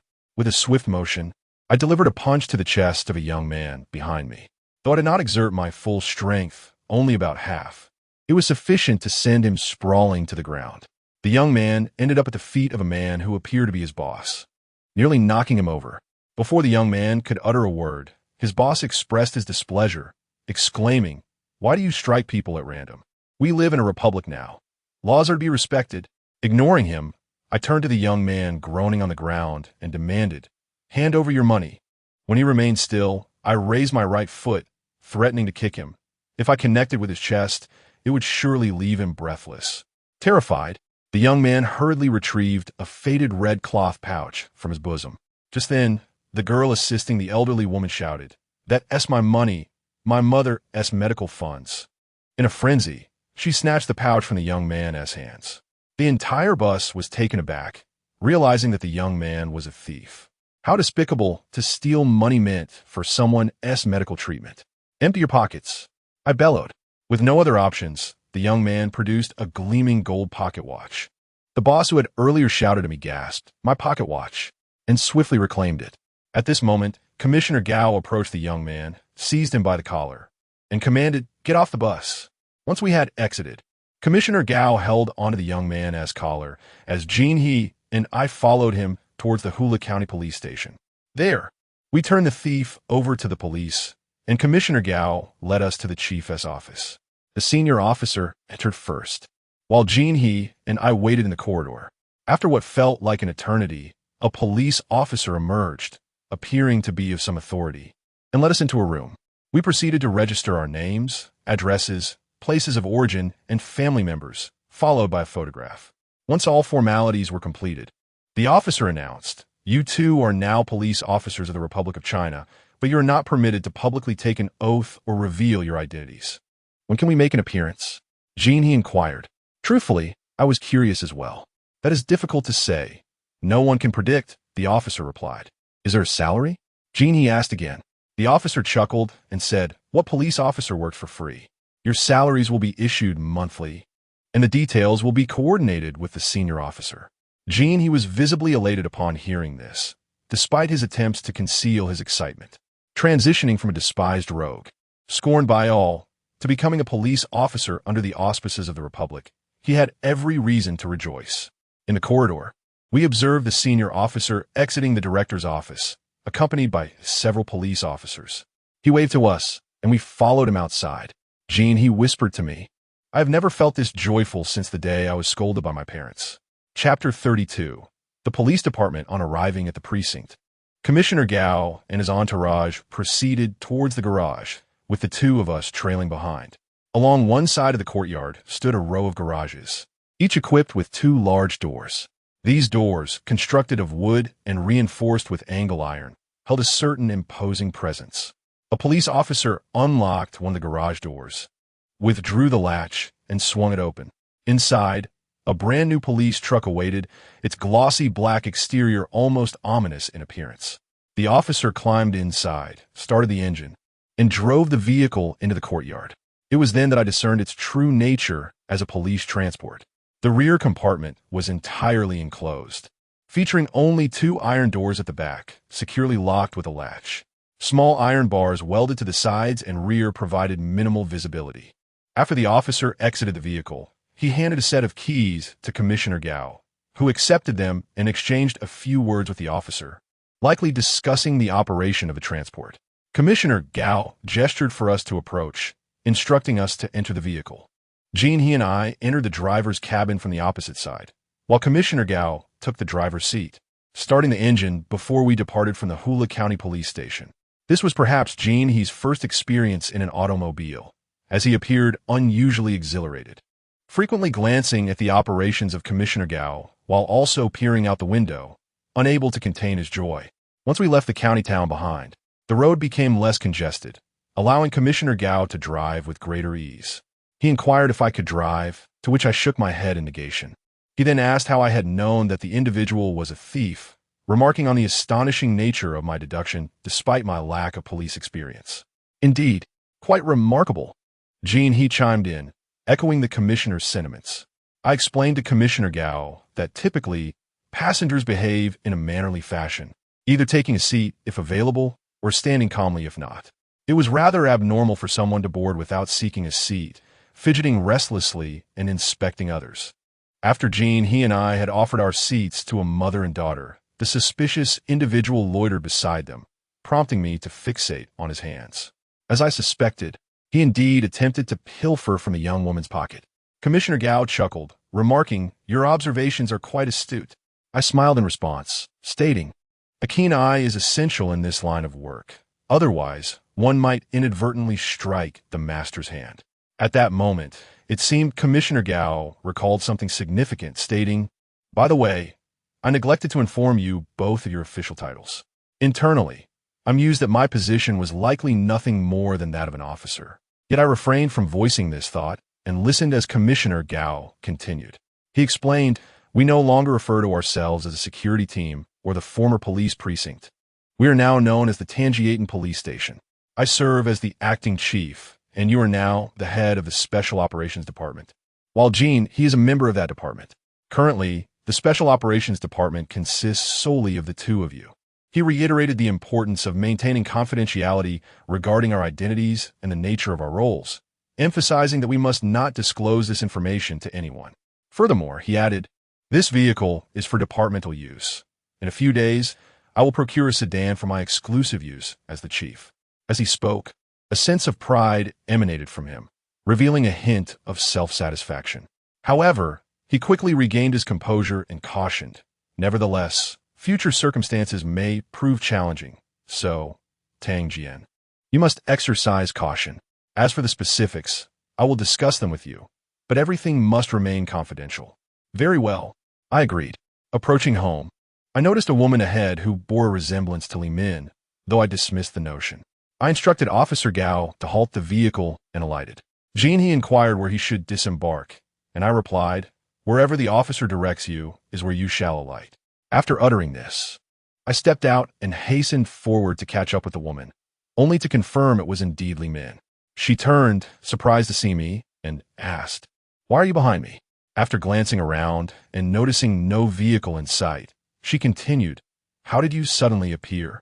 At that moment, she spotted a shadowy prison vehicle further ahead and seemed to grasp the situation. However, she refrained from further questioning and informed me that she had taken an unscheduled break and missed the bus, opting instead to find a horse-drawn cart from the large vehicle depot to return home.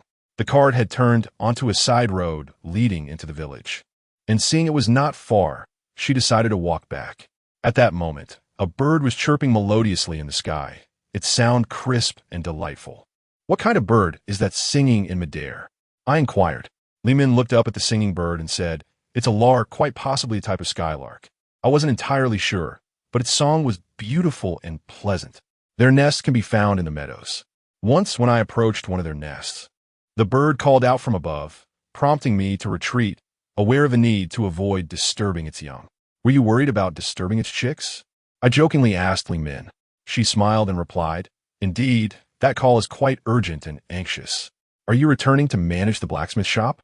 I queried, genuinely concerned that she might have closed it.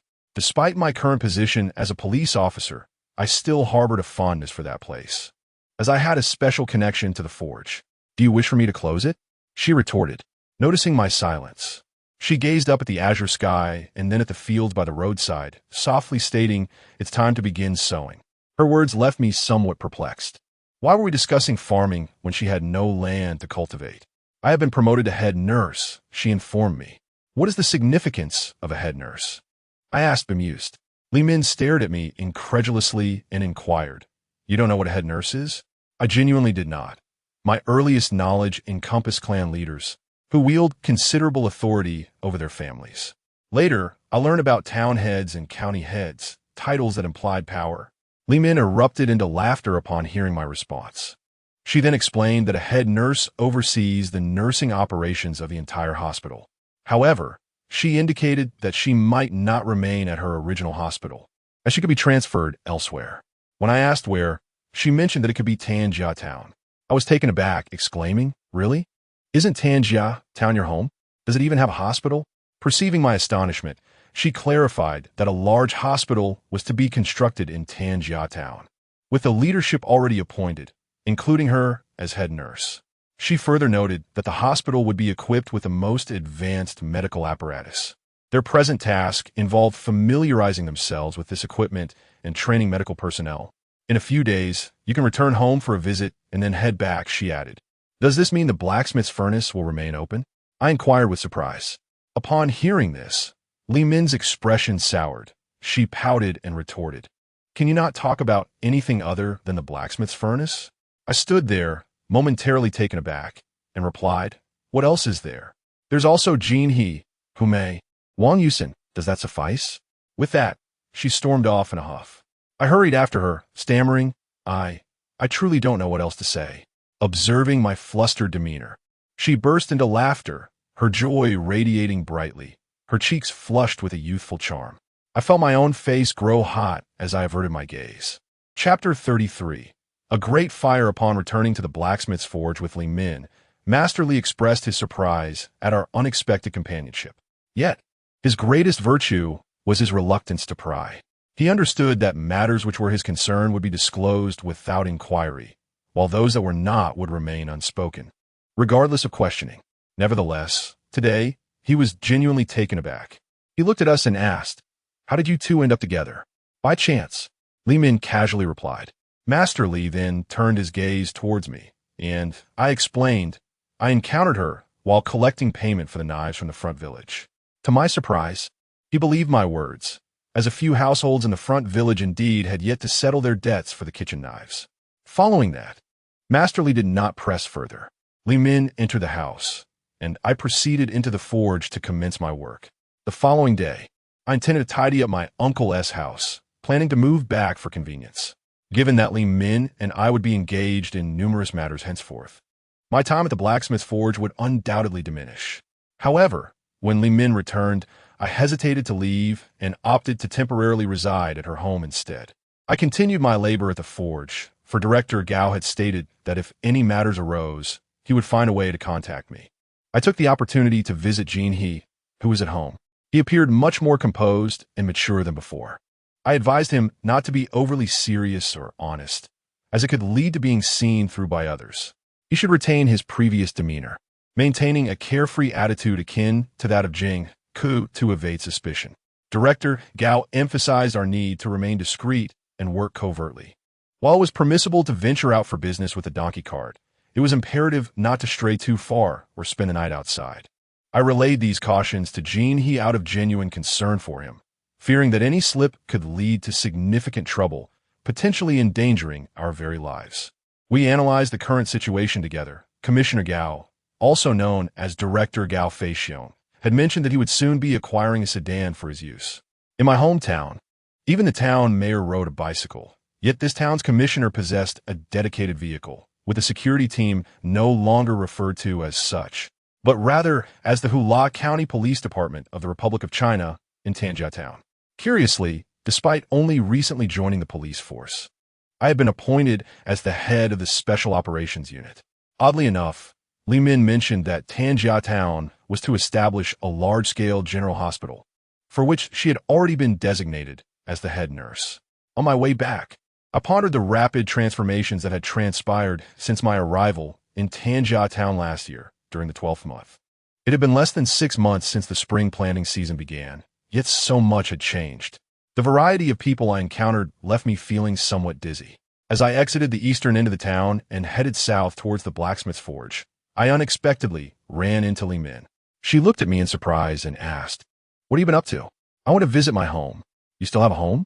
Her inquiry caught me off guard. I wondered how she could question my having a home. Sensing my response, she blushed and clarified, "What I meant was that there is no home in Tanjia Town. Not that you lack one. Now that you reside at the blacksmith's forge, that is your home." After saying this, Li Min felt her words were somewhat blunt and playfully remarked, "Is home wherever you go? Wherever I am in a hospital, that is my home." We walked side by side for a while, and as we neared my residence, I inquired, "What have you been doing?"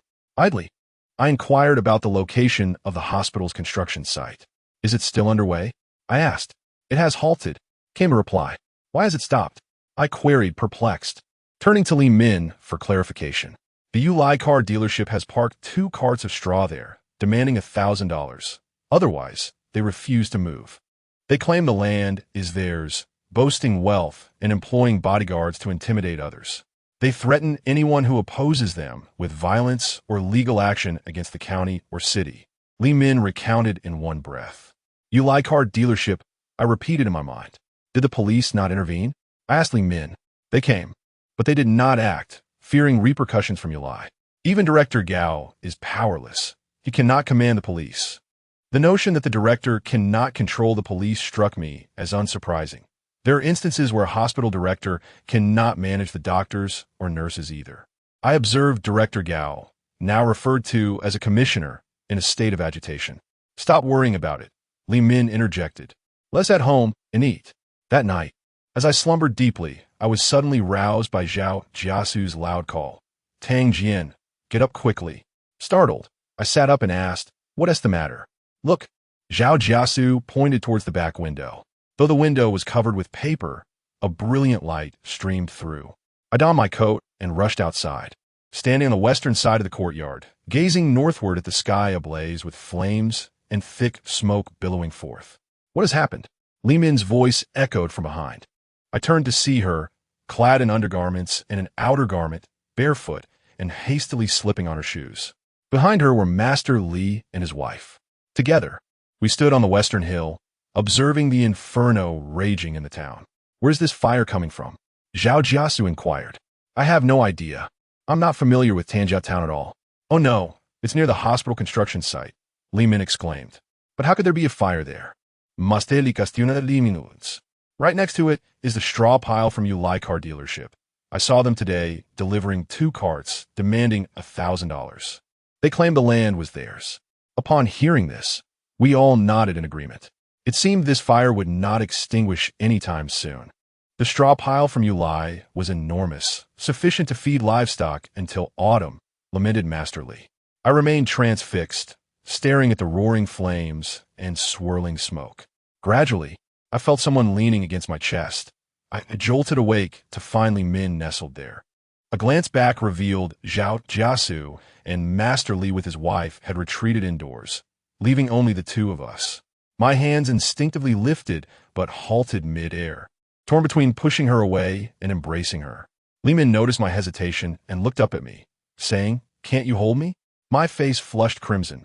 Thankfully, it was night, or I would have been exceedingly embarrassed. I gently pushed her away, saying, "Li Min, this is inappropriate. You're a good girl, but I am merely a humble blacksmith. I do not deserve such fortune." With that, I turned and walked away, leaving the solitary Li Min enveloped in the darkness. Early the next morning, Officers Zhang and Yu arrived at the blacksmith shop aboard a 3-wheeled motorcycle. Upon disembarking, They made their way directly into the forge. As Zhang entered, he puffed out his chest and, hands on hips, proclaimed last night. The straw stack at the ULI car shop was set ablaze. Anyone with information is urged to come forward, as the police department offers substantial rewards. With that, he exited and rode off on the motorcycle. Subsequently, it was reported that the owner of the ULI car shop visited the police station, demanding that Chief Gao expedite the investigation and apprehend the arsonist. Chief Gao sternly instructed Officer Zhang and Yu to resolve the case within a stipulated time frame. Adding to the owner's distress, a throwing knife was found affixed to his door, inscribed with a chilling message. This time it was the straw stack. Next time, it will be your entire establishment. The proprietor suspected that the incident might be connected to an extortion scheme involving the hospital. Yet he lacked evidence and could not identify the construction company involved. Consequently, he exerted pressure on Chief Gao to ensure a swift resolution. Meanwhile, Li Min, who had been out for a stroll, returned to inform the group that construction at the hospital had resumed. Everyone felt that the devastating fire had indeed served a purpose. Chapter 34. The warmth of the Hu family. It was indeed the raging fire that left the proprietor of the ULI car shop in dire straits. I overheard Li Min mention that the hospital was under construction and had fallen victim to the extortion of the ULI car shop, prompting me to seek out Jin He. Jin He had previously informed me that the owner of the car shop was of Japanese descent. To ensure I did not misinterpret his words, I inquired how he was certain of their nationality. He recounted that he had spied on them bathing in the reeds by the river, where on that day there were no other souls present. A few men and women were bathing in the river, completely unclothed and chattering in a foreign tongue that Jin He could not comprehend, yet he discerned they were Japanese. Jin He had clandestinely followed the car shop owner, Gao Yongnan, who, in fact, bore the Japanese name Takahashi, adopting the Chinese name Gao Yongnan. His motive for trailing him were twofold: to uncover the truth behind Gao Yongnan's origins and to pilfer a few items for monetary gain. He suspected that these Japanese individuals were somehow linked to the murder of his parents. Subsequently, there were whispers that the treasures aboard the train belonged to the Japanese. To build a hospital on one's own land while enduring the extortion of the Japanese was intolerable, even for the affluent director Gao, who found himself powerless against them. Thus, I resolved to take action against them, but this endeavor required the approval of Director Gao, also known as Commissioner Gao. After a discreet discussion, he granted his consent. Under the cover of night, Jin He set their establishment ablaze, effectively reducing Gao Yongnan to ashes. He approached Commissioner Gao, demanding justice for the crime. Commissioner Gao, ever resourceful, delegated the task to officers Zhang and Yu, who were also of Japanese descent. These individuals found themselves in a predicament, unable to voice their grievances, having stirred a hornet's nest without realizing the consequences. As the spring plowing season was in full swing, the blacksmith's forge remained incessantly busy. Fortunately, we had prepared horseshoes, nails, and all necessary iron components for construction in advance. The grinding stone in the forge was substantial, resting upon a wooden frame. I was clad in a canvas apron, diligently sharpening a kitchen knife when Li Min entered. It seemed we had both forgotten the events of the previous night, and perhaps it was for the best, as lingering on unpleasant memories serves little purpose. I, in particular, cherished this forge and was eager to remain in Tan Family Town. She stood beside me, watching as I honed the blade, finding the sound quite pleasing. After a moment, she asked, "Doesn't this knife need further sharpening? Can it leave the factory without it? What if it takes longer to return home?" I responded, "If I sharpen it myself, I can ensure its quality for a lifetime." Such a statement lacks any aroma. She retorted, "It's not devoid of fragrance. Rather, it carries a foul odor," I replied. "Knowing it stinks, why still utter it? Your words are pungent." "Very well. Shortly, I shall cleanse it thoroughly with a mixture of alcohol and iodine." Thank you, esteemed head nurse." I bowed, eliciting laughter from Li Min, who covered her mouth in amusement. Master Li and Zhao Jiashu joined in the laughter. Li Min picked up a throwing knife and inquired, "Why is this knife so small? The handle is not refined either." I held the knife towards her and explained, "This is a throwing knife. The blade and handle are one piece. The circular end of the handle is meant to tie a red cloth for throwing, and once thrown, it is generally not retrievable. As long as the tip is sharp, that is sufficient. It bears resemblance to a dart. Then teach me how to throw a knife, she exclaimed. Certainly, I readily agreed to Li Min. Before dinner that day, I arrived at Jean He's home. Jean He's small business was merely a facade. It facilitated our communication with Commissioner Gao, as the town office would assign various tasks to him. Jean He was diligent, using his donkey cart to transport goods, thus allowing him legitimate access to the town office. Whenever he ventured out for a small trade, he made it a point to traverse the crossroads, heading toward the southeast and west, enabling him to stop by the blacksmith shop.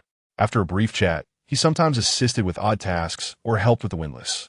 Before I even entered Jean He's courtyard, he came out to greet me.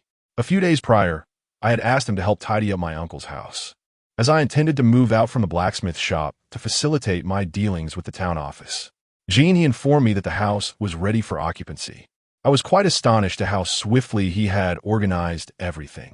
The door even had a lock, which Jean He opened, and we stepped inside. Upon entering, I was taken aback. Was this truly the same house? Aside from being freshly painted, the kitchen was stocked with all necessities, some items new and others secondhand, yet still in excellent condition. The bedding and cabinets on the Kong were all prepared, and the table and chairs were complete. To my surprise, there was even a clock on the 8 Immortals table, ticking away with a crisp, pleasant sound. Did you arrange all this? How much did it cost? I asked Jean He in astonishment. Come on, you flatter me. I lack such capability, he replied, gesturing towards the furnishings. That is all thanks to Hume, Tai Mei. How Tai Mei? Jean He listed 3 names in one breath, but I understood they referred to a single person. Her surname was Hu, and her name was Hume, commonly known by the nickname Tai Mei or Hu Tai Mei. Wait, all of this was arranged by Hume? I stammered, slightly bewildered. Her father? Her father? How could it be her father? I don't even know him, let alone have ever met him. He bought all these things for me? Why is he so kind? Upon seeing my stunned expression, Jean He laughed and said, You may not know her, but she certainly knows you. She has visited the blacksmith's shop several times, occasionally buying a kitchen knife or a sickle just to catch a glimpse of you. It dawned on me, yet many people frequented the blacksmith shop daily, and I had no idea who Hume's father was. He certainly didn't have a sign on his forehead. Stop standing there like a fool. Go on. If you don't reciprocate such warmth, how will you navigate the world in the future? Jean He urged me. I truly hesitated. I had only met Hume a few times. This level of attention was a bit overwhelming, and visiting her home felt inappropriate. I shook my head and said, I can't go. Jean He was taken aback by my response, gazing at me incredulously. You're not feeling unwell, are you? Such a wonderful opportunity. And you're turning it down? Who in Tanjia town doesn't he have their eyes on Hume? Matchmakers are practically breaking down her door. This is a golden chance, and you're letting it slip away. You're like someone who doesn't appreciate a sweet kiss. Shut up, I shouted, exasperated by Jean He's relentless teasing. You're making me feel anxious. As Jean He spoke, he made his way outside. I won't concern myself with you any longer. Just as I was hesitating, Jean He returned. Damn it, why are you back again? If you find Hume appealing, go to her. She's yours. Jean He paid me no heed, which puzzled me. Why was this fellow silent? Turning around, I found Hume glaring at me with a fierce expression. Why you? What were you doing here?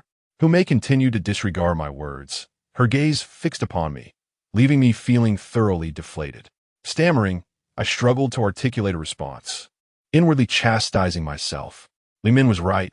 It was high time I cleansed this foul mouth of mine. What do you mean, Hume is appealing? Who is being given to whom? Speak up. Hume's demeanor was cold and uncompromising. Her words were hardly fitting for a young lady. Yet, instead of being angry with her, I was the one acting foolishly without considering the situation. What of it? Leave, Hume commanded, striding ahead, leaving me with no choice but to follow her, feeling utterly dejected. Chapter 35. A toast to the wine. Jean He, that rascal, had long noticed Hume's arrival. Yet he chose to hide and relish the spectacle. Now that he was aware of the turmoil between us, he seemed to take delight in it. As I passed by his doorstep, I caught sight of him standing at the entrance, observing the unfolding drama. After Hume had walked past, I approached him, and with a condescending smile, he remarked, Why the long face? Is it a frostbitten eggplant after autumn? Just a moment ago, you were quite lively. What happened to that spirit? I shot him a furious glare and hissed in a lowered voice, silence. You insufferable fool with nothing better to do. Startled by my rebuke, Jean he recoiled and fell silent, watching me as I ventured away with Hume. Just beyond Jean, he abode, 2 rows of houses to the west. Lay Hume's home. Her residence consisted of 5 main rooms, flanked by 2 storage houses with 5 smaller rooms each, along with a toilet and a livestock shed. The courtyard was encircled by imposing walls, over 2 meters high, built of compacted earth, both tidy and formidable. Upon our entrance, Hume's parents emerged to greet us. I recognized her father. He frequented the blacksmith shop where I had sold him knives and sickles. He had once remarked on the swiftness of my craftsmanship, noting how long my blades retained their edge after a single sharpening. I was welcomed into their home, which was elegantly furnished, indicative of an affluent family by the standards of the time. As I stepped inside, a sense of absurdity washed over me. What was I doing here? It felt entirely unreasonable. Yet, having carelessly provoked Hume and aware of my vulnerabilities in her presence, I felt compelled to visit. However, once I arrived, doubt began to creep in. While I was lost in my thoughts, Hume's father spoke, recounting last year in the 12th month. Hume mentioned a spirited young man visiting Jean He's family, someone strong who had come from the prison. At that moment, I wondered why there was no one from Jean He's family in the prison. Only later did I learn you are the nephew of Tang Dazhuang. At that moment, Hume and her mother had already set the table with a feast. There were 4 dishes, quite substantial and hearty. Come now, take off your shoes and share a drink with us. No, I have matters to attend to today. Perhaps in a few days, I replied, attempting to exit, realizing it was inappropriate to partake in their meal. What was I thinking? How could I dine and drink in their home? My acquaintance with Hume was still quite new. Don't be ridiculous. Just take off your shoes, Hume exclaimed, entering with a platter of dishes, her tone brooking no argument. For reasons unknown, I ceased my retreat and obediently removed my shoes to sit upon the calm. Now, that's the spirit. Just be yourself here.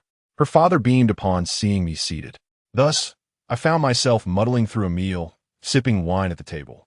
To claim I couldn't drink would be a mere pretense, especially after having drunk to excess with Hume on New Year's Eve. At the table, I engaged in much conversation with Hume's father. He praised my craftsmanship, asserting that my knives were durable and effective, lasting long after a single honing. A household may possess vast lands, yet nothing compares to the skills one carries within. Thieves cannot steal it, nor can robbers take it away. Your craftsmanship is exceptional.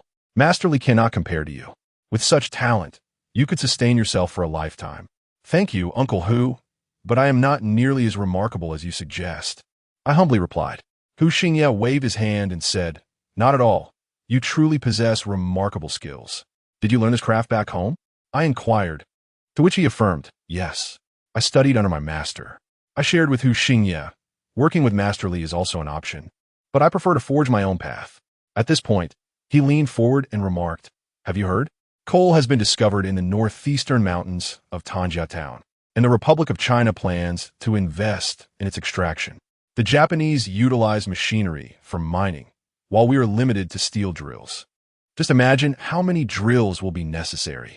With such a vast coal mine, how many furnace holes can we possibly create? Upon hearing Hu Xingye mention the Japanese, I felt a momentary jolt of surprise, though I quickly masked it. I'm acutely sensitive to anything connected to the Japanese. The treasures they possess on trains, their possible involvement in the massacre of the Tan family, the presence of Japanese individuals in the police station, and Gao Yongnan, the owner of the ULI car shop. Being Japanese, these thoughts swirled in my mind. Of course, it could merely be my overthinking. Hu Xingye was simply referencing Japan in passing, as I already knew of their advanced technology back in my hometown. Noticing my silence, Hu Xingye asked, What are you pondering? I, filled with confusion, replied, How did you know about the coal mine? I don't do much. I have over 30 acres of land, and the rent I collect each year is just enough to get by. When I have no obligations, I visit the bathhouse or the tea house to listen to stories. I keep myself informed about the happenings from all over, Hu Xingye said nonchalantly. His words were light, but they weighed heavily on me. 30 acres is no small matter. Just as I was processing this, Husi rushed in, breathless, exclaiming, "Mom, I'm hungry." Observing Husi's adorable demeanor, his father admonished, "Don't shout. Can't you see we have a guest?" It was then that Husi noticed me and exclaimed, "Aren't you that beggar from Jinku's house? How can you speak like that?" His father reprimanded him. Husi, wide-eyed, countered, "Isn't he a beggar? Look at his tattered clothes. My sister sent me to bring him food." Huxingye glanced at me, slightly embarrassed, and said, "Children speak nonsense." I awkwardly added, "It's fine. I just arrived here from the and spent all my money. It will get better. With your skills, earning a living will be a breeze." Huxingye encouraged me. At this moment, Humei pulled Husi aside, saying, "Little C, stop talking nonsense. I'll get you a bowl of rice to eat in the outer room." As the kitchen fire blazed, it became a bit warm, prompting Humei to remove her outer garment. Her ample bosom rose and fell, her complexion radiating a healthy glow, exuding the unique charm of youth. Upon noticing my gaze, Humei blushed and smiled shyly, her cheeks deepening in color as she took Husi to the outer room. Humei's father continued to converse with me, and I grasped his intention. He believed my skills and health were commendable, and that Humei and their family had taken a liking to me. Whether Humei married me, lived independently, or pursued any profession, it would be acceptable. Their family was not lacking in wealth. I could only stammer in agreement, unable to articulate too much. After dining, Humei donned her outer garment to see me off. Her parents accompanied us to the gate, repeatedly urging me to visit often. As Humei and I stepped out of the gate, we proceeded westward, nearing the outskirts of the village. "Your residence here surpasses that of the town," I mused, searching for conversation. "How splendid it is," I remarked, "for the tranquility here stands in stark contrast to the chaos of the town." My father shares this sentiment. Comfort can be found wherever wealth resides. At that moment, I beheld a vast expanse of ruins, overgrown with weeds towering taller than a person, appearing quite dilapidated and rather ominous. What purpose did this extensive land serve? Left to languish in neglect? I inquired of Humei.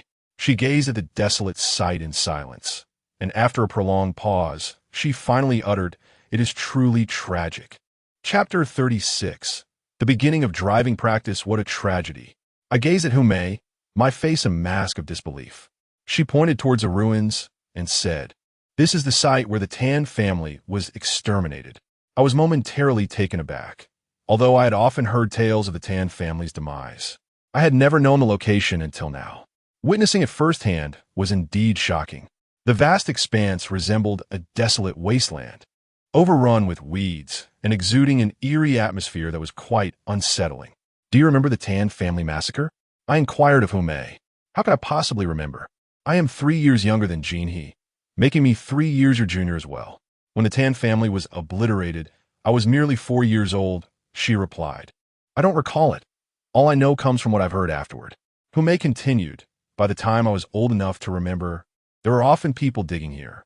At the time, I had no idea what they were searching for, but later I overheard adults discussing treasure.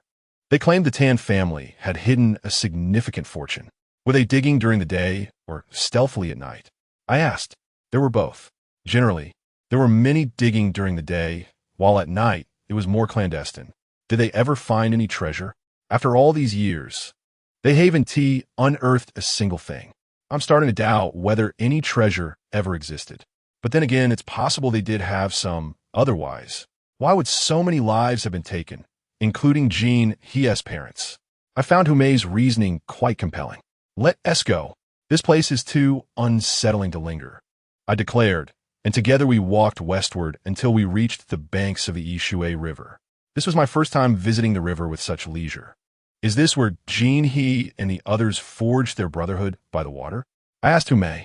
"Indeed, he takes that matter very seriously, constantly proclaiming their vow of brotherhood by the riverside." "Does he tell everyone?" Humei shook her head. "No, generally people are unaware. However, the neighbors nearby know, yet they dismiss it, thinking he is merely talking nonsense. He rants about seeking revenge, but how can he avenge himself when he cannot even locate his enemies?"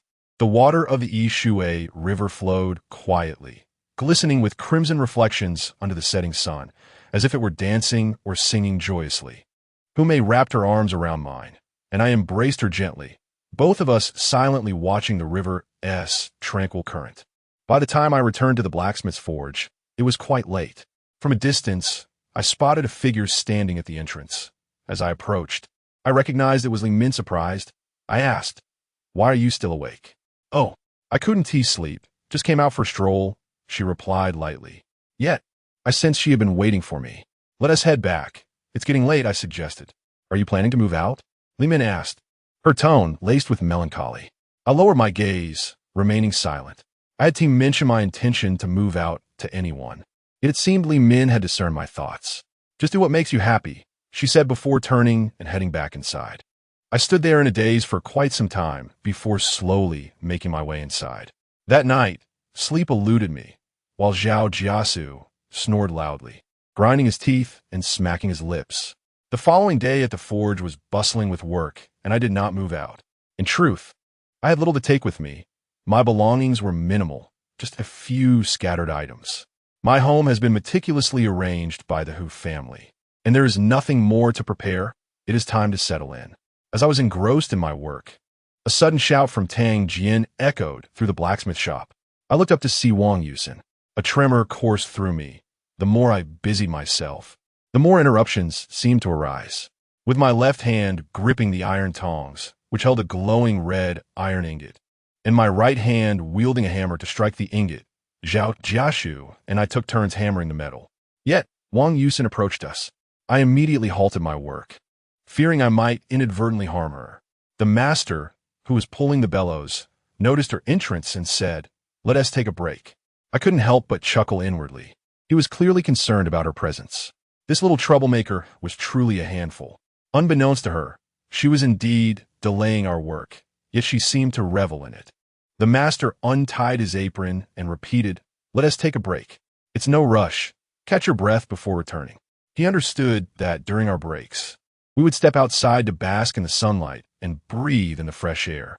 Once outside, I spotted Wang Yusin's mother, Gu Shuan, conversing with Li Min at the entrance. I approached the car beside me, observing Master Wang inside, engrossed in a book. When he noticed me, he lifted his head. I inquired, "Is driving this car much like driving a truck?" Master Wang chuckled and replied, "Quite similar." I nodded in acknowledgement and turned to leave, but Wang Yusin trailed behind, chattering incessantly. I chose to ignore her and continue to the front of the blacksmith's shop to tidy up the rope tied to the hitching post.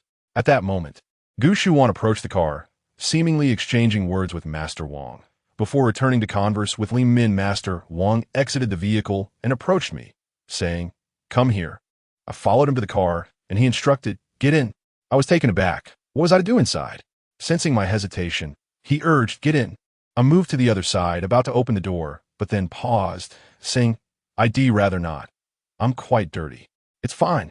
Just come aboard." Master Wang insisted with unwavering resolve. At that moment, Wang Yusin opened the back door and got inside, although I had initially intended to decline. Master Wang's serious demeanor compelled me to comply. He drove on the main road and began to instruct me on how to engage the clutch, shift gears, and subsequently release the clutch while pressing the accelerator. He demonstrated each step for me to observe attentively. After several repetitions, he parked the car, stepped out, and gestured for me to take the driver's seat. "Give it a try," he encouraged. I waved my hands in protest, declaring it impossible, but he insisted I attempt it. Reluctantly, I acquiesced. To my astonishment, following his instructions, I managed to drive off smoothly, as there was little traffic on the road. After practicing for a while, I returned the car to the blacksmith's shop. Before I could exit, Gu Shuan approached the front of the car and said to Master Wang, "Take him out for more practice." Her tone remained firm and unquestionable. "Very well," Master Wang agreed. Then Gu Shuan called to Wang Yusin in the back seat, "Get out. Stop causing a ruckus in the car." Wang Yusin reluctantly alighted from the vehicle, and her pout brought a smile to my face. Subsequently, I practiced driving with Master Wang on the country roads, where he patiently imparted essential lessons: how to navigate oncoming traffic and the proper techniques for turning the steering wheel. His instruction was both meticulous and patient. It was evident that this was a request from Yusin's mother. Otherwise, he would have no obligation to teach me. This also highlights her attentiveness and keen perception. It seemed as though everything had been prearranged. I went to practice driving while the master and Zhao Jiashu continued their work without a hitch. I felt that my presence at the forge was inconsequential. Chapter 37. The removal of the steel plate after dinner. Gu Shuwan prepared to return home with Wang Yusin. Master Wang Yongxin had long been seated in the car, and Li Min accompanied them back to the hospital. I gathered my belongings, which were merely a few personal items. I am a pauper. I would not even leave a trace if I fell into a well. Wherever I go, that is my home.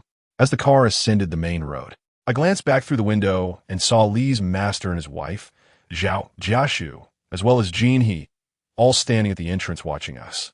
Jin He leaned on a small whip, having just returned from the forge. I felt a pang of nostalgia for them and the blacksmith shop. Gu Shuwan remained as haughty as ever, not even sparing me a glance, while Li Min remained silent. Only Wang Yusin babbled incessantly, her mother allowing her to continue unabated. Through the rearview mirror, I noticed Li Min staring blankly out the window, her demeanor as cold as ice. She sensed my distance. She is an astute and beautiful woman. How could she not recognize a man's rejection? I kept my head down, occasionally stealing glances out the window. During dinner, I was called to the eastern room, and Gu Shuwan declared, "Tang Jian, you must come with us today." I refused, insisting, "I am not going anywhere. You must accompany us. We are responsible for you." Her tone remained resolute and decisive, exuding the air of a noble woman with an imposing presence. "Oh, Tang Jian, why must you be so foolish? Just go." "I am fine here. I will not go," I retorted.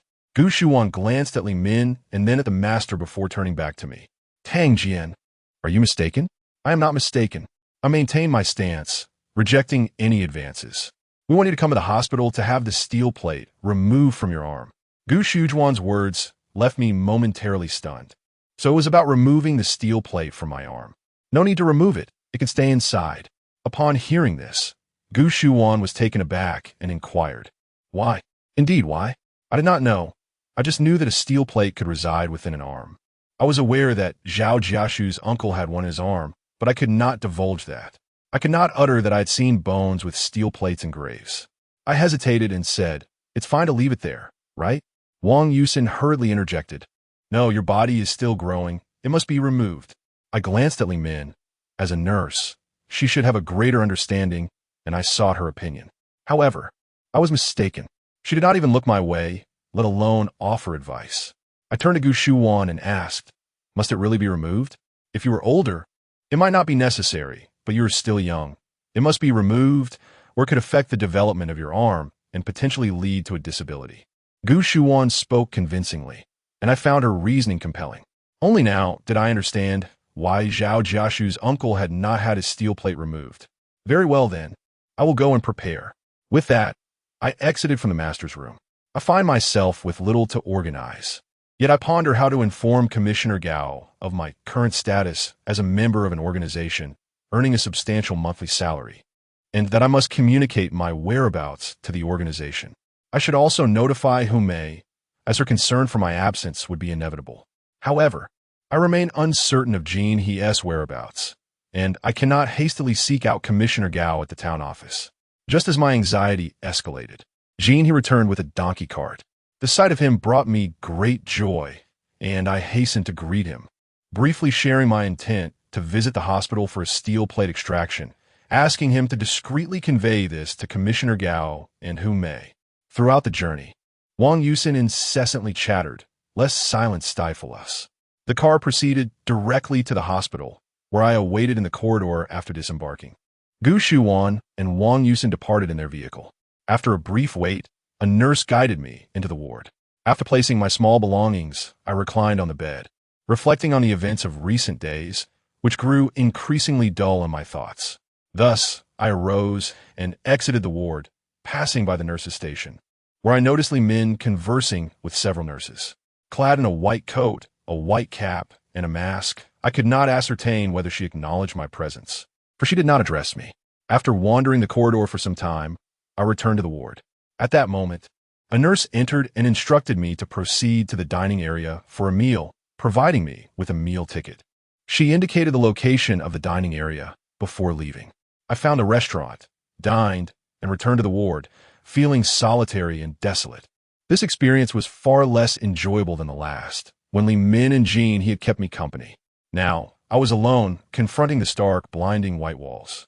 I contemplated requesting a transfer to a room with more occupants, but hesitated, daunted by my apprehension of Li Min, though I could not fully grasp the source of my fear. The following day, after breakfast, the nurse escorted me to the operating room. Once anesthetized, I lost all awareness. Upon awakening, I found myself back in the ward, my arms still swathed in bandages. I lay quietly, rising occasionally to stretch my limbs. The discomfort from a steel plate extraction was markedly less than before. Only the incision site throbbed slightly. Nonetheless, my discomfort remained manageable, and I continued to dine in the restaurant. Days swiftly passed, and, after 7 days, I entered the operating room once more. When the doctor removed the stitches from my wound, I felt little pain. The lingering effects of the anesthesia caused some discomfort. I inquired of the doctor when I might be discharged, to which he replied that in 2 or 3 days I would be free to leave. During my extended stay of over 10 days in the hospital, I had not seen Li Min, on the rare occasions I did glimpse her. She was accompanied by a group of nurses conducting rounds, merely stopping by my room to check briefly before departing. She appeared to be occupied, though I could not discern her specific duties. Occasionally, I would see her from a distance in the corridor, with nurses or doctors addressing her as the head nurse. When we crossed paths, she would not engage in conversation, merely passing by. Not wishing to encounter her, I would retreat into my room whenever I caught sight of her. After 3 more days, I hoped to be discharged, yet no developments arose. That day, the nurse conducted a comprehensive physical examination and took an x-ray of my injured arm. I am uncertain as to why, yet I simply comply with whatever is requested of me, akin to a donkey in a mill responding to commands. One morning, a nurse entered, and I inquired, "May I be discharged?" The nurse shook her head and replied, "No." "Why not?" "I feel quite well," I protested, but she merely shook her head and departed. That afternoon, an unfamiliar individual entered the ward. He appeared neither as a doctor nor a nurse, lacking the customary white coat. Upon entering, he instructed, "Follow me," and promptly exited. I followed him out of the ward. He led me into a room filled with various unfamiliar apparatuses. Some seemed vaguely familiar, reminiscent of my hometown's practice of balancing 2 small stone millstones on a bar to strengthen one's arms. However, these were not made of stone, but rather a gleaming white rod adorned with colorful discs. It was only later that I learned this object was called a barbell. The room housed not only barbells, but also dumbbells and an array of other fitness equipment, all of which I would come to recognize in due course, though at that moment I was oblivious to their names. Chapter 38. The Devil's Training. The individual who guided me in my training instructed me on how to practice, and I was oblivious to his name. I simply called out to him, "Hey." After 2 attempts, he appeared displeased and remarked, "Do not call me Hey. Refer to me as Coach." It was then that I realized Coach was not a personal name, but a title for those who instruct others in physical training. The exercises he assigned were not overly strenuous. I could lift the weights with ease. His primary focus was on stretching, enhancing the flexibility of various body parts, gradually increasing the weights over time. One day, with a moment of leisure, I leaned against the corridor windowsill. Gazing outside where a flock of sparrows scoured the ground for morsels, chirping joyfully. As I was lost in this scene, I heard a sound behind me. I turned abruptly to find Li Min standing there, clad in her customary nurse's attire, her beautiful, expressive eyes sparkling above her mask and beneath her cap. "What are you observing among the sparrows?" she inquired with a smile. I responded, "In my childhood, I would catch them and confine them in a cage, hoping to keep them alive. However, none survived. They perished by morning, for birds not raised in captivity simply cannot thrive." With that, Li Min departed. I pondered whether Wang Yusin's home resembled a cage. Indeed, it felt like one, and I was akin to a sparrow. I could not enter that cage, even though Wang Yusin was undeniably charming. Was Li Min a cage as well? I mused. No, she was no cage. She was a swan, a pure, white creature, soaring gracefully through the sky. I, on the other hand, was but a toad, lacking the audacity of Jin He, who desired the flesh of a swan. His culinary ambitions were varied: dry-fried, red-braised, stir-fried, or stewed in a cast-iron pot. Unlike Jin He, I recognized my limitations and resolved to merely observe, dismissing even the thought of such desires. Though Li Min harbored a fondness for me, it did not necessarily signify true love. Days passed, filled with either workouts at the gym or meals. On one occasion, my coach arrived at my hospital room and commanded, "Pack your belongings. Come with me." There was little to gather, just a few items weighing only a few pounds, which I readily took with me. Outside, he gestured towards a truck, instructing me to board. I was taken aback. Was this not the same vehicle I had ridden with Officer Gao to the police station in Hula County? Why was I being ordered onto a prisoner transport? That previous journey had felt entirely different, as we had occupied the front cabin.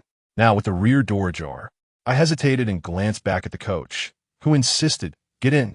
He was unwilling to offer further explanation. The individuals already seated in the truck fixed their piercing gazes upon me.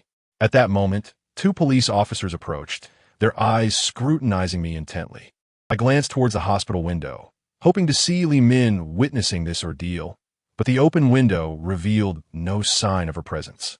"Get in," the coach reiterated, his voice harsh and menacing, causing me to tremble with fear. With no choice left, I climbed aboard, and the door slammed shut behind me. I heard the sound of the locking mechanism engaging, the iron bolt clattering ominously. The occupants of the truck remained silent, sitting rigidly. The windows were sealed, obscuring my view of the outside world, leaving me uncertain of our destination. I could only feel the truck swaying as it traversed the road, turning sharply, while my mind raced with the thought, are we being taken to prison? Upon my arrival in Tan Family Town, I had committed no grievous offenses. I merely engaged in the act of exhuming graves. Yet, it seemed that the graves belonged to Master Guan and the young Master Tan Baofeng, both of whom had no remaining kin, and thus, no one would report us. Moreover, the grave contained the remains of Zhao family's uncle, a matter that would likely go unnoticed. Even if trouble were to arise, it would inevitably ensnare all 3 of us. I found myself utterly perplexed, resigning to fate. Gradually, I sensed that the transport vehicle was becoming increasingly jarring, making it difficult for us to maintain our balance. It appeared we were traversing mountainous terrain. After a prolonged journey, the vehicle finally came to a halt. The sound of a bolt being drawn, followed by the clanging of the door opening, reverberated through the air.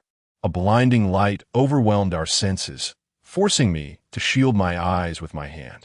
Once I adjusted to the brightness, I beheld a panorama of undulating mountains surrounding a row of buildings nestled in a valley. The expansive courtyard featured a playground at the forefront.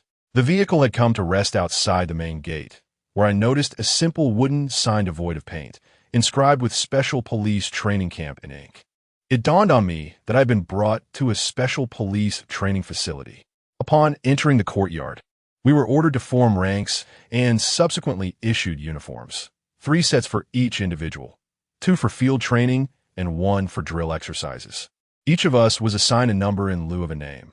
Mine was 017, and the highest number issued was 072, indicating there were 72 individuals in total. The instructors were similarly nameless, identified solely by numbers ranging from 01 to 21, comprising a total of 21 trainers.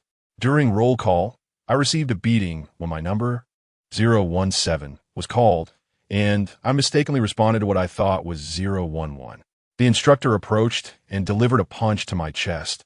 Fortunately, my robust physique allowed me to remain upright, but the impact left me sore for several days. Thankfully, my well-developed chest muscles mitigated any severe injury.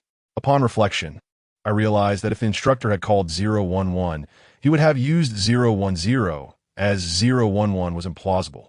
My pronounced regional accent also posed considerable challenges. Fortunately, my lifelong practice of martial arts, coupled with years of blacksmithing, endowed me with exceptional physical capabilities. Our training primarily focused on physical endurance, which included carrying heavy timber, running through rugged terrain, crossing rivers, climbing trees, leaping from cliffs, overcoming obstacles, and marksmanship. Shooting was our favored exercise, as it was less exhausting, yet inaccuracy resulted in punishment. We were required to train with all available firearms, including rifles and handguns. Furthermore, we engaged in demolition training, learning to install and disarm various explosives. Combat techniques were taught with a fierce intensity. One instructor, possibly a former member of a gang and an adept Mongolian wrestler, displayed remarkable skill and aggression, resulting in the breaking of a fellow officer's arm, which instilled fear among the others. Particularly challenging was the driving instruction. Initially, we believed operating a vehicle would be a comfortable task. However, we soon discovered that it was the most arduous aspect of our training, with strict demand for maneuvering through curves, mountain paths, and inclines. By the end of the day, we were so fatigued that we could scarcely stand upon exiting the driver's seat. Those who fell gravely ill or sustained injuries were dragged away, leaving us in ignorance of their fate. We were forbidden from inquiring about such matters or engaging in idle speculation. Violations of discipline were met with stringent penalties. Confinement entails being imprisoned within a small wooden cage where one cannot stand nor squat, but is forced to curl up instead. Even the most basic bodily functions must occur in that confined space, with only a bun or a cornmeal cake provided for sustenance. Water is a luxury not afforded. Thirst must be quenched with dewdrops or rainwater. After enduring 3 long months, I emerged with exemplary results, though I remained oblivious to the achievements of others. Once again, I found myself in that same type of transport, taken back to the hospital from whence I came. The adage rings true. One returns to whence they originated. Standing before Li Min, I rendered her speechless, her mouth agape in astonishment, unable to close it. Chapter 39. Reunion with Li Min after a considerable period. Li Min finally spoke, expressing her bewilderment at my sudden disappearance. She inquired with others at the hospital, but none had any information. When she approached the director, he advised her not to ask further, assuring her that I would return in a few days. Reassured by the director's knowledge, she initially felt at ease. However, as my absence stretched on, her concern grew, prompting her to visit my uncle's house, only to find they too were uninformed. They advised her, given the director's assurance, not to inquire further. Yet, it was Yuxian's anxiety that drove her to frantically seek information, but to no avail. When she returned home, she found no trace of me nor any news. She even had to fabricate a story for her family, claiming I was recuperating from my injury. My father questioned why. If it was merely a matter of removing a steel plate, I needed such an extended period to recover. Li Min's heartfelt words deeply moved me. I realized how many people genuinely cared for my well-being. You must return to the hospital, she insisted. You are so thin and pale. It would be unwise to leave now. You should stay for a few more days, as the director suggested. Her reasoning resonated with me, and I decided to remain in the hospital for a few days longer. As I approached a large mirror in the corner, I finally caught a glimpse of myself. True to Li Min's observations, I appeared gaunt and sallow, dressed in oversized clothing that hung loosely from my frame, rendering me almost unrecognizable. Lying in the comfort of my bed, covered with a soft blanket, I drifted into a deep slumber, losing track of time. After 3 months of restless nights and unsatisfactory meals, the toll was evident. It's time to eat. I heard Li Min calling me from a distance. Startled, I turned over and sat up, staring blankly at her. Li Min gazed at me in astonishment, asking, "What is wrong with you?" I stammered, unable to articulate my thoughts. A remnant of the training camp that lingered as an after effect. "Why have you lost so much weight?" As I spoke, I noticed something amiss in her voice. Looking up, I saw her eyes glistening with tears. Overwhelmed with emotion, I found myself unable to respond. After a moment, it was Li Min who regained her composure first, saying, "What matters is that you are back. Let's eat now. Afterward, rest well and take a few days to recover before heading home." The mention of home stirred greater emotion within me, and tears streamed down my face uncontrollably. In the following days, Li Min remained a steadfast companion. I inquired whether she was still busy, to which she revealed that she had completely relinquished her position as head nurse. Upon returning from her home, she had been occupied with handovers and training new nurses. Now that they had acclimated to their new roles, she found herself with a bit more leisure. However, out of professional integrity, she chose to continue her support here, making it convenient for the new nurses to seek her guidance. I finally understood why she had been so distant upon her return. She had been swamped with responsibilities. My own health was not in dire straits, merely a consequence of significant weight loss, making it difficult to explain my condition to others. Thus, remaining in the hospital felt somewhat purposeless. But I was grateful for Li Min's frequent presence. She shared stories from her past, the singular girl in her family, delightful anecdote from her childhood, her initial struggles to adapt to life in Tanjia, despite her fondness for the picturesque landscapes of mountains, rivers, fields, and hills. She recounted her joys and sorrows during her nursing school days, and how she had turned down the advances of several suitors. I inquired why she declined, and she responded that they all lacked masculinity. A man devoid of virility cannot undertake great endeavors. Do you prefer your man to pursue grand aspirations? I asked her. Initially, she seemed to favor that notion, but now it appeared she no longer did. As long as he can provide for the family and find happiness, that suffices. Yet, with masculinity comes responsibility. No one dares assert that life is devoid of challenges. Instantly, a phrase sprang to my mind: to remain vigilant in times of peace, a saying often imparted to me by the masters at the Institute. That day, Li Min became occupied, leaving me alone in the park of the hospital. Suddenly, I heard someone call out, "Tang Jian." The voice was so familiar. I turned to discover Wang Yusin, who, with arms outstretched, came running towards me like a whirlwind. I rose from my seat, and she leapt into my embrace. Although I felt a bit bashful, I could not evade her. Dodging would have resulted in her falling. Thus, she landed firmly in my arms, holding me tightly, while I raised my hands, hesitant to touch her, allowing her to embrace me freely. At that moment, Li Min approached, and I gestured towards Wang Yusin in my arms, indicating that she should intervene. Li Min quickly grasped the situation and exclaimed, "Yusin, what are you doing? Let go." Only then did Wang Yusin release me, turning to Li Min and asking, "Sister, why are you shouting? It's quite frightening. What kind of behavior is this?" Li Minuts Raplia. In public, with so many people watching, you ought to maintain some decorum. You're still a young lady.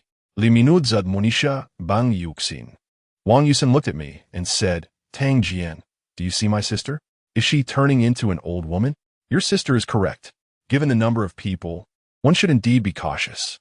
Upon hearing my words, Wang Yusin became more agitated and, with a hint of distress, remarked, "You both are teaming up to bully me. What is your relationship?" As she spoke, it seemed she was on the verge of tears. Li Minuts astili interjecta.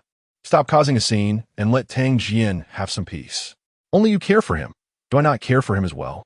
After Wang Yusin's comment, I found myself a loss for words. What was happening?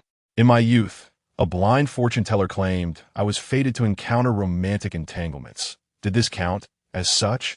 The seer further suggested that it might lead to either fortunate or unfortunate romantic encounters. Was this fortune or misfortune? Although I did not grasp the full meaning, I found the idea of romantic fortune appealing, while the notions of misfortune and calamity sounded rather ominous. We sat on a bench, and I leaned closer to Li Min, which displeased Yusin, prompting her to ask, "Why are you leaning towards her? Are you distancing yourself from me? Or are you too? Do not say such things." Li Min retorted, pushing me away. "Go lean on her." However, Wang Yusin was unrelenting, directly pulling my arm towards her. I shook off her grasp, saying, "Stop it, Yusin." As I pushed Wang Yusin away, thoughts of whom may suddenly flooded my mind, causing my heart to grow tumultuous and rendering me somewhat distracted.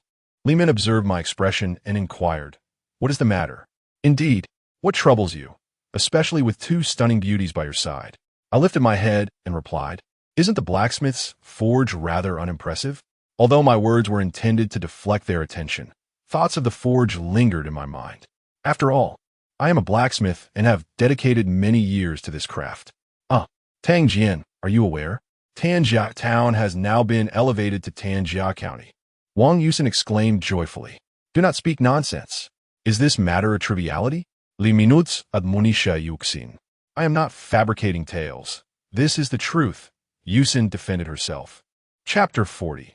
The heist. Upon hearing Wang Yusin's words, a multitude of memories surged within me, prompting me to say, "Li Min, you must admit that what Yusin suggested may indeed hold some truth." Li Min fell silent, offering no further comment. At that moment, Yusin suddenly recalled my whereabouts over the past few days. It struck me as amusing that she had not inquired earlier, only now expressing curiosity about my sudden weight loss. I concocted a tale, claiming that a bone issue had necessitated my visit to Peking Union Medical College Hospital, where I had spent several days waiting for an appointment, undergoing examinations, and awaiting results.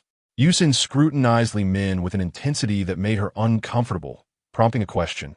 Why are you staring at me so intently? I came to seek Tang Jian, yet you feigned ignorance. Wang Yusin's line of questioning seemed justified, as Li Min genuinely had no knowledge of my whereabouts. I truly didn't know. He left the hospital after completing the formalities. I was preoccupied coordinating with the new head nurse and could hardly attend to him. She defended herself. And indeed, she was unaware of my location. Upon hearing this, Yusin chose to remain silent. This fabrication turned out to be quite effective. Upon returning to Tanjia town, I employed the same ruse, deceiving many others. There was little choice. The regulations of the police special training camp dictated such actions. I could hardly bear the consequences of genuine trouble. By the way, my mother sent you to my house. The car might have arrived, Wang Yusin remarked. Oh, then you should go. I have matters to attend to, Li Min replied, rising to leave. However, Wang Yusin called her back, stating that her mother wanted her to accompany them as well. Upon arriving at Wang Yusin's residence, her mother, Gu Shuan, greeted us warmly. Yusin's two elder brothers were present as well. They appeared to be men of considerable stature, far exceeding the humble folk of my hometown or those from Tanjia town. They expressed their heartfelt gratitude for my role in saving their sister, particularly emphasizing how well I had cared for their aunt, which assured them of her well-being. While their words rang true, Yusin seemed discontent with their sentiments, remarking, "The way you speak makes it sound as though Tang Jian is the son-in-law of the Li family." After saying this, she cast a glance at Li Min, who pretended not to notice and lowered her head in silence. "Enough. Is it not true that your brothers speak with sincerity?" Gu Shuan reproached her daughter. "Mother, why do you always criticize me? Why must I always be in the wrong?" Yusin retorted defiantly. "All right, go help Aunt Zhang in the kitchen. Let your sister accompany Tang Jian," her mother instructed. "Why must I go to the kitchen and not my sister?" Yusin protested, becoming increasingly obstinate. "You're becoming quite imprudent. Your sister is a guest in our home. Now go." Li Min quickly stood up, saying, "Aunt, I will go." "No, let Yusin go. You remain seated." Gu Shujuan's tone turned stern, revealing her annoyance. Yusin, intimidated, pouted and walked away, while her brothers chuckled at her retreating figure. Gu Shuan briefly inquired about my circumstances over the past few months, to which I reiterated the lies I had previously spun. She did not press for further details, allowing me to evade deeper scrutiny. Through their conversation, I and Li Min discerned the veracity of Yu Xian's words. Tanjia town is set to transform into Tanjia County. At that moment, I comprehended why the commissioner had referred to Tanjia town no longer as a police substation, but rather as a police station. I also grasped the rationale behind the Hula County Police Station being equipped with patrol vehicles, while the commissioner was provided with a sedan. I turned to Li Min and inquired, "Is your hospital situation related to the transformation of Tanjia town into Tanjia County?" Before she could respond, Yu Xian's elder brother, Wang Yuhong, interjected, "Indeed, with the transition to county status, all auxiliary facilities must be upgraded. The shift from a town to a county is necessitated by the prevailing circumstances. Coal has been discovered in the northeastern mountains of Tanjia town, with substantial reserves. The government plans to construct a railway from Hula County to Haizhong County, which will pass through Tanjia town. Tanjia town is poised for significant development." Wang Yuhong's younger brother, Wang Yutao, a savvy businessman, spoke eloquently about the situation. "How do you two plan to invest in Tanjia County?" Gu Shuan queried her sons. The elder, Wang Yuhong, replied, "We are, after all, operating on a modest scale. Our company lacks the strength, having only contracted for 15 kilometers of roadbed construction. I have yet to determine our next steps. The mining of coal is a vast endeavor beyond our capacity, managed by the Republic government. I hear the government is financially strained, and it seems the Japanese are looking to invest," Wang Yutao remarked. "Those damn Japanese." Heu Su Huan exclaimed. "There is nothing we can do. Their wealth is formidable, and we cannot compete. You boys should deliberate on these matters yourselves. When faced with challenges, Consider carefully and proceed with caution, Gu Shu Wan advised, to which her sons nodded in agreement. It became evident to me that, while I had once regarded the Wang family as quite impressive, they were not as affluent as I had imagined. I anticipated that Gu Shu Wan would again mention my visit to her family's company. Yet this time she remained silent, not bringing up my affairs at all, as though I were a stranger to her family. This, in turn, left me feeling somewhat neglected. After dining, Li Min and I returned to the hospital. The Wang family accompanied us to the entrance, standing at the gate, watching us depart until we were out of sight. Will we be able to return tomorrow? Li Min asked. We can go back. If we linger any longer, I might fall ill again. The following day, Li Min and I took a bus back to Tanjia Town. The bus departed from the bus station in Songbin City, passing through Hula County en route to Tanjia Town. As we approached Tanjia Town, a large tree lay across the road ahead. Dense woods flanked the road, teeming with various trees. Among them were white birch and black birch, as well as oak, walnut, mountain elm, and water ash, among others. The road took a significant bend, causing the vehicle to slow down, and, as we rounded the corner, we encountered the obstructing tree. The driver hastily applied the brakes. Fortunately, we were not traveling fast, or we might have collided with the tree. The bus came to a halt, and the driver exited to remove the fallen tree.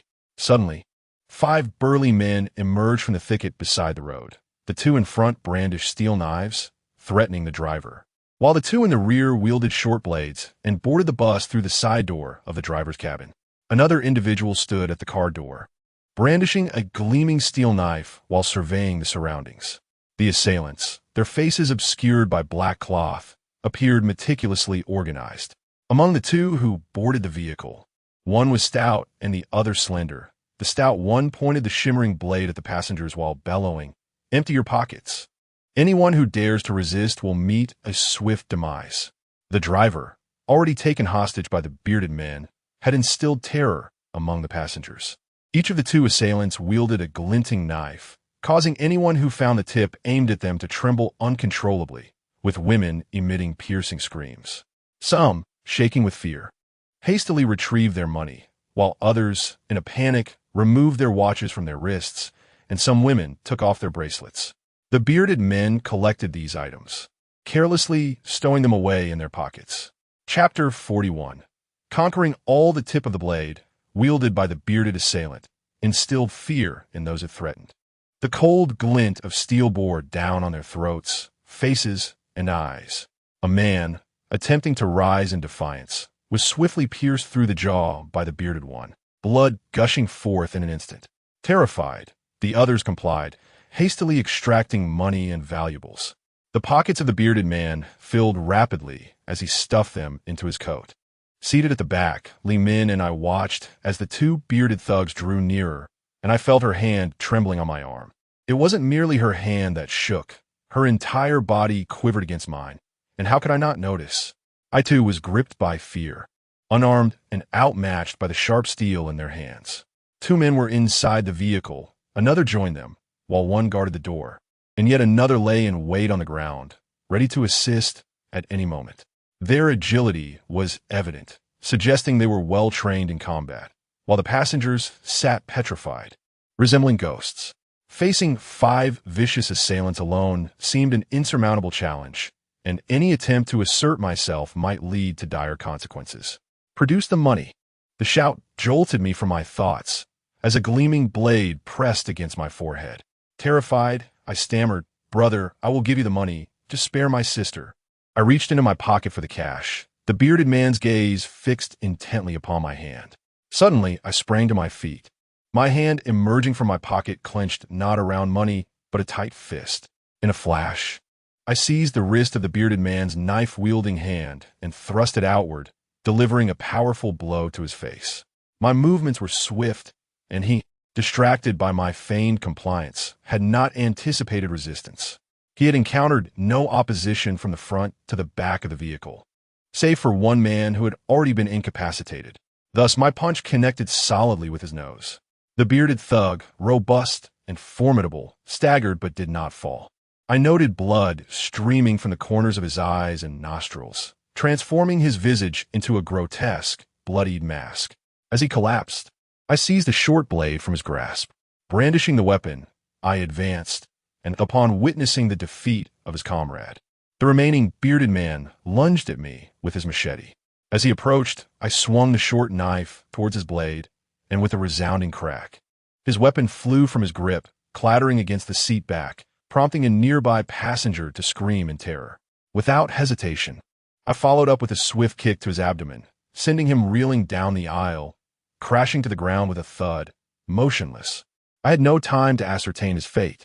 I charged towards the remaining bearded thug, who, witnessing my effortless defeat of two of his associates, turned to flee towards the door.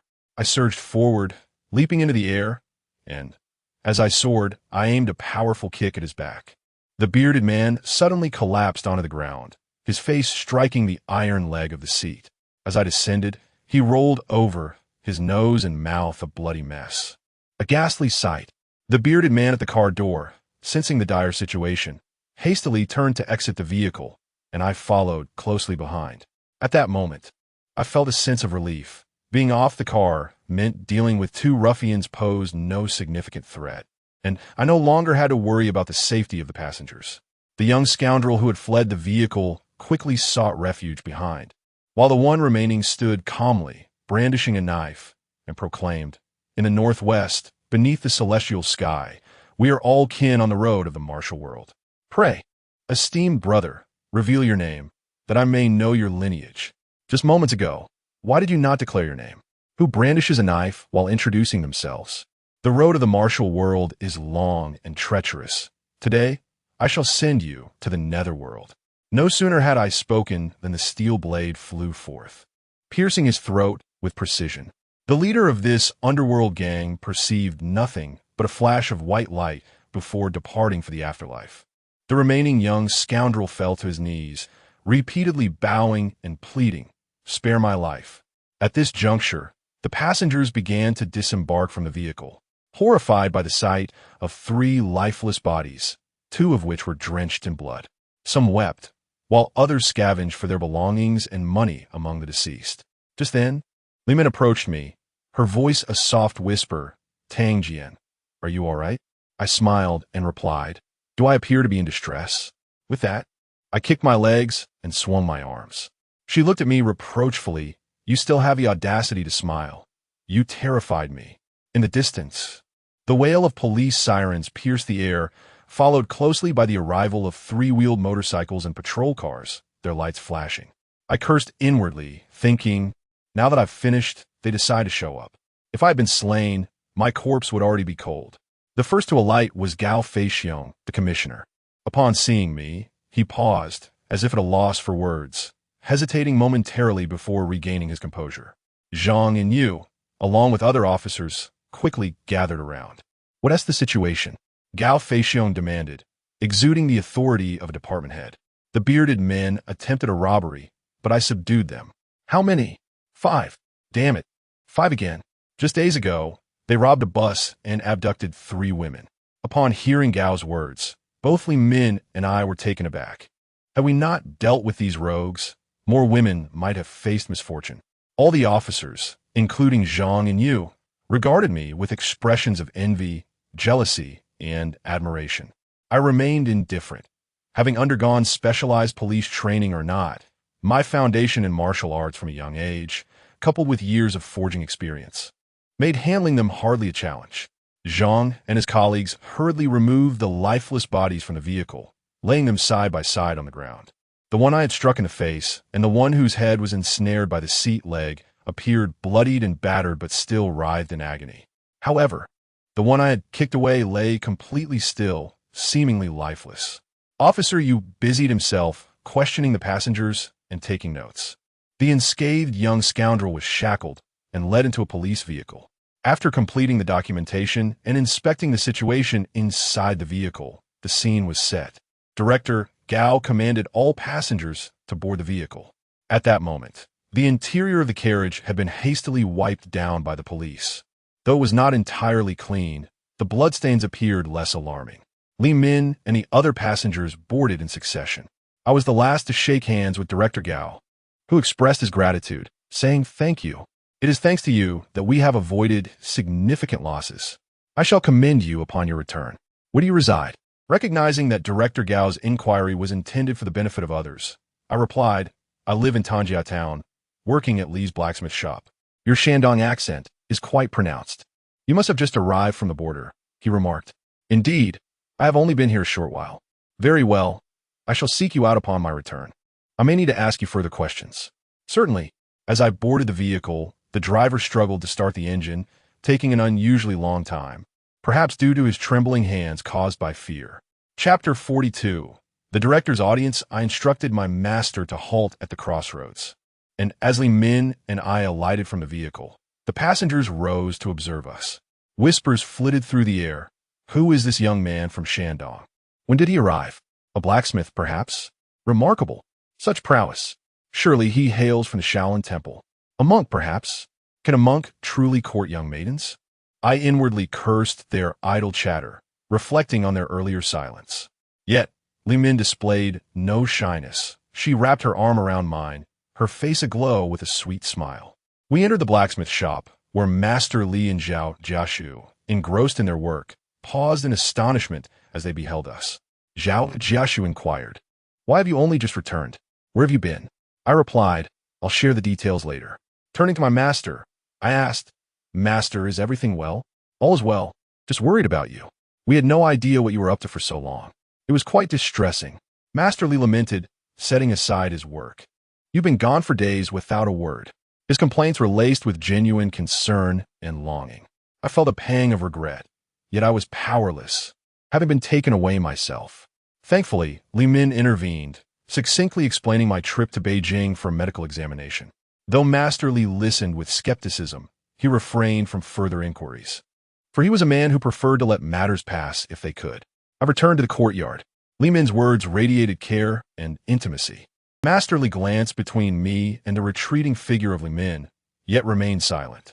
What illness do you have? You look so thin, he pressed, suspecting a grave ailment that I might be too embarrassed to disclose. Master, it's nothing serious. Just a routine check on my bones. The doctors in Songbin City were a bit concerned and advised me to visit the Xia Hospital in Beijing. After being there for some time, I became a bit overheated and lost weight. However, I'm fine now. I feigned nonchalance as I reassured him. Master Li remained doubtful, but chose not to pry further. Suddenly, I recalled Jin He, who must have been looking for me these days. I asked Zhao Jiashu, Has Genie come by recently?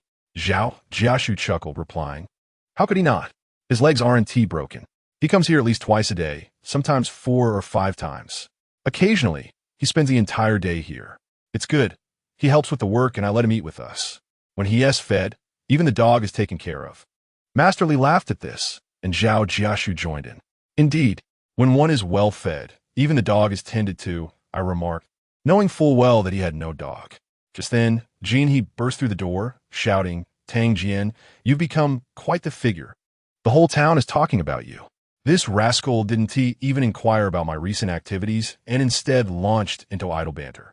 Master Li and Zhao Jiashu exchanged glances of surprise, with Zhao Jiashu asking, What are they saying about Tang Jian? Jin He, brimming with excitement, exclaimed animatedly, The bus was just hijacked by a group of 5 bandits wielding steel knives, demanding money and lives. If they don't comply, they threaten to kill.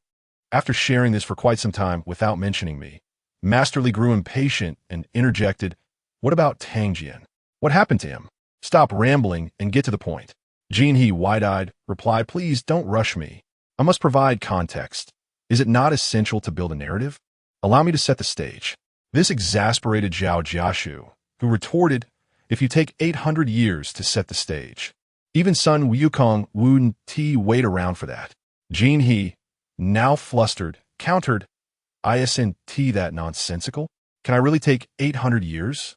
Am I a deity? Master Li, growing increasingly impatient, urged, Just get on with it. What actually happened? Finally, Jin He continued, on the bus. Tang Jian encountered 5 bandits armed with gleaming steel knives.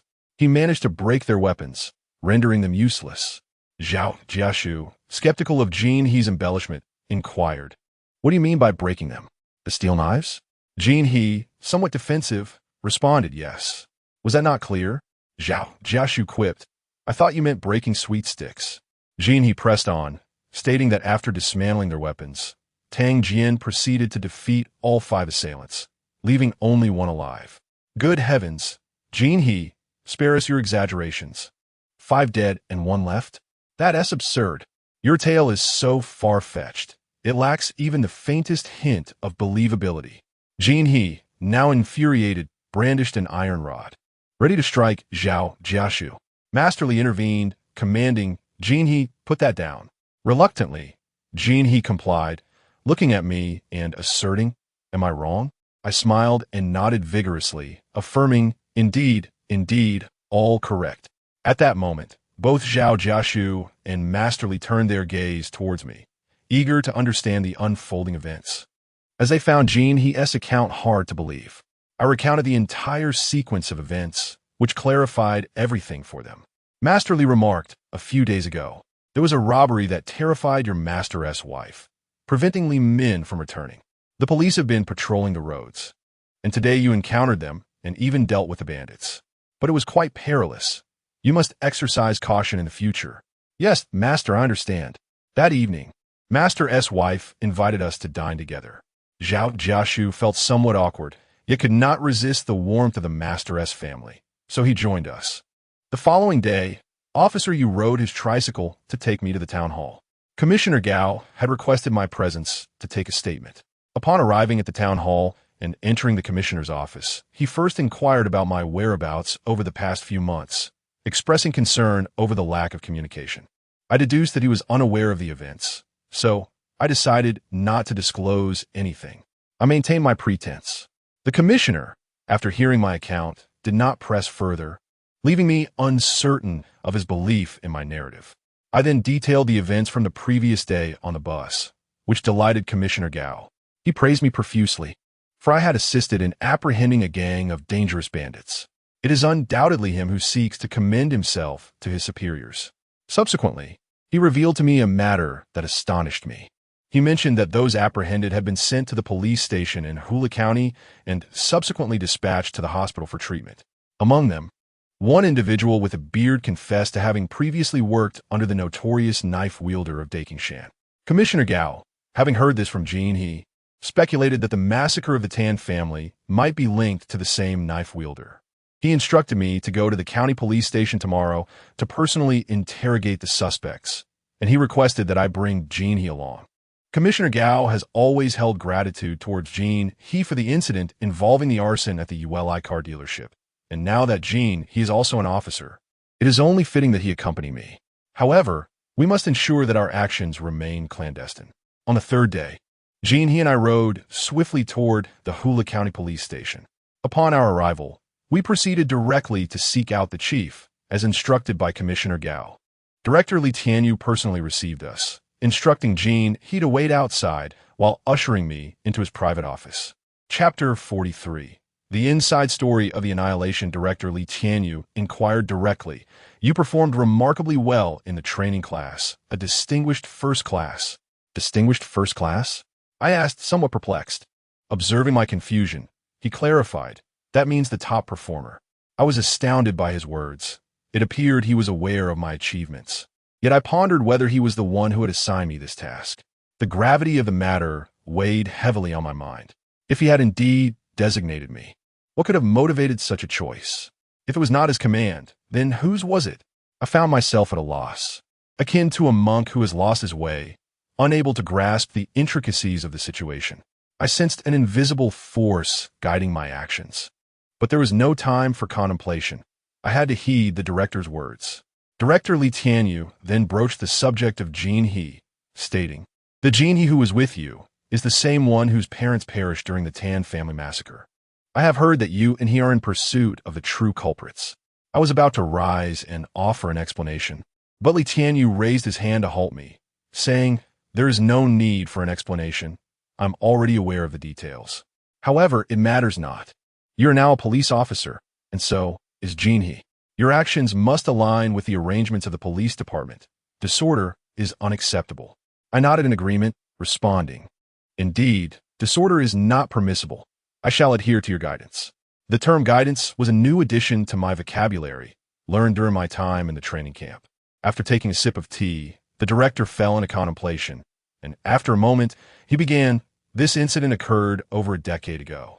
At that time, I was merely a junior constable. Are you familiar with this case?" I inquired. He chuckled lightly. "How could I not be? Back then, the Hula County Police Station had barely 30 constables and 20 old cannons. I was a relatively new constable, and I felt quite proud to serve in the government office.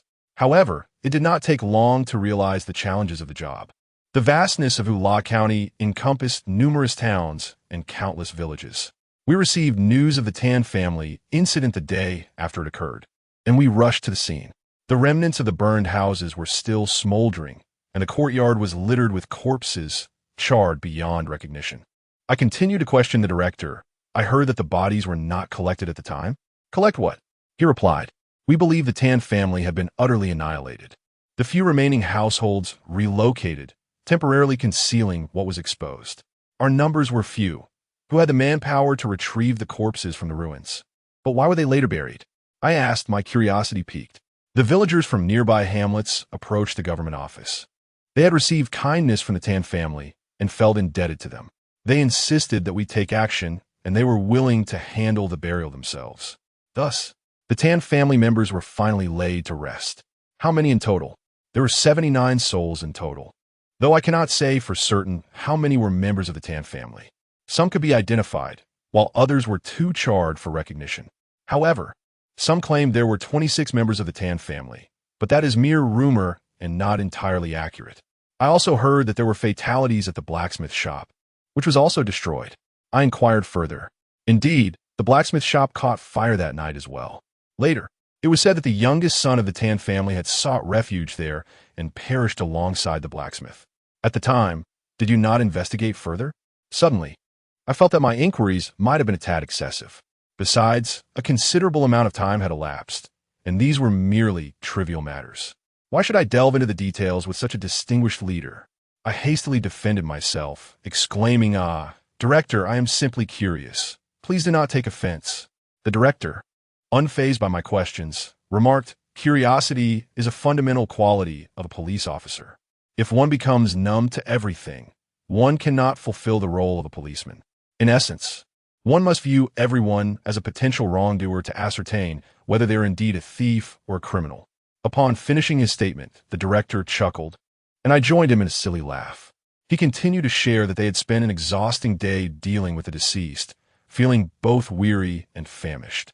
They had sought sustenance at a local villager's home. After wrapping up their tasks, they hurried back to Hula County, hardly concerning themselves with the blacksmith's forge. In truth, they had contemplated whether to bury any remnants within the forge, yet no one knew if anyone was inside.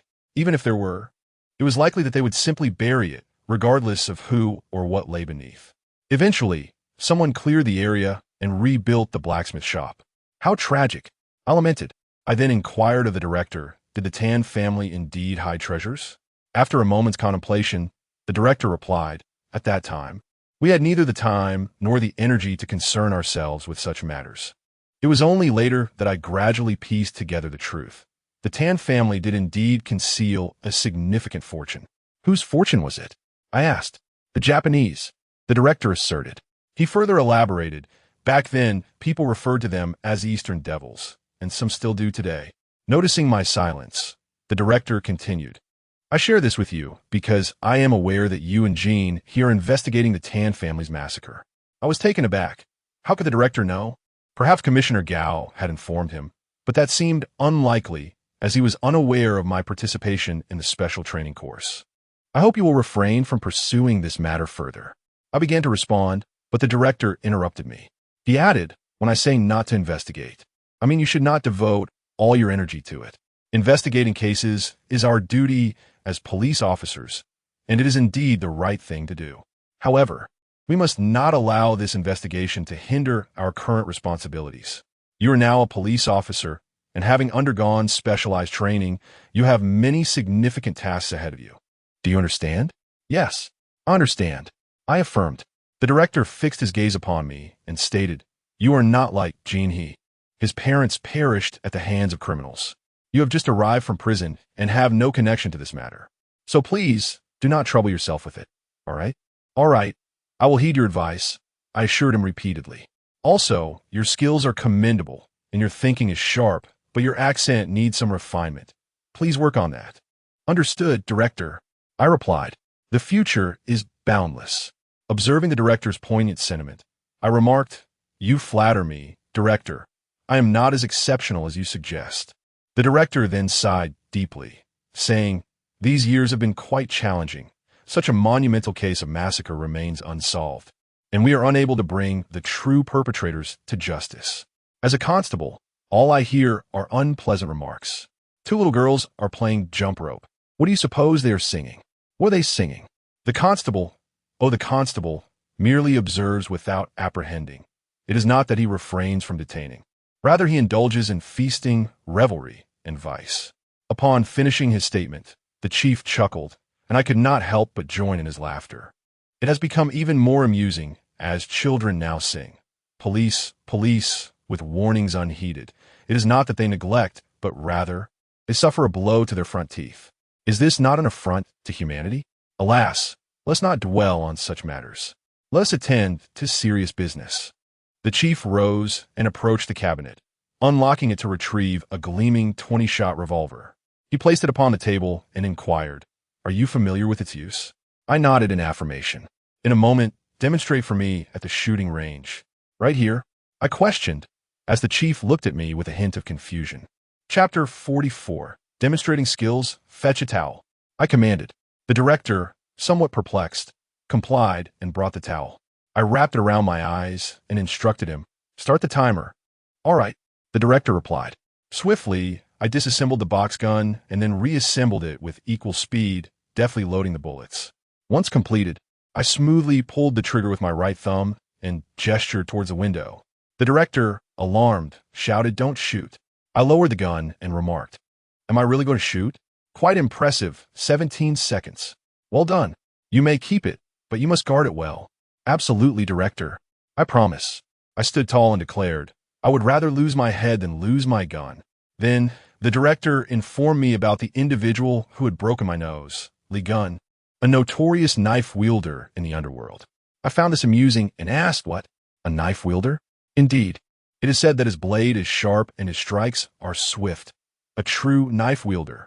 I couldn't help but chuckle internally. After all, I had broken his nose, and not only had he not drawn his weapon, but I had also disarmed him. In my presence, he was anything but swift. He had previously operated in the Dakingshan region, and he claimed that the massacre of the Tan family was orchestrated by his superior, the infamous knife wielder. As for the specifics, I would leave that to your investigation. At this point, he looked at me, and I returned his gaze, both of us sharing a laugh. How absurd it was. Just moments ago, he had insisted that we avoid the Tan family massacre case. Yet now he was bringing it up. The director further disclosed that there might be an insider involved in the Tan family massacre. However, whether this insider was a hired hand for the Tan family or an operative remains uncertain. I was taken aback, but maintained my composure as I replied, Understood. I will thoroughly interrogate the knife wielder, Lee Gunn. As the officer opened the iron door, I peered inside. The small cell housed a solitary figure curled up in a corner. Once my eyes adjusted to the dim light within, I entered with Jean-He. Lee Gunn lay huddled atop a pile of straw. Upon hearing the sound of the cell door, he opened his eyes, albeit only a mere slit. His nose was grotesquely swollen, obscuring any semblance of his nose and upper lip. Noticing our presence, he attempted to rise, but the shackles on his feet and the handcuffs on his wrists rendered him incapable. Instead, he half knelt on the ground, muttering, Northwest, Northwest, Northwest Shintian, Shintian in a piece. He seemed to be attempting to engage me in a poetic exchange. Jean-He approached him and delivered a swift kick to his chest, cursing, Stop with the theatrics. Speak about the Tan family's massacre. Know what you can, say it all. If you say one word less, I'll chop off a finger. Terrified, the knife wielder Lee Gunn repeatedly bowed his head. However, to our dismay, he offered no valuable information. He merely stated that he was still a child back then, serving as a lookout for the knife wielder. One day, several individuals came. Among them were Japanese as they spoke in their language, translated for the knife wielder. They brought 4 large boxes of silver dollars, promising a substantial reward for uncovering treasure. As for how they infiltrated the Tan family, he was unaware, as he had been stationed outside to tend to the horses. Although the information was lacking in value, it was evident that the Japanese had indeed been involved. On our return journey, Jin-He and I rode in silence. At that moment, I realized that Jin-Ha had acquired a chestnut horse, which was quite splendid. With perfectly proportioned legs, upright posture, small pointed ears, and particularly bright eyes. "Where did you borrow it from?" I inquired. Jin-Ha patted the horse's shoulder and replied, "I bought it." "Where did you get the money? You can actually purchase a horse now? Didn't you set fire to the Welai cart shop last time, causing quite a stir? Commissioner Gao rewarded you for that, didn't he?" "That reward should belong to both of us," I questioned. "Indeed, I never claimed it was solely mine," he retorted. "Then how did you manage to buy a horse?"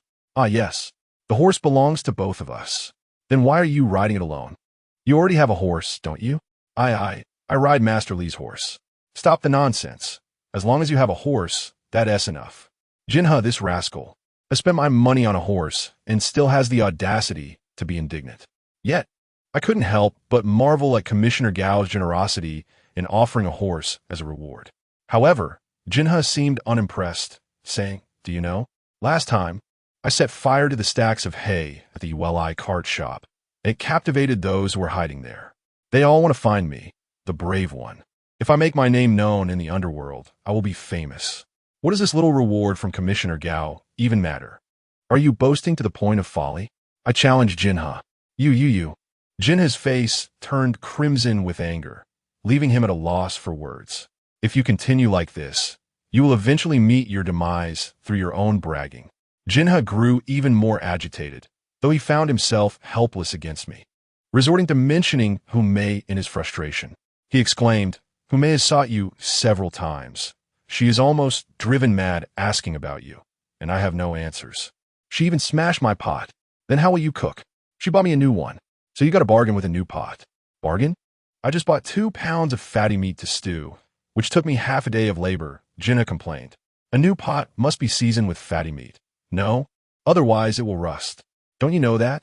I chuckled inwardly, realizing that during my absence, Jin-Ha had encountered misfortune. Listening to Jin-Ha, I understood that Humei had been searching for me relentlessly over the past few months. When she could not find me, she even sent her father to the blacksmith's forge to inquire, yet to no avail. She even visited the city hospital, but there was no news. I must hurry to meet her upon my return. If 2 girls love one man, it is called a love triangle.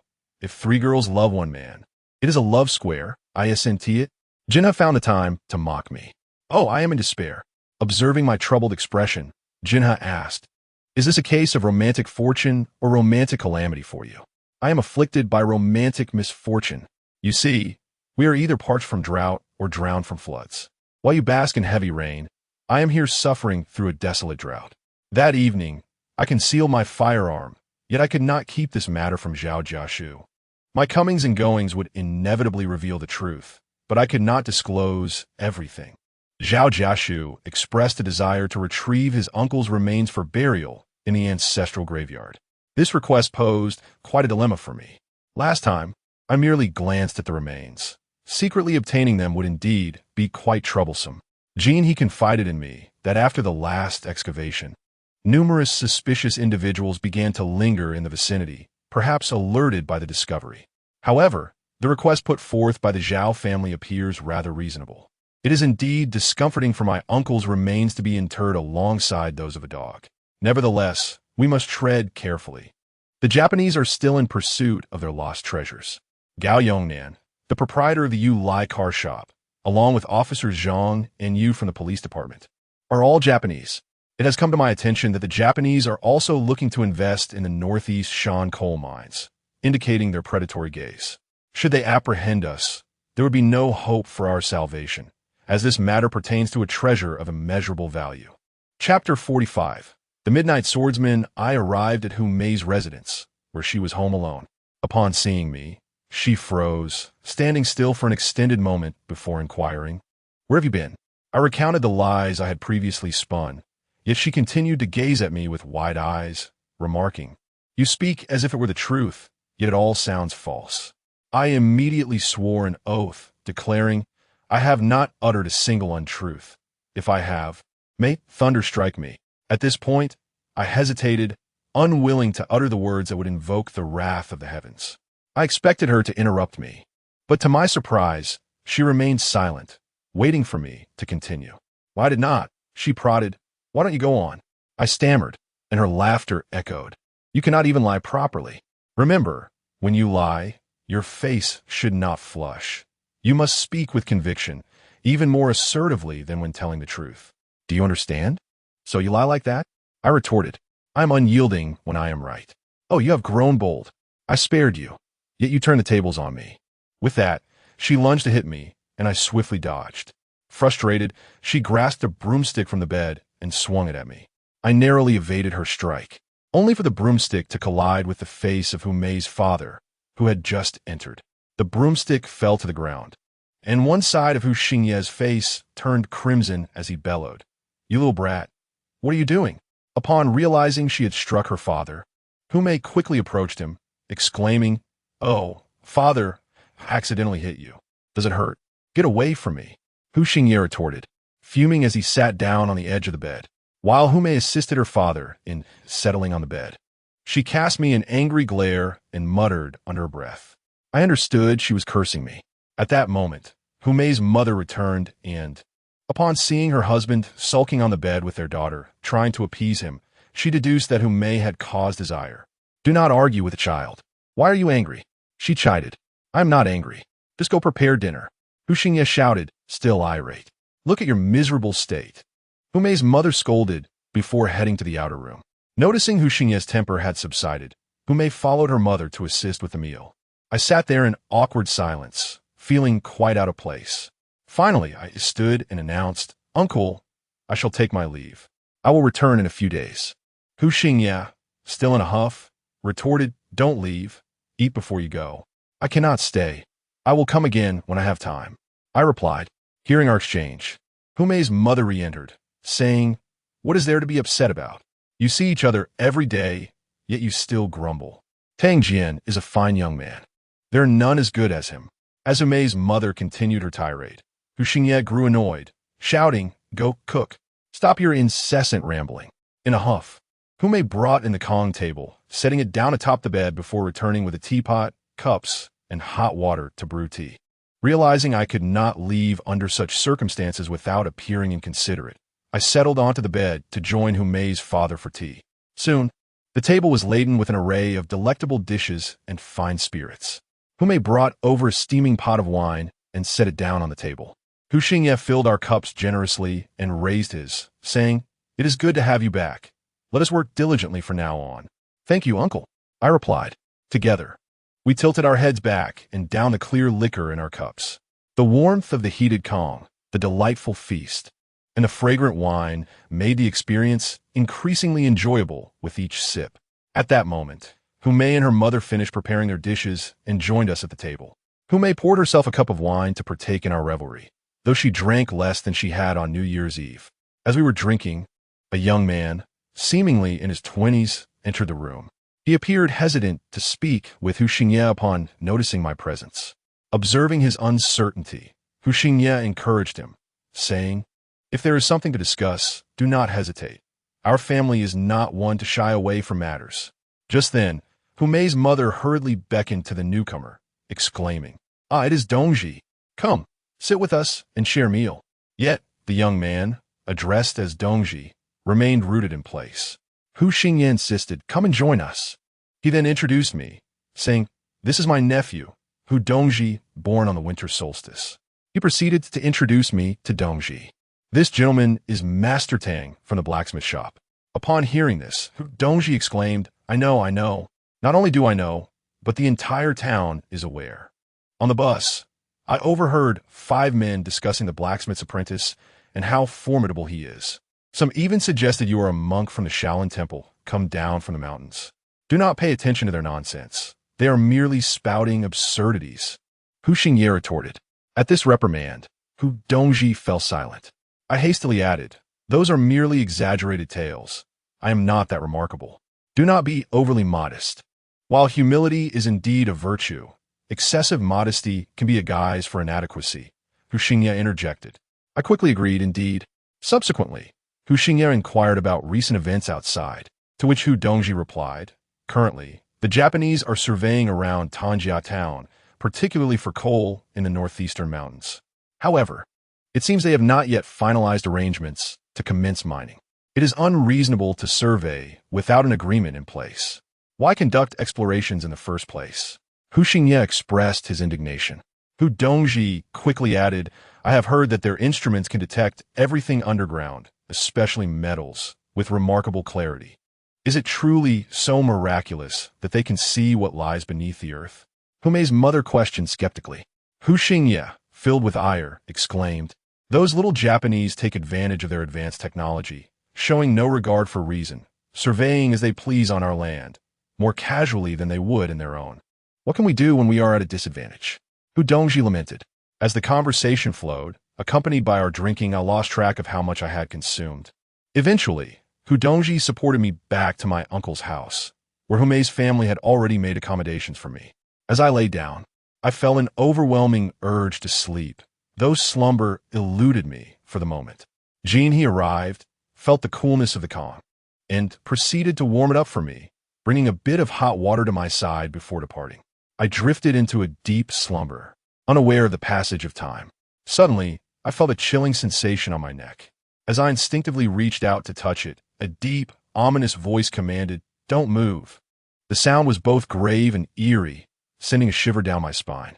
Instantly, my senses sharpened.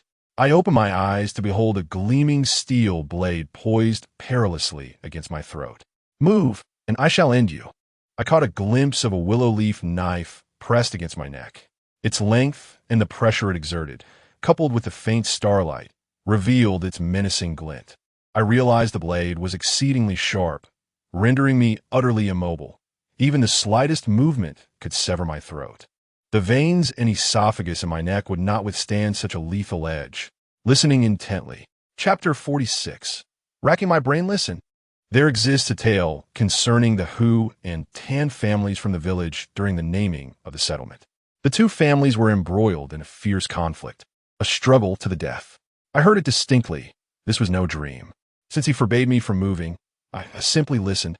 However, when he ceased speaking, I waited patiently. As time passed with no further utterance, the cold steel of the knife remained pressed against my neck. Puzzled, I wondered why he had fallen silent. I glanced upward, yet there was no one in sight. Where had they gone? Just moments ago, I had spotted a figure clad in black, and now they had vanished. But the blade still pressed against my throat, so I gently pushed it away. As I sat up, I realized I was alone.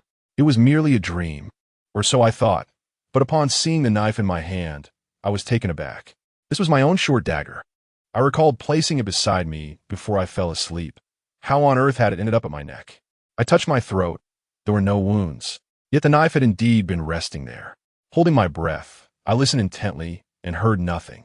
A glance around the room revealed no signs of anyone as presence. I lit a lamp and, upon examining the windows and doors, found no signs of forced entry. Setting the lamp on the stove, I opened the door and stepped outside. The night was eerily silent, devoid of even the chirping of insects. How strange, I thought. Returning indoors, I took my short dagger in hand and scrutinized it closely. Suddenly, I caught a peculiar odor emanating from the hilt. Bringing it closer to my nose, I discerned a distinct scent of mutton. Someone had tampered with my dagger. This confirmed that someone had indeed entered, and what I had seen and heard was no mere figment of my imagination. The roosters crowed twice, heralding the approach of dawn, and I found myself unable to sleep any longer. After sipping some water, I wandered around my room but discerned nothing amiss. Resuming my place on the bed, I pondered the situation. Just then, a series of knocks echoed against the window frame. Startled, I called out, "Who is there?" "It's me, He. Open the door." I hurriedly got up and let him in. "What brings you here? You appear quite flustered. Just now, a ghost flew out from your room." He's proclamation left me in a state of shock. What had transpired moments ago was already overwhelming. Now, he claimed that a specter had fled from my abode. How terrifying. Yet I managed to regain my composure and inquired, "Are you awake at this hour just to spy on ghosts?" "It's not that I wish to see ghosts. Who would willingly endure such discomfort just to wait for phantoms? I had an upset stomach last night, and woke early to relieve myself, only to witness a dark shadow darting out from your courtyard. Is that true? I gazed at Jean-He, my eyes wide with disbelief. With a dismissive expression, he retorted, "If you doubt my word, our friendship may be in jeopardy. How could I possibly mistake what I saw? Unlike you, I am not inebriated and oblivious." Upon hearing this, I fell silent. It appeared that my experience had indeed been real. Someone had entered, pressed a knife to my neck, and conveyed those ominous words. Why the silence now? I recounted the recent events to Jean-He, who responded, "No wonder I saw a ghost. That must have been the person from earlier. Who the hell is that? Is he speaking the truth?" I muttered to myself. Noticing my gaze, Jean-He remarked, "I have no idea who he is." I then shared the words of the man in black with him, which piqued his curiosity. However, he was equally oblivious to the matters concerning the Tan and Hu families. Observing his ignorance, I teased him, "How come you know nothing? All you remember is the Three Brotherhood by the water?" Jean-He was incensed by my comment and retorted, "How could I possibly know everything? I was merely 7 when our brotherhood was formed. How much could I possibly recall from before?" Realizing his anger was rising, I quickly apologized. Provoking him further would yield no revelations, and he might even divulge more if he pondered it gradually. "Calm down and think. Who is the Hu family that the man in black mentioned?" I exclaimed. "Damn, who else but the Humei family?" "Humei's family? What's so strange about that?" I informed him, in the past, the Humei family was quite prominent in Tanjia Village, though certainly the Tan family was not insignificant either. They were all more prosperous than my own family. I thought to myself, but refrained from voicing it aloud, realizing that such a statement would only further irritate him, leading him to say even less. I had to coax him gently. The Hu and Tan families were in contention over the village's name. Humei's father, Hu Xingya, was quite young, wasn't he? No, it's not her father. It's her grandfather. If that were the case, it would be Humei's grandfather. Humei's grandfather is of similar age to my second brother's father from the Brotherhood. But that doesn't quite add up, does it? Your second brother is the same age as you, and you are comparable to Humei, so your second brother's father should be of a similar age to Humei's father. How could he possibly contend with her grandfather? You know nothing, you Shandong bumpkin. Let me explain. My second brother is quite the elder, while his father is significantly older. When we were children, it was his nephew, my second brother's son, who stood up for us when we were bullied. As for his elder brother's son, he is even older, around 17 or 18, and pays us no mind. As I spoke, Jeannie chuckled. When I inquired about the reason for his laughter, he revealed that his second brother, in his youth, would sometimes steal from his sister-in-law or his sister. His mother, being of advanced age, lacked sufficient milk for him. Such occurrences are not unusual in our hometown.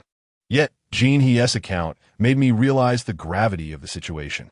We must clarify the matters spoken by the man in black. Did the Hu and Tan families truly harbor grievances? And if so, how profound were they? I shared my thoughts with Jean-He, who appeared troubled.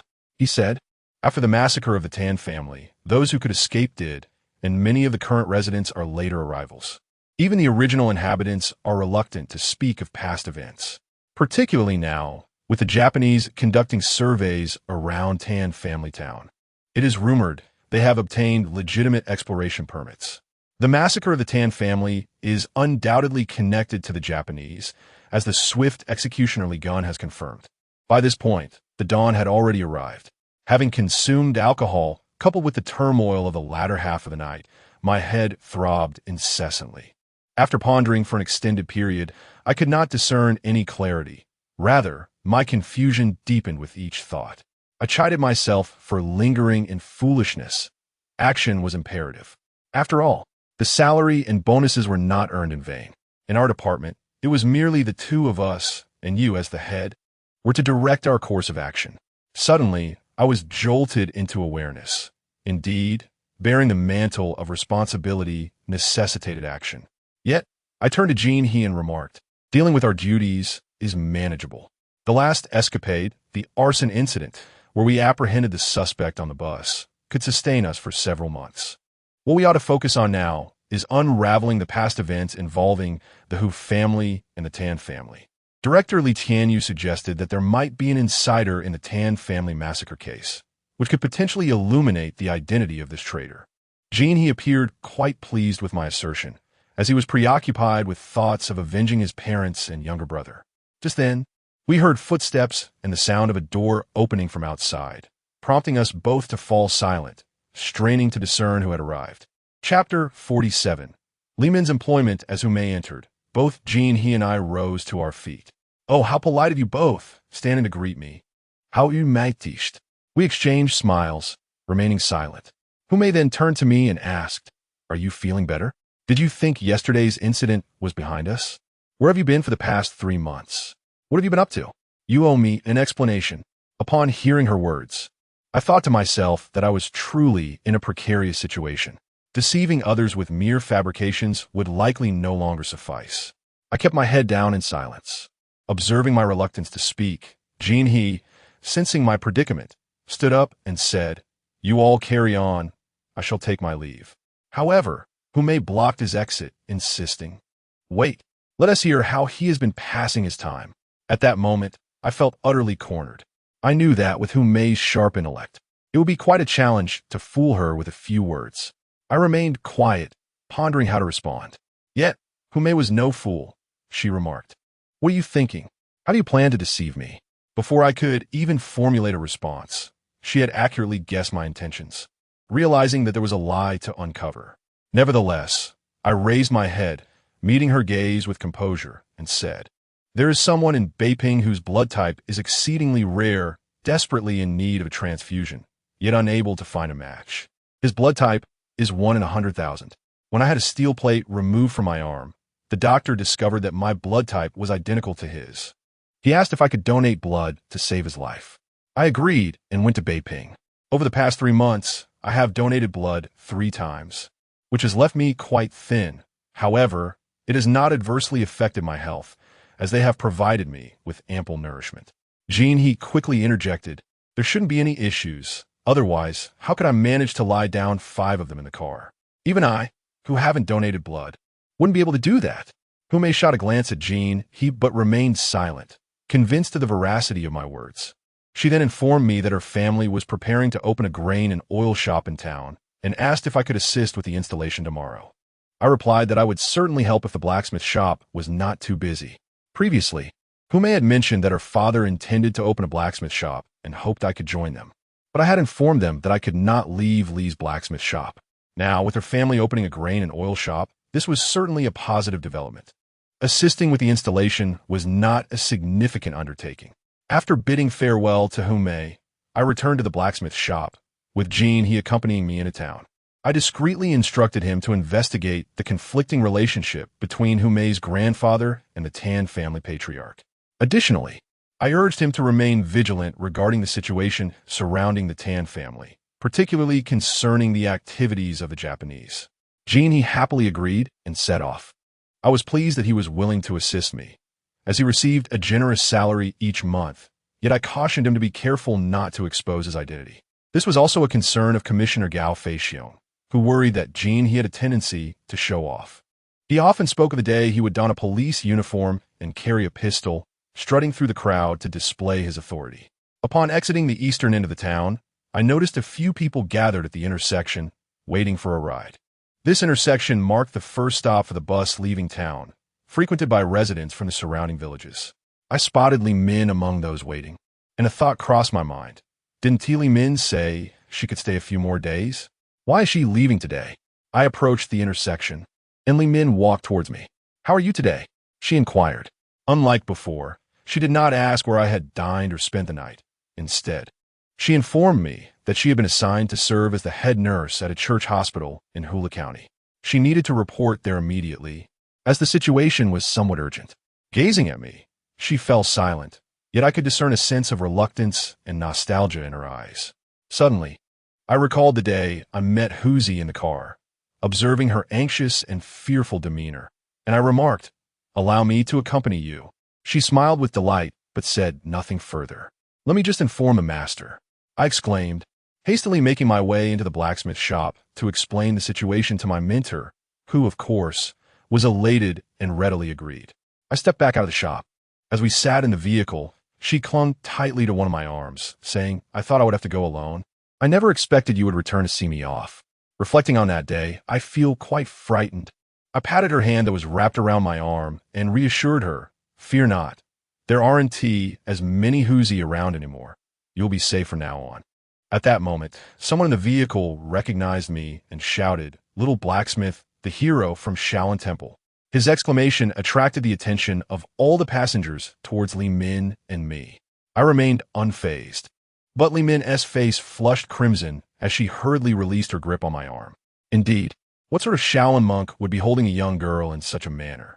We occupied seats in the middle of the bus, and the driver, catching sight of me in the mirror, offered a slight smile, which I reciprocated. This young man is truly remarkable, a hero of the realm. What hero? He is merely a blacksmith, a craftsman from Lee's blacksmith shop. Such individuals should be in the police station. How splendid it is for him to be a blacksmith. His blades are exceptional. He forges kitchen knives with such precision that they could easily sever a fingertip.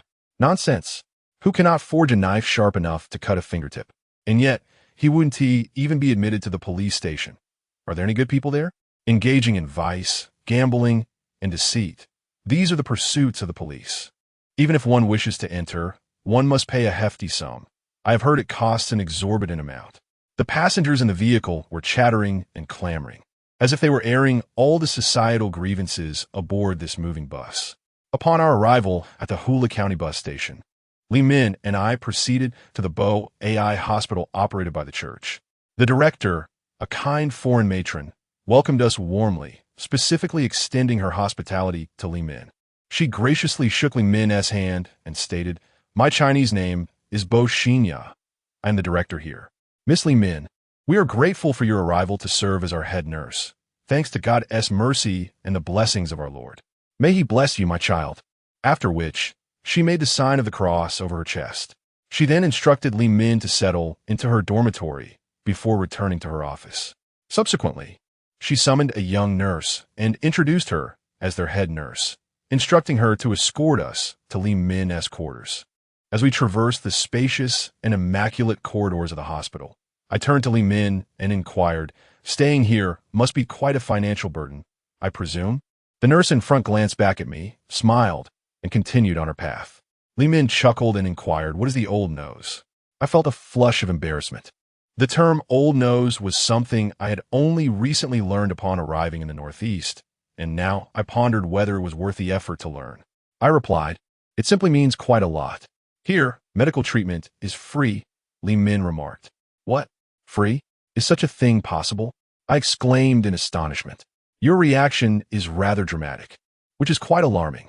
While medical treatment here incurs no cost, it is primarily the impoverished who benefit.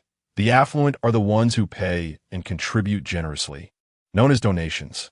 This hospital was entirely funded by the charitable contributions of the faithful." So that is how it is. Once I have some money, I shall donate as well. You can donate now. I will cover for you." Li Min's words startled me. "No more of that." "Why not?" Li Min asked, gazing at me intently. "I fear I might regret it one day." Chapter 48. Bidding farewell to Li Min. It matters not whether one donates. For as long as love resides in the heart, that is true compassion. Li Min is indeed perceptive. I smiled and inquired of her, "Do I possess love in my heart?" "Indeed, your efforts to punish those evildoers are a manifestation of love," she replied. "To punish wickedness is to promote virtue. Is it not said in Buddhism that when one is ensnared by serpents and scorpions, one must take action? My Buddha is compassionate, yet punishes evil." I gazed at Li Min and asked, "You even comprehend Buddhist teachings? That is truly remarkable." The nurse walking ahead glanced back at us, smiling. "The church hospital is truly commendable. Its scale is grand, and its layout is well conceived." After assisting Li Min in settling down, she requested that I dine before returning. However, I was concerned about missing the bus, which would complicate my return and disrupt her work. Therefore, I made my way to the bus station and took a ride back home. Upon arrival, they had just finished dinner. The master's wife brought out more dishes, and I seated myself at the table to eat. The master remarked, "Today, Zhao Jiasu's father visited. I wonder what they discussed outside. It seems they were both in tears." Zhao Jiasu did not partake in dinner. He lay in the west room and did not come out when his wife urged him to eat. He claimed he was not hungry, Even now, he has yet to emerge. You should inquire about him shortly, I promised the master. After dinner, I returned to the west room and found Zhao Jiasu lying motionless on the column. I asked him what was wrong. Upon seeing me, he sat up. He wept at the sight of me, and I encouraged him not to cry, urging him to speak of his troubles. Gradually, he ceased his tears and revealed the source of his sorrow. His family had heard of the discovery of his uncle's remains, buried alongside a dog, and they were plagued by nightmares. They dreamed of his uncle weeping, pleading for them to bring him home to rest in the ancestral grave. Upon hearing this, I thought it absurd. After more than a decade of searching, he had not appeared in dreams until now. But then I pondered whether he had indeed been haunting their dreams all along, albeit slowly. If, as Jeannie stated, the incident concerning the Tan family occurred when he was 7, then nearly 14 years have passed. Such a delay in dreams seemed excessive. Surely, the roads could not be so poor as to hinder them to such an extent. It appeared that unless Zhao Jiasu's uncle's remains were returned, his family would continue to suffer. Presently, Zhao Jiasu had lost his appetite and refrained from eating. How could he possibly work under such circumstances? This situation posed a genuine dilemma. The Japanese were currently surveying the area, having set their sights on the mountains and waters surrounding Tanjia. Disturbing a grave would undoubtedly invite trouble. The Japanese were frenzied in their search for treasure. The disturbance of a grave would indicate a connection to the deceased, and the Japanese would not relent easily. I directly asked Zhao Jiasu what he intended to do. He replied that he wished to take his family to dig up the grave and retrieve the bones. I exclaimed, "Is that not nonsense? If you were to excavate a grave here, you would be apprehended immediately." I cautioned him that such actions were unwise. The Japanese were closely monitoring the burial sites of the Tan family and his uncle. If he were to proceed recklessly, they would all be captured. An escape would be impossible. Moreover, it could endanger my master and his family as well. Zhao Jiasu listened to my words, his eyes wide with disbelief as he exclaimed, "Is that true?" I replied, "If it were not true, would you have dared to unearth the grave? It was only with my assistance and that of Jin that we managed to uncover it, revealing the identity of your uncle." At this, Zhao Jiasu fell silent. It is human nature to feel emboldened when supported by others, yet in reality, one is often but a shadow of their bravado. Observing Zhao Jiasu's deflated demeanor, I sought to console him, saying, "Do not rush. Let us first attend to our meals and duties. We shall devise a plan in due course." The urgency from home is palpable. Zhao Jiasu lamented with a sorrowful expression. "After so many years, does it truly matter if we wait a few more days?" My voice rose in frustration. Years have passed. Is it not trivial to wait a little longer? Noting my anger, Zhao Jiasu refrained from further protest. I advised him to tell his family that in order for the living to persist, a few days' delay was necessary. Very well, he acquiesced, which eased my concerns. Zhao Jiasu soon settled down and fell into a deep slumber, while I found myself wide awake, troubled by the predicament. What was to be done? In times of need, I would typically turn to Hung Mei for assistance. She was resourceful and fearless, rivaling any man. However, after encountering the ominous figures in black the previous night, seeking her help was no longer an option. Not only could I not approach her, but I also had to keep this matter hidden from her. If indeed the conflict between the Tan and Hu families had led to the Hu family acting as traitors against the Tan family, the implications were terrifying, sending chills down my spine. Suddenly, I recalled that despite Jinna's boisterous demeanor, he often exhibited a degree of wariness towards Hu Mei. Did he know something he had not disclosed to me? That could not be. Our relationship had reached a point of trust where he would not conceal anything from me. Perhaps he possessed an instinctive awareness of the underlying tensions, a subconscious recognition of the unfolding events. In such a scenario, the implications became even more alarming. The night passed in restless contemplation, and the following morning, after breakfast, I made my way to the town. Hu Mei's family was in the process of setting up their shop on the street behind, installing wooden boxes for storing rice and flour, along with counters. We transported the counters and boxes back from the carpenter's workshop using a cart and set them in place. While we worked, Jin discreetly informed me that Japanese agents were conducting surveys in both Guishan and Dongbaishan.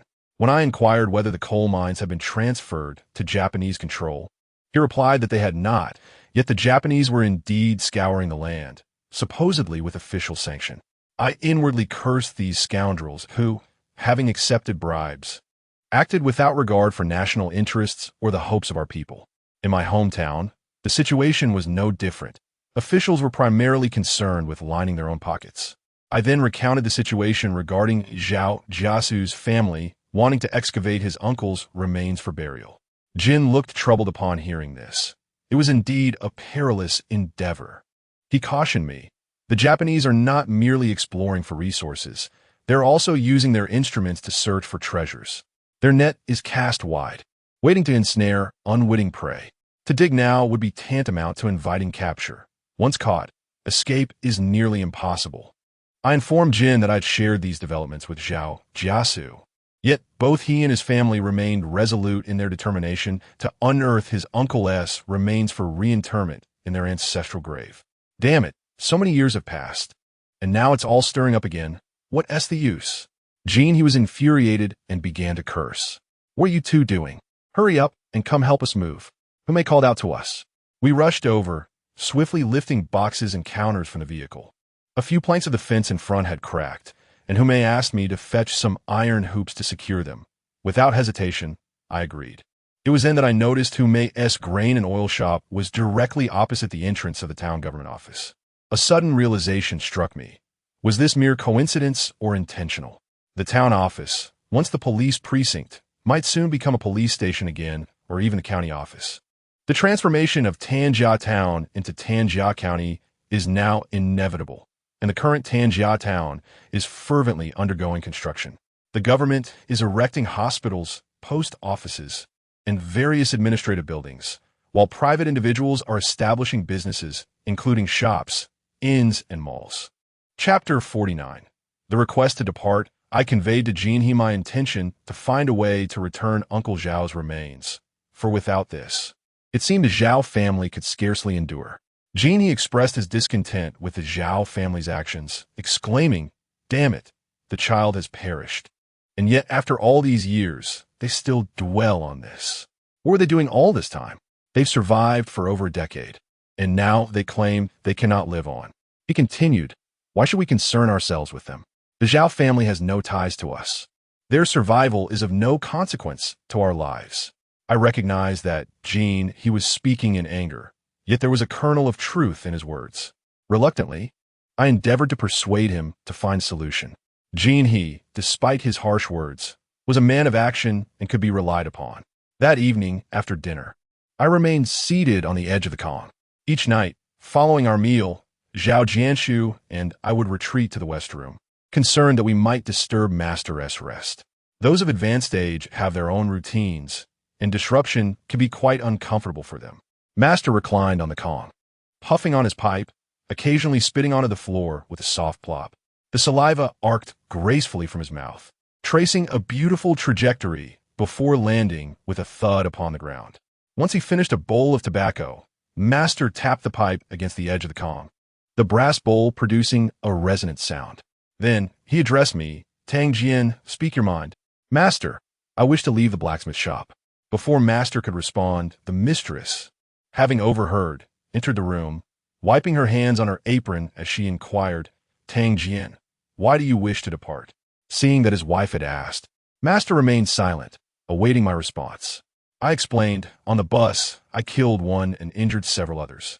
These individuals, along with their friends and families, undoubtedly harbor hatred towards me, and I fear they may seek retribution.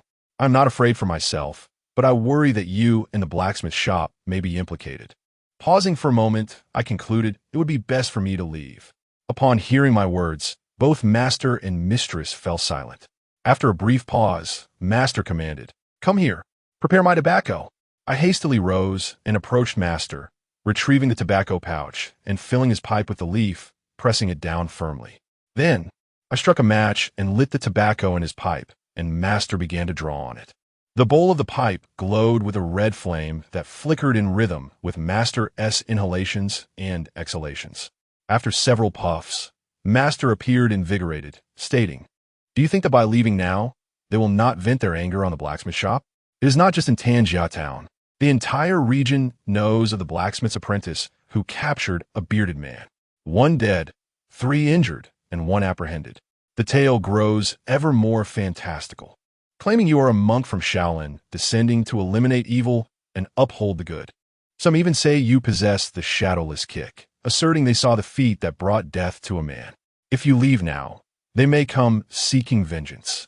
If they cannot find you, they will surely unleash their wrath upon the blacksmith shop. Seeing my silence, Mistress interjected, "Isn't that what your master has said? Human nature often reveals itself in peculiar ways. When a family member is brutally taken from us, the ire is directed solely at the perpetrator, neglecting the countless lives extinguished by our own kin. Indeed, upon your arrival, should you be elusive, I would inevitably bear the brunt of their wrath. However, I maintain a cordial relationship with your mentor. Alas, once events unfold, one must endure. Departing holds no promise of sanctuary. Within my establishment, you are free to conduct your affairs as you wish. My guidance will not intrude." Upon this, the master's wife interjected, "With your presence, the forge has thrived. Its flames burning brightly, yet, how shall I put it?" She hesitated, and I sensed her unspoken thoughts. With the conversation reaching this juncture, what more could be said? I sincerely lamented the potential burdens I might impose upon them. If troubles arise, let them come. Life is but a tapestry of fate. And besides, they may not dare venture in a Tan family town seeking conflict. The master's words took me by surprise, prompting me to gaze at him in disbelief. Recognizing my confusion, he elaborated, "I cannot claim that Tan family town is devoid of crime, nor can I extol the unwavering diligence of its constabulary. The legendary treasure, shrouded in mystery, has drawn countless seekers for over a decade. Each one fears being linked to the treasure by the Japanese, paralyzing them with trepidation and preventing them from stepping foot in our town. The Japanese, particularly, hold a vested interest in this treasure, as it is rumored to bear significance for their national fortune. Damn it, has the little Japan not already plundered enough wealth from China, with various treaties and reparations? How could a mere trinket hidden in Tan family town possibly influence their fate?" As I listened to the master's grievances, his wife expressed her discontent, saying, "Let go of those antiquated concerns and instead focus on laboring alongside Tang Jian. Earn more and prepare a generous dowry for Li Min.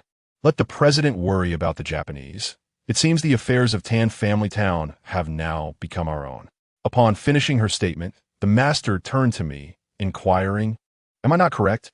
"Indeed, master, you speak the truth. It does pertain to us," I affirmed. This was not mere agreement, but rather an undeniable reality. As the unfortunate demise of Uncle Zhao had implications for the blacksmith shop, rising with resolute determination, I declared, "Rest assured, master and mistress, as long as Tang Jian stands. Neither of you shall suffer indignities." My bravado seemed to resonate with the elderly couple, moving them deeply. The mistress discreetly wiped away tears from the corners of her eyes with her apron before stepping out. The master gazed at me with a mix of admiration and unvoiced thoughts, his mouth opening to speak, but words failing to emerge. That morning, after our breakfast, we arrived at the forge, where the master of the furnace had long since stoked the fire, having risen early to tend to it. Jean he arrived, a near-daily visitor, rarely venturing out for small trades anymore.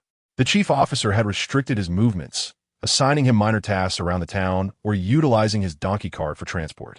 The constables would dispatch him for the slightest errands, seeking convenience and sparing themselves from exertion. Jean he, willing to work for the public purse, was akin to the officers themselves, a silent guardian, observing their every move. The primary advantage lay in the chief officer's ability to maintain timely communication with us, while Jean he managed to earn a bit of pocket money on the side. When Jean he arrived, we set aside our tasks to take a brief respite. Jiashu and I worked with great efficiency. The youth, full of vigor, accomplished a considerable amount, then took a moment to pause, with our master indifferent to our pace, allowing us the freedom to proceed as we pleased. However, we could not afford to delay the task of harnessing the donkeys and horses, as those travelers were eager to continue their journey. This particular task, While something our master could manage himself, was one that Zhao Jiashu and I typically undertook without his assistance. Yet, as time passed, our master grew reluctant, feeling increasingly obsolete in his role. Reluctantly, we had to engage him, for aging brings about a different perspective. If someone were to take my place, I could easily spend my days in leisure. He discreetly informed me that the old fellow Gua Xiaobian was aware of matters from the past. Chapter 50. The grave robbery. He remarked, that little braid knows everything. Upon hearing this, I felt a surge of excitement, for it seemed we were on the verge of uncovering many truths. However, he continued, but that old fellow wouldn't say a word. My irritation flared at this revelation. Wasn't that mere nonsense? It was tantamount to saying nothing at all. I rebuked isn't that just vacuous chatter? If he says nothing, how is that different from knowing nothing?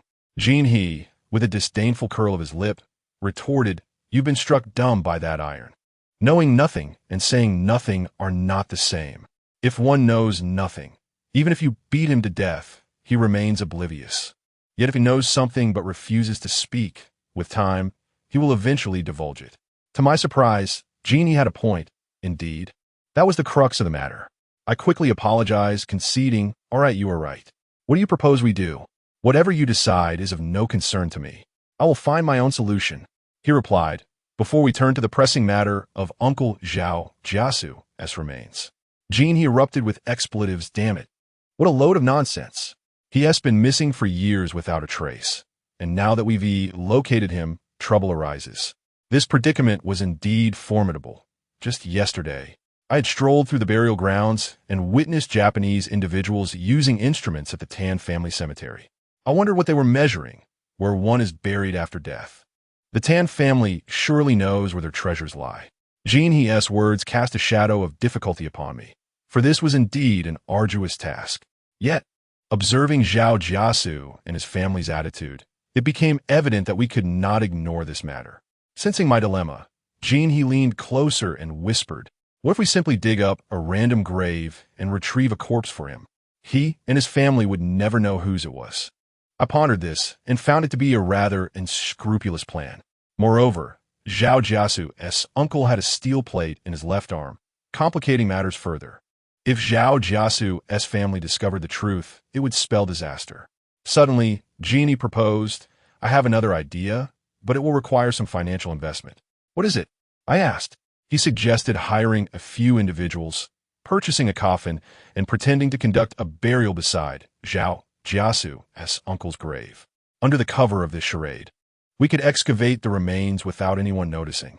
This plan appeared feasible, yet the financial burden of hiring labor and acquiring a coffin weighed heavily on my mind.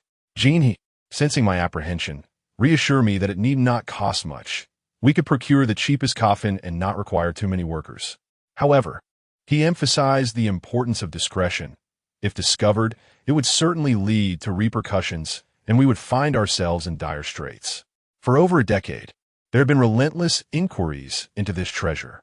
I was aware of this, for even those who had buried the treasure were in pursuit of its whereabouts. Zhao Jiasu's uncle was a prime example. Nonetheless, the expenses of hiring labor and buying a coffin were not insignificant.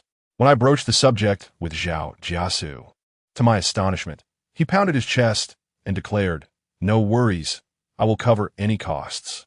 Witnessing Zhao Jiasu's fervor and generosity, it felt as though the coal mines of northeast China were his family's domain.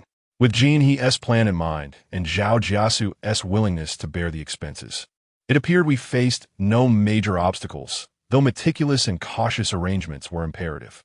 Dressed ostentatiously like a local tycoon, Genie proceeded to the western bank of Iha River to hire individuals, as per our prior arrangement, offering them handsome compensation. He informed them that he was engaged in business abroad and had returned to mourn his late father, requesting their assistance. Those who could weep would be rewarded more generously, while those who could not were still welcome. However, he insisted on discretion, cautioning against indiscretion that could tarnish his reputation. In essence, he was weaving a tale.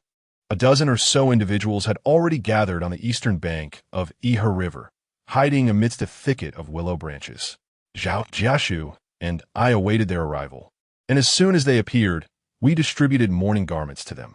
These garments were ample enough to conceal their faces, which was our intention, and they were more than willing to comply, given the nature of the endeavor. Soon, a horse-drawn carriage approached, bearing an empty coffin. He sat atop the vehicle, directing the driver. Upon reaching the willow thicket, the carriage halted, and I beckoned everyone to board, with Zhao Jiashu carrying the mourning banner at the front. Others either climbed aboard or followed behind on foot. As we neared the burial site, Zhao Jiashu began to cry genuinely, prompting some others to join in. At that moment, I noticed someone loitering not far away. I whispered to He, "Do you see? That individual is a Japanese spy." "No worries," he assured. "I have surveyed the area. The grave is surrounded by dense, overgrown wormwood from the previous year, towering over a person's height, obscuring everything. They cannot approach without being hindered." Despite his unassuming demeanor, he possessed a remarkable audacity. He had thoroughly scouted the terrain and was undaunted, seemingly fearless. The carriage arrived at the grave of Zhao Jiashu's uncle. Although the wooden plaque bore the name Guandadeo, the vehicle stopped beside the grave, and people disembarked. He and Zhao Jiashu organized the proceedings to commence digging the grave, a term used in the Northeast for excavating a burial site.